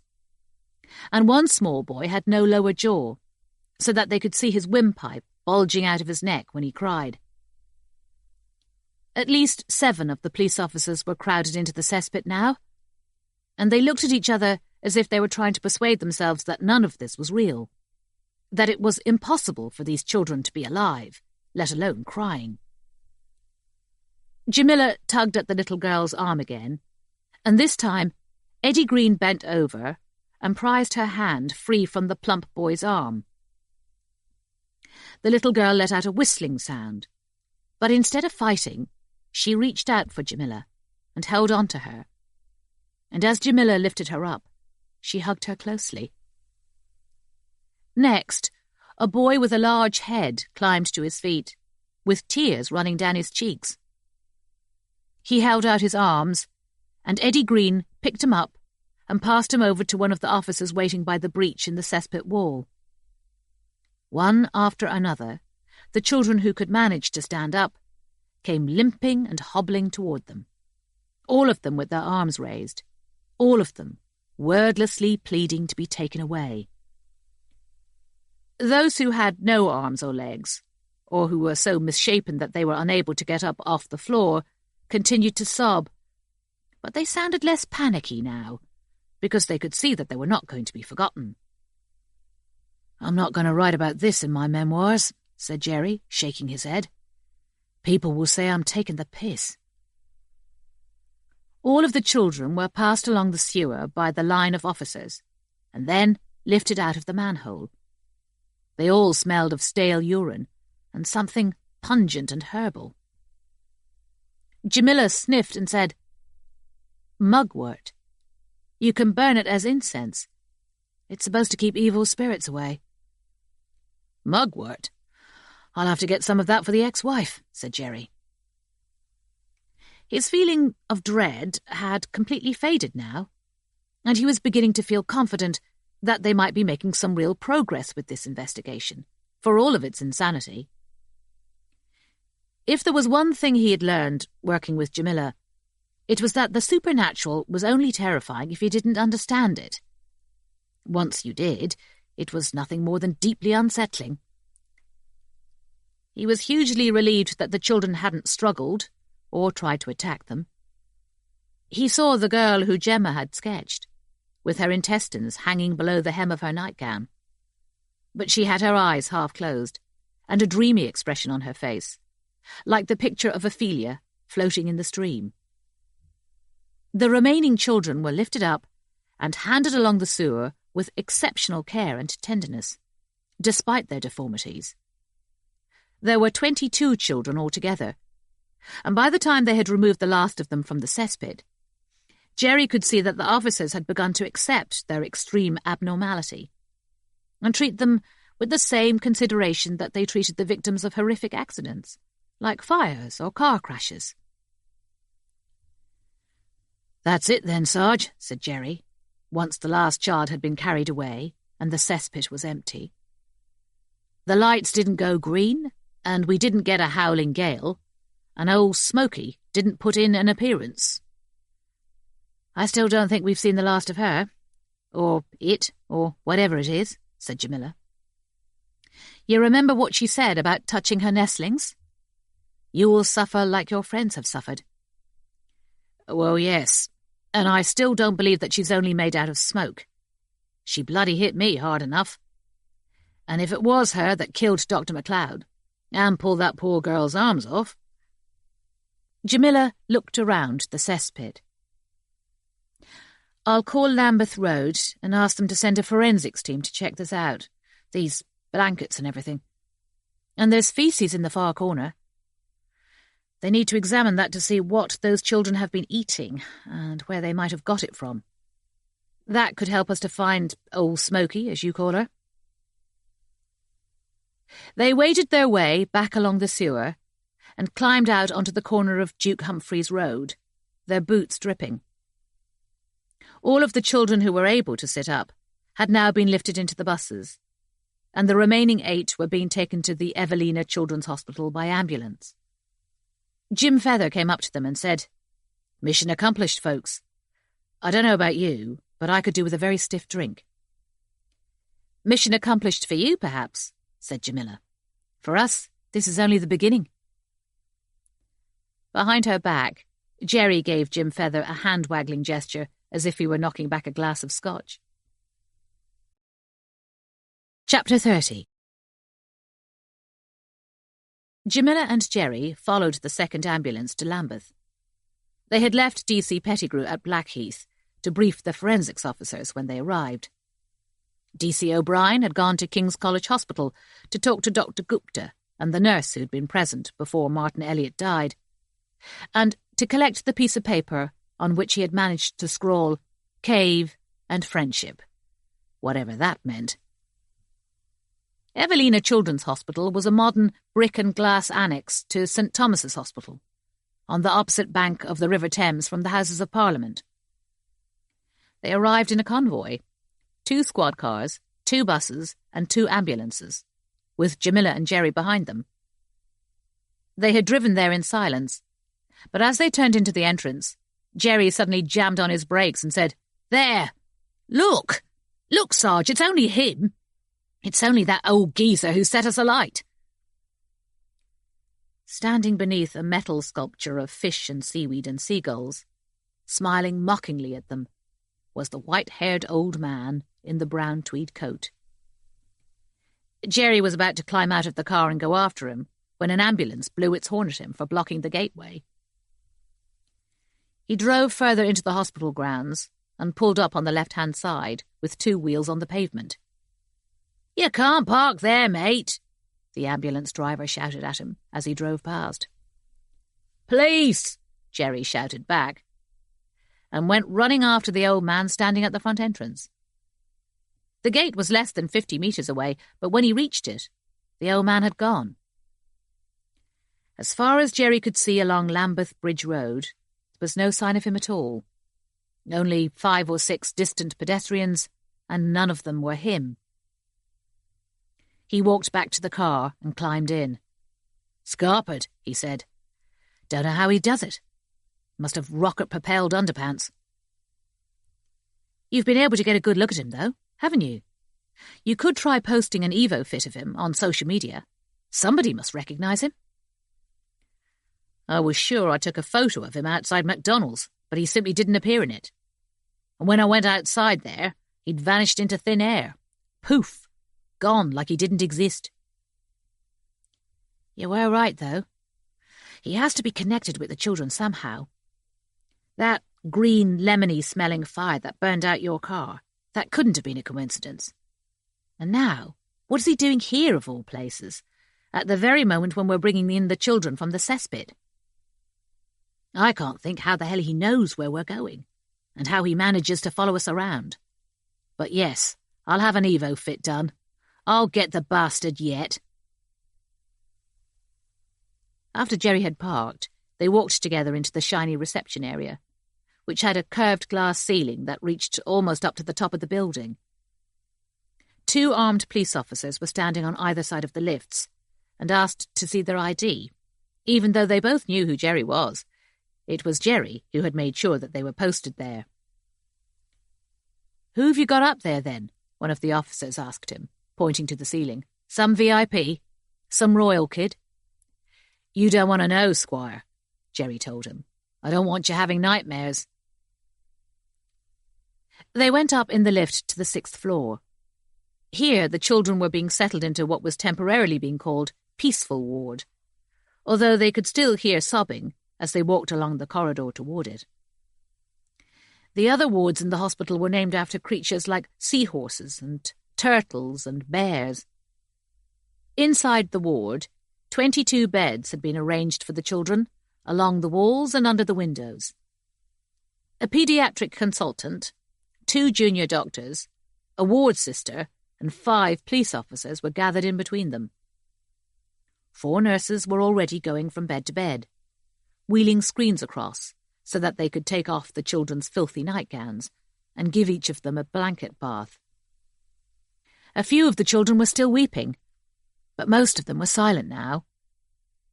Those children who were able to see were staring at the adults as if they expected something dramatic to happen at any moment. But the ward was true to its name, and it remained peaceful.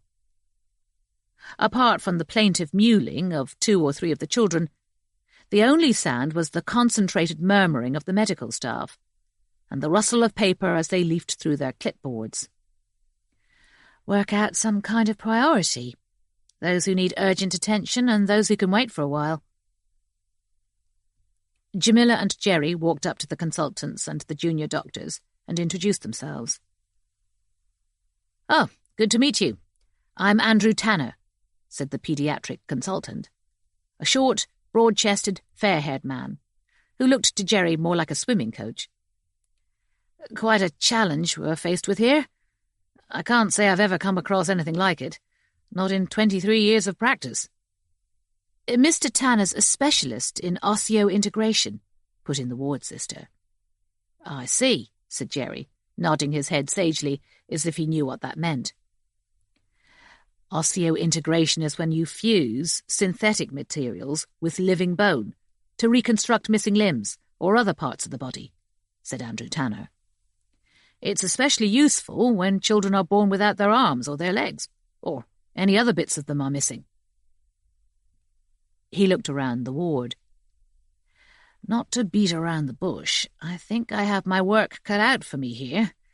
It's quite beyond me how most of these unfortunate children have managed to survive at all. That one there, I'm guessing he's a boy. He's little more than a head and a neck. How in the world am I going to be able to reconstruct him?"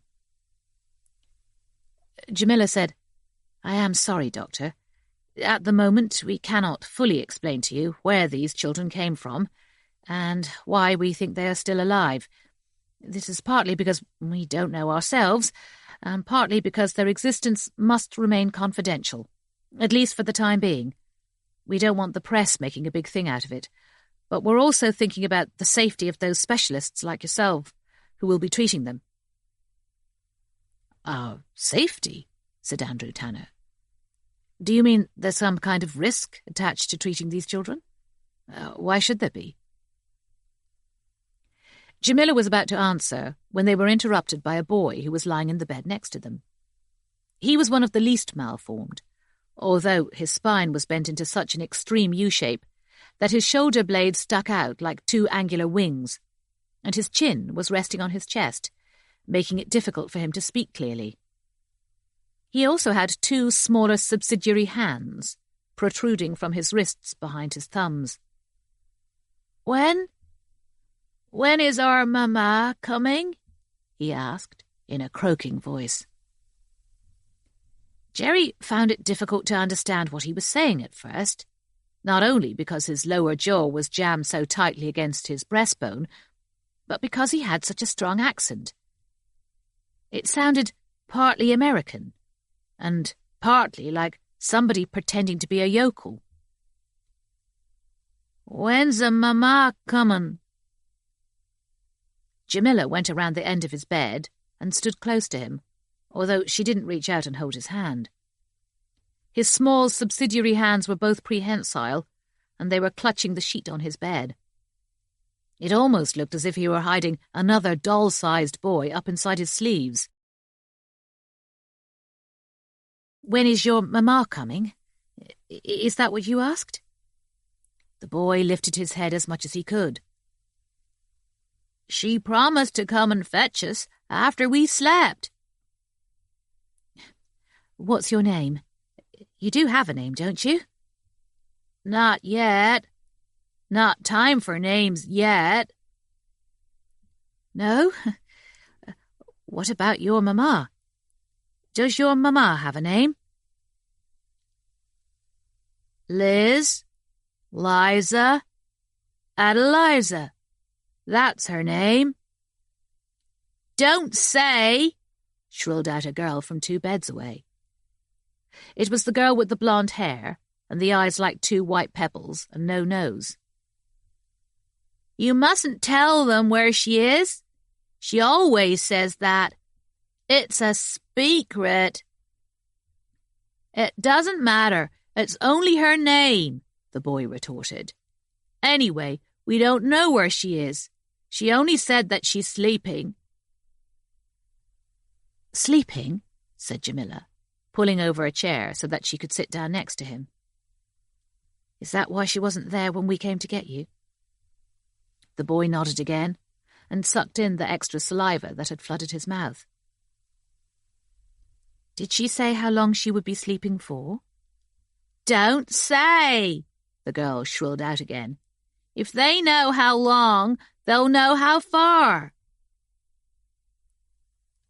We only want to help you, said Jamila.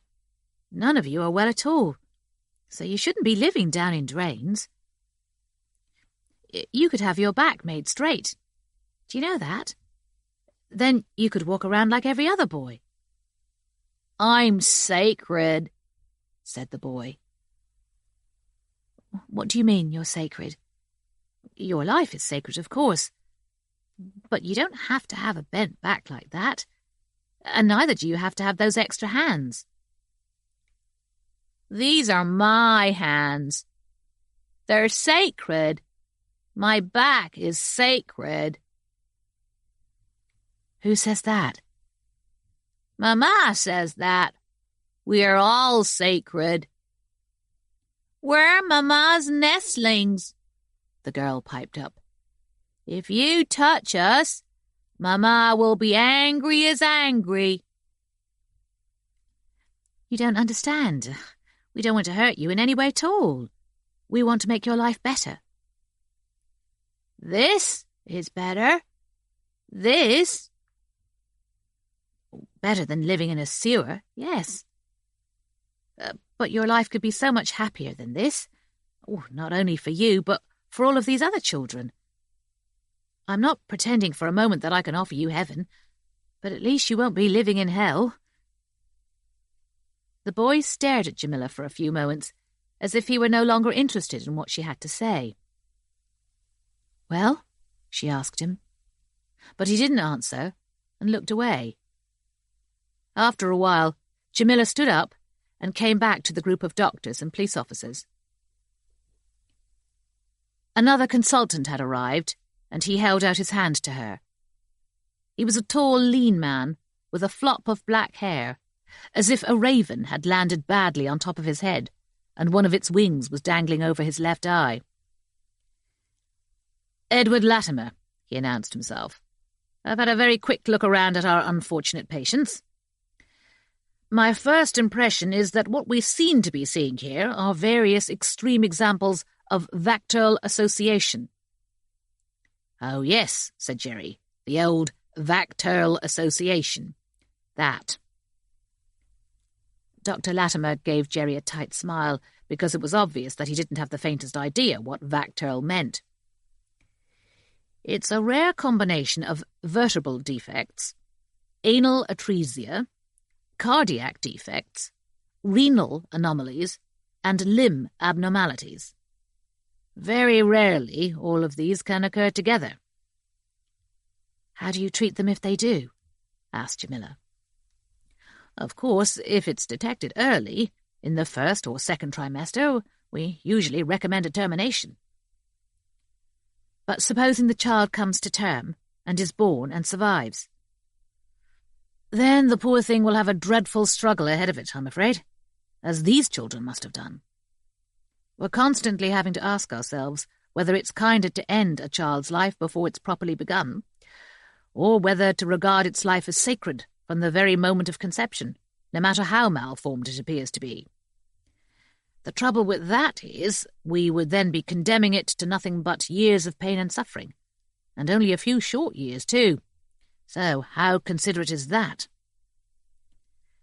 We fully understand that you have to make some very difficult decisions, said Jamila. But we're police, not doctors. And we haven't rescued these children to judge what's sacred and what isn't. We're trying to find out how they could have been born like this, and where they've been living, and who's been taking care of them, and how. To do that, we need to make them feel that we accept them, even though they look the way they do. And then, hopefully, we can win their confidence. Those who are capable of talking anyhow. We'll do our very best here, Detective Sergeant. This is one of the best children's hospitals in the world, if not the best. But what is really baffling us is how they survived long enough to be born at all. He paused and looked down to the far end of the ward. Screens were still being unfolded around the beds, as the last of the children were being washed and changed. We're using the word children, but you have only to look around. All of them are malformed in one way or another, but some of them can barely be defined as human. They're almost like that appalling joke about the child who was nothing but a head. I mean, who gave birth to them? And how were they born? And when and where? And who could have gathered them all together like this as they grew up? Sister Machin here tells me that they were absolutely filthy when they were brought in, covered in excrement. Jamila said, "We should be able to tell you much more later, sir, when our investigation has made a little more progress. Meanwhile, we'll leave the children in your hands. 2 officers will be staying here at the hospital in constant attendance, in case the children give you any trouble, or you need any urgent help. There are 2 more officers downstairs too in the lobby, to make sure that you aren't bothered by intruders, media, or anybody like that." "Yes, I saw those officers when I came in. I can't say I'm used to having an armed guard." Jerry was about to say, "Let's hope you won't need it," but he decided against it. If he were left in this ward with these 22 children, he would find that quite disturbing enough. He and Jamila walked toward the doors. "Have you had a chance to look at all of them?" Jamila asked him. "Not all of them, but we'll be sending a photographer along, won't we?" "Yes, and a forensic team. At least 3 of them have fingernails like claws, and they need to match them with the scratches on Martin Elliott's body. We need anything that can link all these incidents together and make some sense out of them." As they pushed their way out of the ward, the boy with the curved spine shouted out, "I'm sacred! Mama says so. You ask her when she wakes up. You ask Lizzie Elizabeth. She'll tell you." "She'll be angry as angry," the little blonde girl piped up. Chapter 31. After he had dropped Jamila off at Peckham, Jerry drove down to Tooting Police Station. While the image was still fresh in his mind, he wanted to sit down in front of a computer screen with the EvoFit operator and give her a description of the white-haired old man in the brown tweed coat. He managed to eat 2 Jaffa cakes and drink a cup of tea while he picked out faces from a database. First, it was pictures of men of different ethnicities: white, black, Asian or Hispanic. Then, when he had chosen the old man's race, he selected his age group, and his hairstyle, and his demeanour. And gradually, he was able to evolve a picture that looked so much like the old man himself that it was eerie. "That's him. You've nailed the bastard," he told the EvoFit operator. "Oh, he looks nice, just like my grandpa." "Believe me, love, you wouldn't want this old geezer for your grandpa. He'd probably cut your throat as soon as look at you." He left and drove back to Peckham. The sky was strangely dark, the greenish colour of corroded copper, as if a downpour was imminent. The EvoFit operator would post the image of the old man on Twitter and Facebook and send it around to the local papers and all the other police stations in the southwest London area, those that were still open. As Jerry drove, he glanced at the printout of the old man's picture on the seat beside him. He couldn't help wondering if the man really existed, or if he had imagined him. It was a mystery how he had vanished each time Jerry came looking for him. But Jamila had seen him too, so he must be real. When he arrived back at Peckham, he found that Jamila was talking to Alan Pattinson, the lock and key expert. She had been trying to eat a spiced keema pasty, which was lying on its paper wrapper in front of her, with a single bite taken out of it. Alan Pattinson, however, was droning on. And every time she raised the pasty to her mouth to take another bite, he would ask her a question, and she would have to put it down again. "So, you've never heard of William Trench?" he asked her. No, I'm afraid not. The name means nothing." "Well, not to worry. There's plenty of British people who've never heard of him either." "I am British, Mr. Pattinson." Well, I mean people who were born and bred in Britain. They've never heard of Matthew Hopkins either. He was the Witchfinder General, born 1620, died 1647. I saw a film about him once, with old what's-his-name in it, said Jerry. Vincent Price. That's right, said Alan Pattinson. Matthew Hopkins always claimed that he was appointed Witchfinder General by Parliament, but he never actually was. He did it for the money that local towns gave him. It's recorded that he caught 23 witches, 4 of whom died in prison, and 19 of whom were hanged, although he probably killed hundreds more. Jerry sat down next to Jamila. She offered him one of her keema pasties, but he shook his head. Thanks, Sarge, but I've already had a couple of biscuits, and I'm still feeling a bit dicky after, you know. He didn't mention the children in front of Alan Pattinson. So, who was this William Trench? Asked Jamila. Ah, now, he was a witchfinder too, in his way. He was originally appointed as the vicar of St. George in the East in Wapping. But when he took over the church, he discovered that almost the whole of that parish was dominated by a woman who purported to have supernatural powers. In fact, she was said to be the most powerful single witch in English history. People still went to church on a Sunday, but if they were seriously ill and were looking to be healed, or if they badly needed money, or if they wanted something nasty to happen to somebody they didn't like, they'd always go to this woman. Pity she's not still with us, said Jerry. I could use a bit of dosh to buy myself a new car, and my neighbours downstairs are right getting on my nerves with their bloody music. Do you know how many times they've played Shape of You by old Ginger Knob? Alan Pattinson gave Jerry the quick, impatient smile of a man who wasn't used to being interrupted.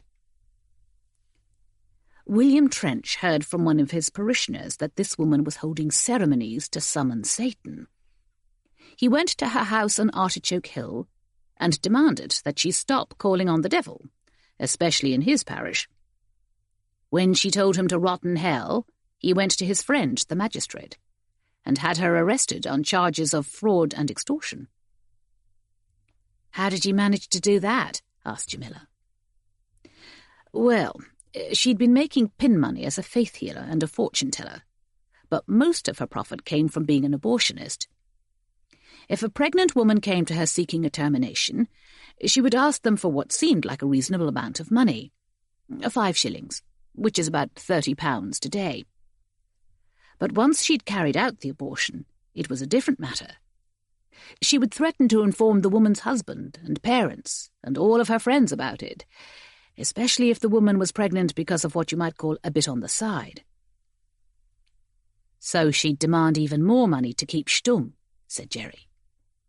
Exactly. As much as £20 or £30 in some cases. And any woman who didn't pay up was threatened that her children would go down with the measles, or her pets would all die, or her husband's business would go bankrupt. And it was widely believed that she would be able to do that. There was one thing more said about her. Although she was an abortionist, she believed that all human life was sacrosanct. Even if a child was miscarried or aborted, she believed that it still had an inviolable right to life.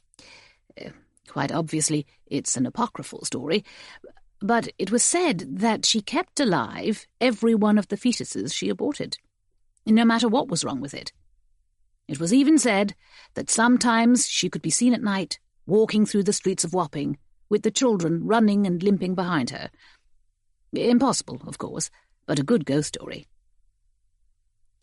Alan Pattinson held up a brown leather-bound book with a broken spine. It's all in here. The Diaries of William Trench. I've borrowed this from Carmine's The Locksmiths.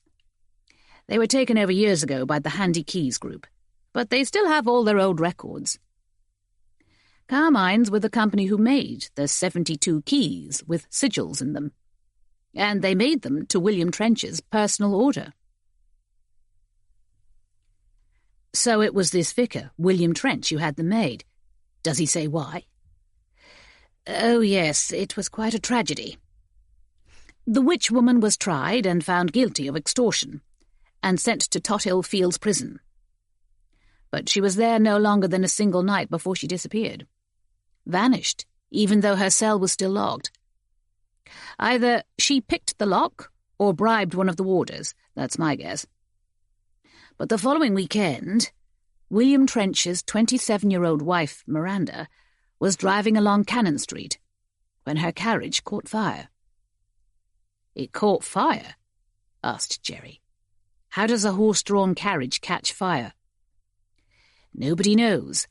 It was right in the middle of the street, and even though it was open-sided, Miranda got herself tangled up in the reins somehow and couldn't get out. The horse panicked and dragged the carriage along the street, and so nobody could stop it to put out the fire and pull Miranda out. William Trench heard all the shouting and screaming, and came out of the church just in time to see his wife being incinerated in front of his eyes." "Here," said Alan Pattinson. He opened the book, where he had inserted an orange train ticket as a bookmark, and slid it across the table. Jamila read from it, out loud. "I knew instanter who was guilty of this hideous murder, for the flames which enveloped Miranda's whisky were the most lurid emerald in colour, such as I had seen in the kitchen when I paid my visit to Artichoke Hill." Alan Pattinson said, "He was convinced that the witch woman had escaped from Tothill and killed his wife in revenge for him having put her in prison. The day after he conducted his wife's funeral, he gave up the vicarship of St. George's and went in search of the witch woman to get his revenge. He says he became the new Witchfinder General, except that he was in pursuit of only one witch." Jamila looked at Jerry, and he knew what she was thinking.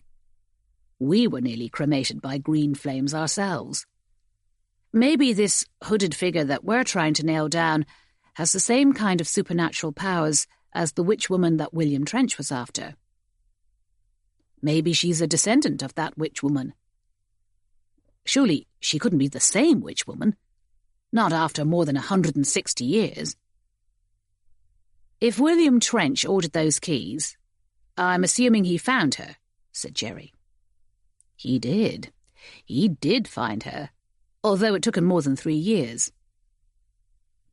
Alan Pattinson took the book back and turned to another page that he had bookmarked. "Here, look. In January of 1859, he heard from the vicar of St. Paul's in Deptford, south of the river. Some woman was supposed to be getting up to all kinds of satanic shenanigans around the Royal Naval Dockyards. It's all here, in his diary, how he took the ferry across the Thames almost every day to try to track her down. In the end, he had the idea of persuading a young woman friend of his to pretend that she was pregnant. She went all around Deptford, asking barmaids and waitresses and nannies and serving girls if they knew of anyone who could help her to get rid of an unwanted baby.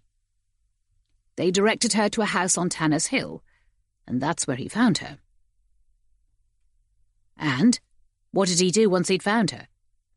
"Here, read it.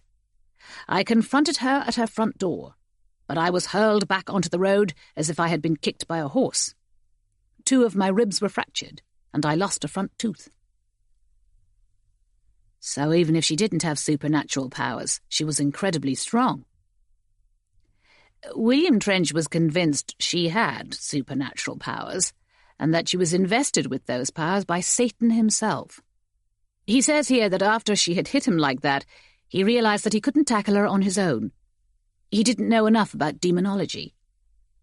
He went to the Reverend Boniface at the nearest Catholic church, Our Lady of the Assumption, because the Reverend Boniface had qualified in Rome as an exorcist, a dismisser of demons. Jerry sat back. Then he turned to Jamila and said, "What do you call it when you don't believe for a moment that something's true, but you pretend to yourself that it is?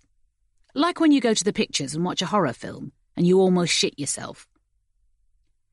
"Suspension of disbelief," said Jamila. "William Trench certainly believed in her powers," said Alan Pattinson. He convinced the Reverend Boniface, too. On the night of September the 11th, myself and the Reverend set out for Tanner's Hill with Mr. Dash and 5 men of the church, whom the Reverend had sworn to silence.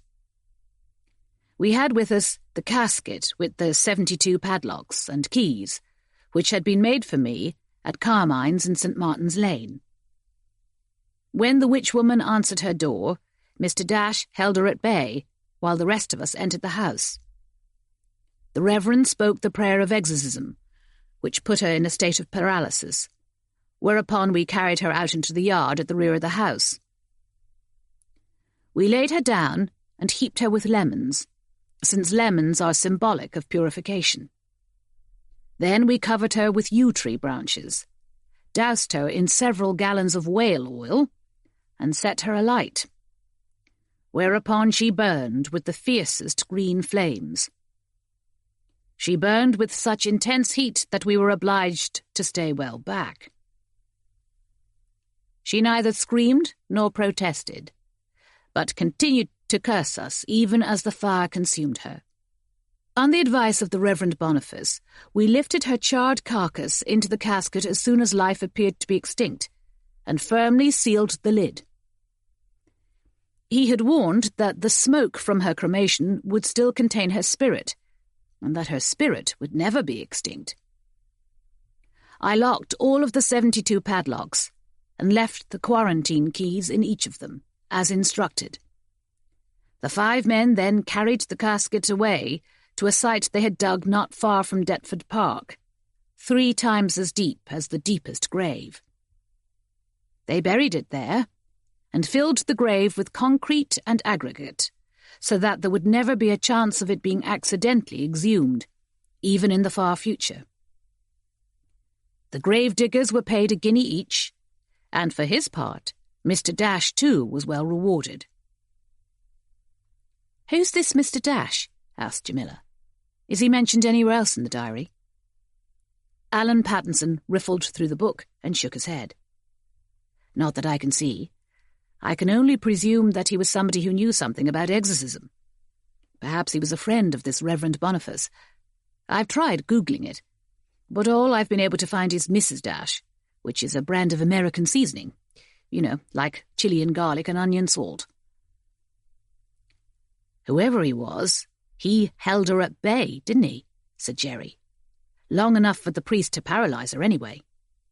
It would be useful to know how he did that. Maybe he was just a big tough bloke like that PC Eddie Green."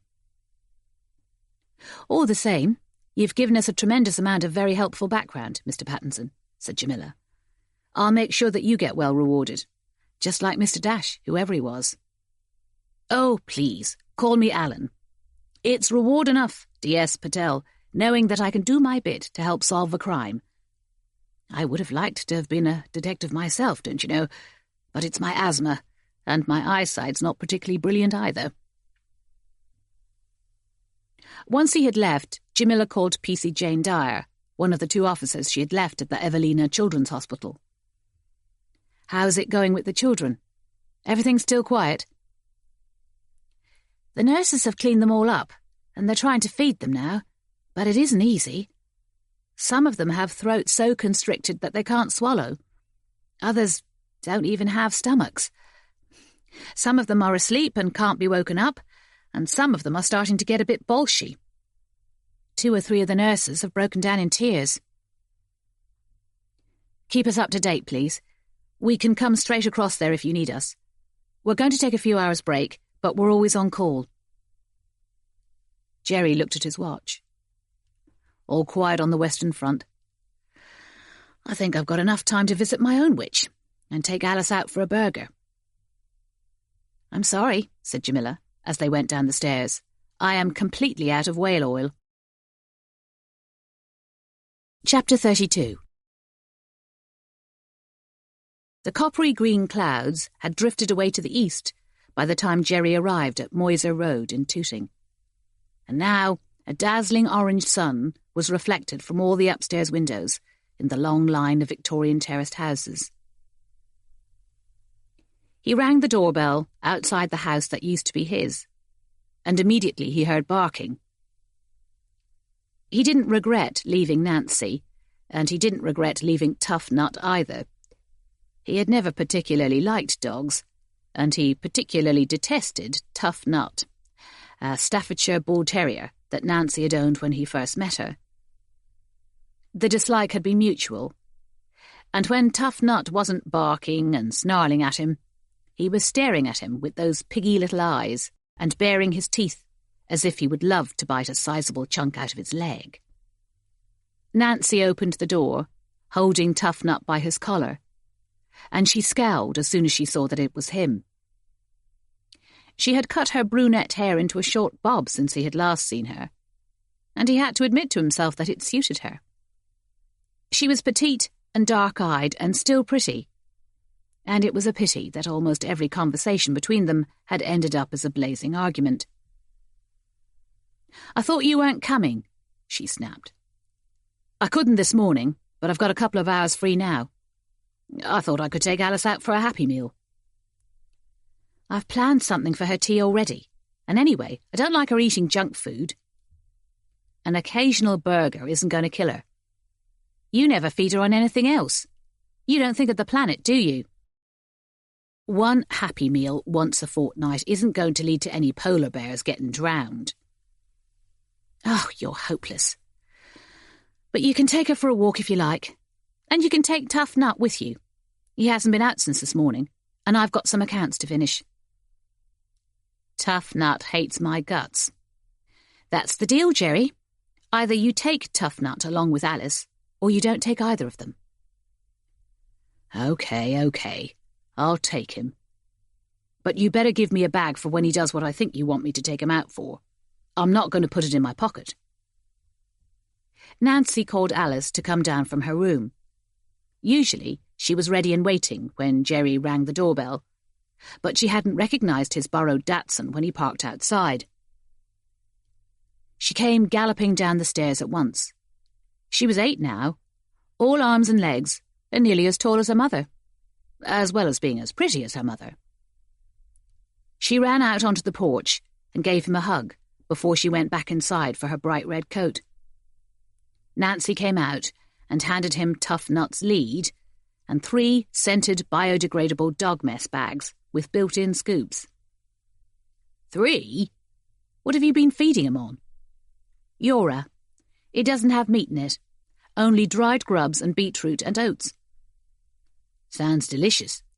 You don't have any to spare, do you? I've been wondering what to cook for supper tonight. Why do you always have to be so sarcastic? I was trained as a detective, Nance. They make you pass an exam in advanced sarcasm. After that, you have to sit for a degree in taking the mick. Alice came out, and Nancy said, "Have a nice time, darling, and make sure your father behaves himself." Alice giggled and said that she would. Then the 2 of them walked off along Moyser Road, hand in hand, with Tough Nut straining at his lead so hard that he was wheezing.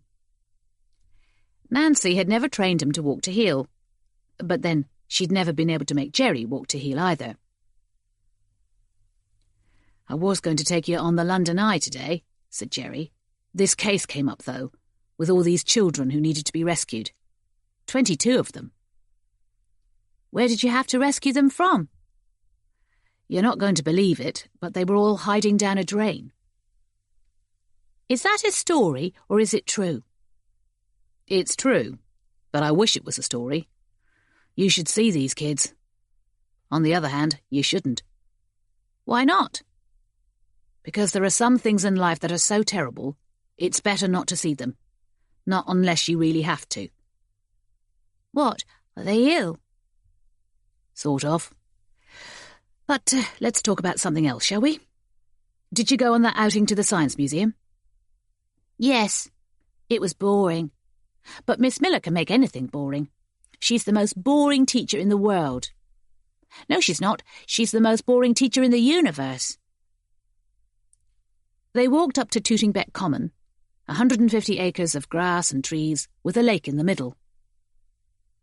Tough Nut was tugging violently at his lead as they waited by the curb, and Jerry was almost tempted to unclip his collar and let him get run over by a bus. "Mummy's got a new boyfriend," said Alice, as they crossed the grass toward the lake. The surface of the water was metallic grey and rippled by the breeze, with 3 ducks bobbing up and down on it. "Oh, yes. What's his name?" "Nigel. I don't like him. He's bald and he thinks he's funny. Tough Nut doesn't like him either." "I don't think Tough Nut likes anybody. But, all credit to him if he doesn't like Nigel." They were halfway around the lake when Jerry caught sight of a family walking on the opposite side. A father was pushing a pram, and a mother was holding the hands of 2 children, one about 5 years old and the other about Alice's age. And a Skye Terrier was trotting along with them too. It looked as if they had their grandfather with them, although Jerry couldn't see him clearly at first because he was walking behind the father. "What does Nigel do?" he asked Alice. But before she had the chance to answer, he said, "Never mind about that. I think we need to take Tough Nut somewhere else for his walk." "Why? What's the matter?" The grandfather's pace had slowed, so that Jerry could now see him clearly. He wasn't their grandfather at all, but the white-haired old man in the brown tweed coat. He stopped, and Jerry could see that he was staring in their direction, his hands in his pockets, although he was too far away to make out if he was smiling, the way he had smiled at the junction of Daneville Road before Jerry's car had burst into flames. "I've just seen somebody who's not very friendly," Jerry told Alice. "That happens sometimes when you're a police detective. You have to arrest somebody for doing wrong, and forever after that they bear a grudge." "What's a grudge?" "I'll explain later. Let's get away from here first." He turned around and started to walk back quickly to Tooting Road, glancing over his shoulder now and again to see if the old man was following them. To his relief, the old man stayed where he was, his hands still in his pockets, as if he had derived enough satisfaction simply from scaring them away. Tough Nut was confused at first, because he had seen and smelled the family's dog. He had been wheezing and spitting and spoiling for a fight. But once Jerry had pulled him around, he forgot about it, and started tugging relentlessly forward as he always did. "Where are we going to go now?" asked Alice, skipping to keep up with them. "I don't know. Streatham Common. It's only 10 minutes away." She looked back toward the lake. "Was it that old man you didn't want us to meet?" "That's right, love. He looks harmless, but he's a bit of a bad lot." They had nearly reached the road when Jerry saw a cloud of black smoke drifting toward them. It came twisting in between the trunks of the silver birches that bordered the common, as sinuous as a snake, even though the breeze was blowing in the opposite direction. He reached out for Alice's hand and said, "Come on, let's get our skates on." As they neared the trees, though, the smoke poured out in front of them and began to take on the shape of a tall, hooded figure in a cloak. The same hooded figure that had struck Jerry when he had tried to follow it up Southampton Way. "What's that?" shrilled Alice. "Daddy, I'm scared." Jerry stopped, winding Tough Nut's lead tighter around his fist to hold him still. Tough Nut reared up and snuffled, but couldn't seem to understand what this smoky apparition actually was. It was the shape of a human, but it didn't smell like a human. It smelled of wood smoke and the sharp tang of lemons. Jerry started to edge away to the right. He was calculating that they might be able to make a run for it across the road, but as he did so, the smoky figure wavered to the right as well, as if it anticipated what he had in mind. Not only that, but the old man in the brown tweed coat appeared, about 100 metres away, and stood there, smiling. The smoky figure drifted closer, and Tough Nut growled. "Easy, boy," Jerry told him. It was then that Alice looked up at him and said, in a hoarse, threatening voice. "You have stolen my nestlings." "Alice," he said. "Alice, keep your mouth tight shut. Try not to let her talk." "You came like thieves when I was asleep, and you stole my nestlings. They are mine. Without me, they would have no life at all. They are mine, and I want them back." Jerry was shaking, but he managed to say, "You can't have them back. They're in no condition to be living down a sewer. And you can stop maiming and murdering innocent people just because you have some lunatic idea about keeping aborted children alive. All life is sacred. All children deserve life, even if God has forgotten them." "A fetus isn't a child. A fetus with no arms or legs or body isn't a baby." "All life is sacred. And those of my nestlings who need arms or legs can have arms or legs belonging to those who were lucky enough to be smiled upon by God." Alice's eyes were closed now, and she was standing completely rigid, holding on to Jerry's hand so hard that her fingernails were digging into his palm. Tough Nut started to claw at the grass and whine, and he kept looking from Alice to the smoky figure and back again, and it was obvious that he was growing increasingly distressed. "I want my nestlings back," said Alice. "I want all of them back where they belong. Before you know it, they will have grown beyond your ability to take care of them. Only I can do that. So return them, or else I will come and fetch them." "Just get the hell out of here," Jerry retorted. "Get the hell out of here, and get the hell out of my daughter." "Your daughter can make a sacrifice too. What lovely long legs she has." "I said, get the hell out of here. Don't you dare to touch my daughter." The smoky figure started to roll nearer, and Jerry pulled Alice back. He was sure he glimpsed something shiny and metallic glinting in the smoke. A knife or a saw. But at that moment, Tough Nut leapt up and started furiously barking and dancing up and down. Jerry had seen him angry before.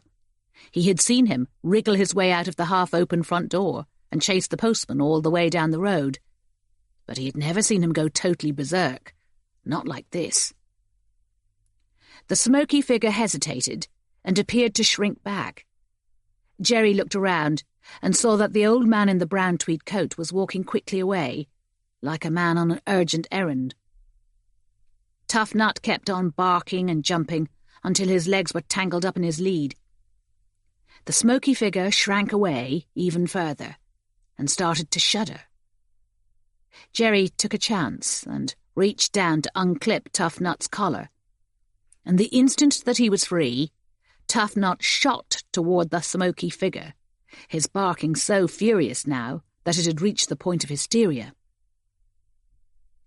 The smoky figure curled away and disappeared between the silver birches, with Tough Nut in pursuit.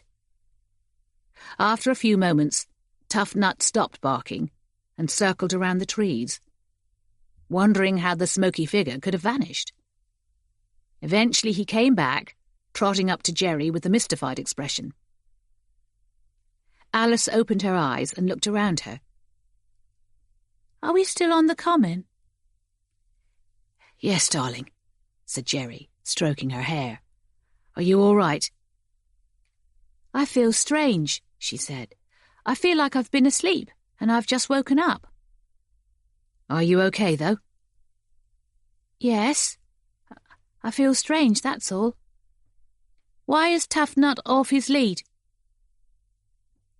Tough Nut was sitting obediently at Jerry's feet, waiting to have his lead clipped back on. Jerry had never seen him so docile. He wanted to go for a bit of a run, that's all." Mummy never allows him off the lead. She says he'd attack the first person he saw. Well, today he's been a good boy, haven't you, Tuffers? In fact, he's been more than a good boy. I think he's given me one of the best clues I've had in a long time. They walked back toward the road. As they passed the trees, Alice stopped for a moment and frowned and sucked her tongue. I can taste lemons, she said. Lemons? Really? Yes, but I haven't eaten any lemons. I don't even like lemons. I'm not too keen on them myself, love. Not these days, anyway. She smiled up at him, and he gave her a smile back. But he could almost have cried. Chapter 33. As soon as Jerry returned to Peckham Police Station, he found Jamila to tell her what had happened. If it hadn't been for Tough Nut, I'm sure that smoky woman would have attacked us. From what she said, I think she was all ready to cut off Alice's legs, the same as she did to Martin Elliot. It looked like she was holding something that could have been a saw, although I don't know what happened to it, whether she dropped it or what. What about the old man? He buggered off too, as soon as I let Tough Nut off his lead. So, I reckon there's at least one thing they're definitely scared of, and that's dogs. That Mr. Dash that William Trench mentioned in his diary, the one that kept the witch woman at bay while the priest said a prayer to paralyse her, perhaps he wasn't a man after all. Perhaps he was a dog. Jamila swivelled around in her chair and started to prod at her laptop. I'm Googling for dogs called Mr. Dash. You never know. I'll bet you 10 to 1 he was a dog. You should have seen how fast that witch woman blew away out of there as soon as Tough Nut went for her. After only a few seconds, Jamila said, Here we are. It's not Mr. Dash, but simply Dash. He was one of Queen Victoria's favourite dogs when she was young. He was painted by Sir Edwin Landseer, and it says here that many people in Britain also named their dogs Dash in tribute to him. Right then, that's something we've learned. When we go looking for this witch woman, we need to take a dog with us, or maybe a couple of dogs. And we need to make sure that there's a dog on guard outside the children's ward over at the hospital. I'll contact the dog support unit. Unit 5 at 9 Elms is probably the nearest, isn't it? We're going to go over to the hospital anyway, aren't we? So I can arrange for a handler to meet us there. If this William Trench was able to catch her with a dog and lock her up, Sarge, then there's no reason why we can't, even if she is nothing but smoke. The only problem is, Jerry, what do we do with her, even if we can catch her? Same as he did, lock her up, and this time make sure that nobody lets her out. They had just climbed into their car when Jamila's phone rang. It was PC Jane Dyer from Peaceful Ward, and she sounded panicky. Please get over here, DS Patel. The children are going wild. Listen, you can hear them screaming and crying and throwing things around, those that have got hands to throw things around with.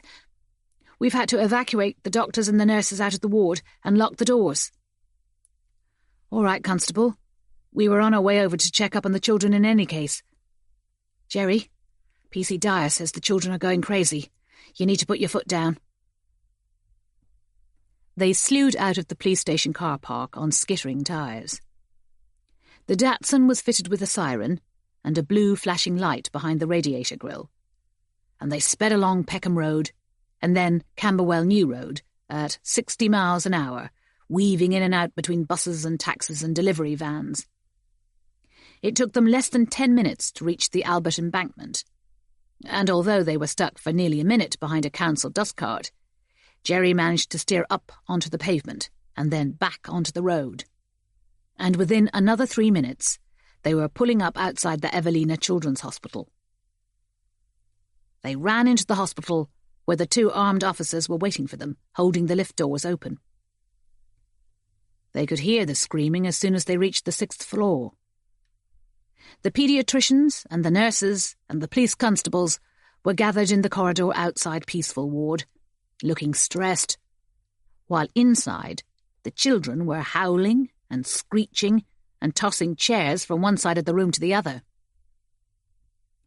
Jamila and Jerry went up to the circular windows in the doors and looked inside. The children who had arms and legs were hobbling up and down, kicking the bedside cupboards and dragging the sheets and blankets off the beds. Those who were too malformed to climb off their beds were screaming as loud as they could and bouncing frenetically up and down. Dr. Latimer came up to them. His white lab coat was stained with parallel streaks of blood as if he had been clawed, and Jerry didn't think he had ever seen a doctor look so grim.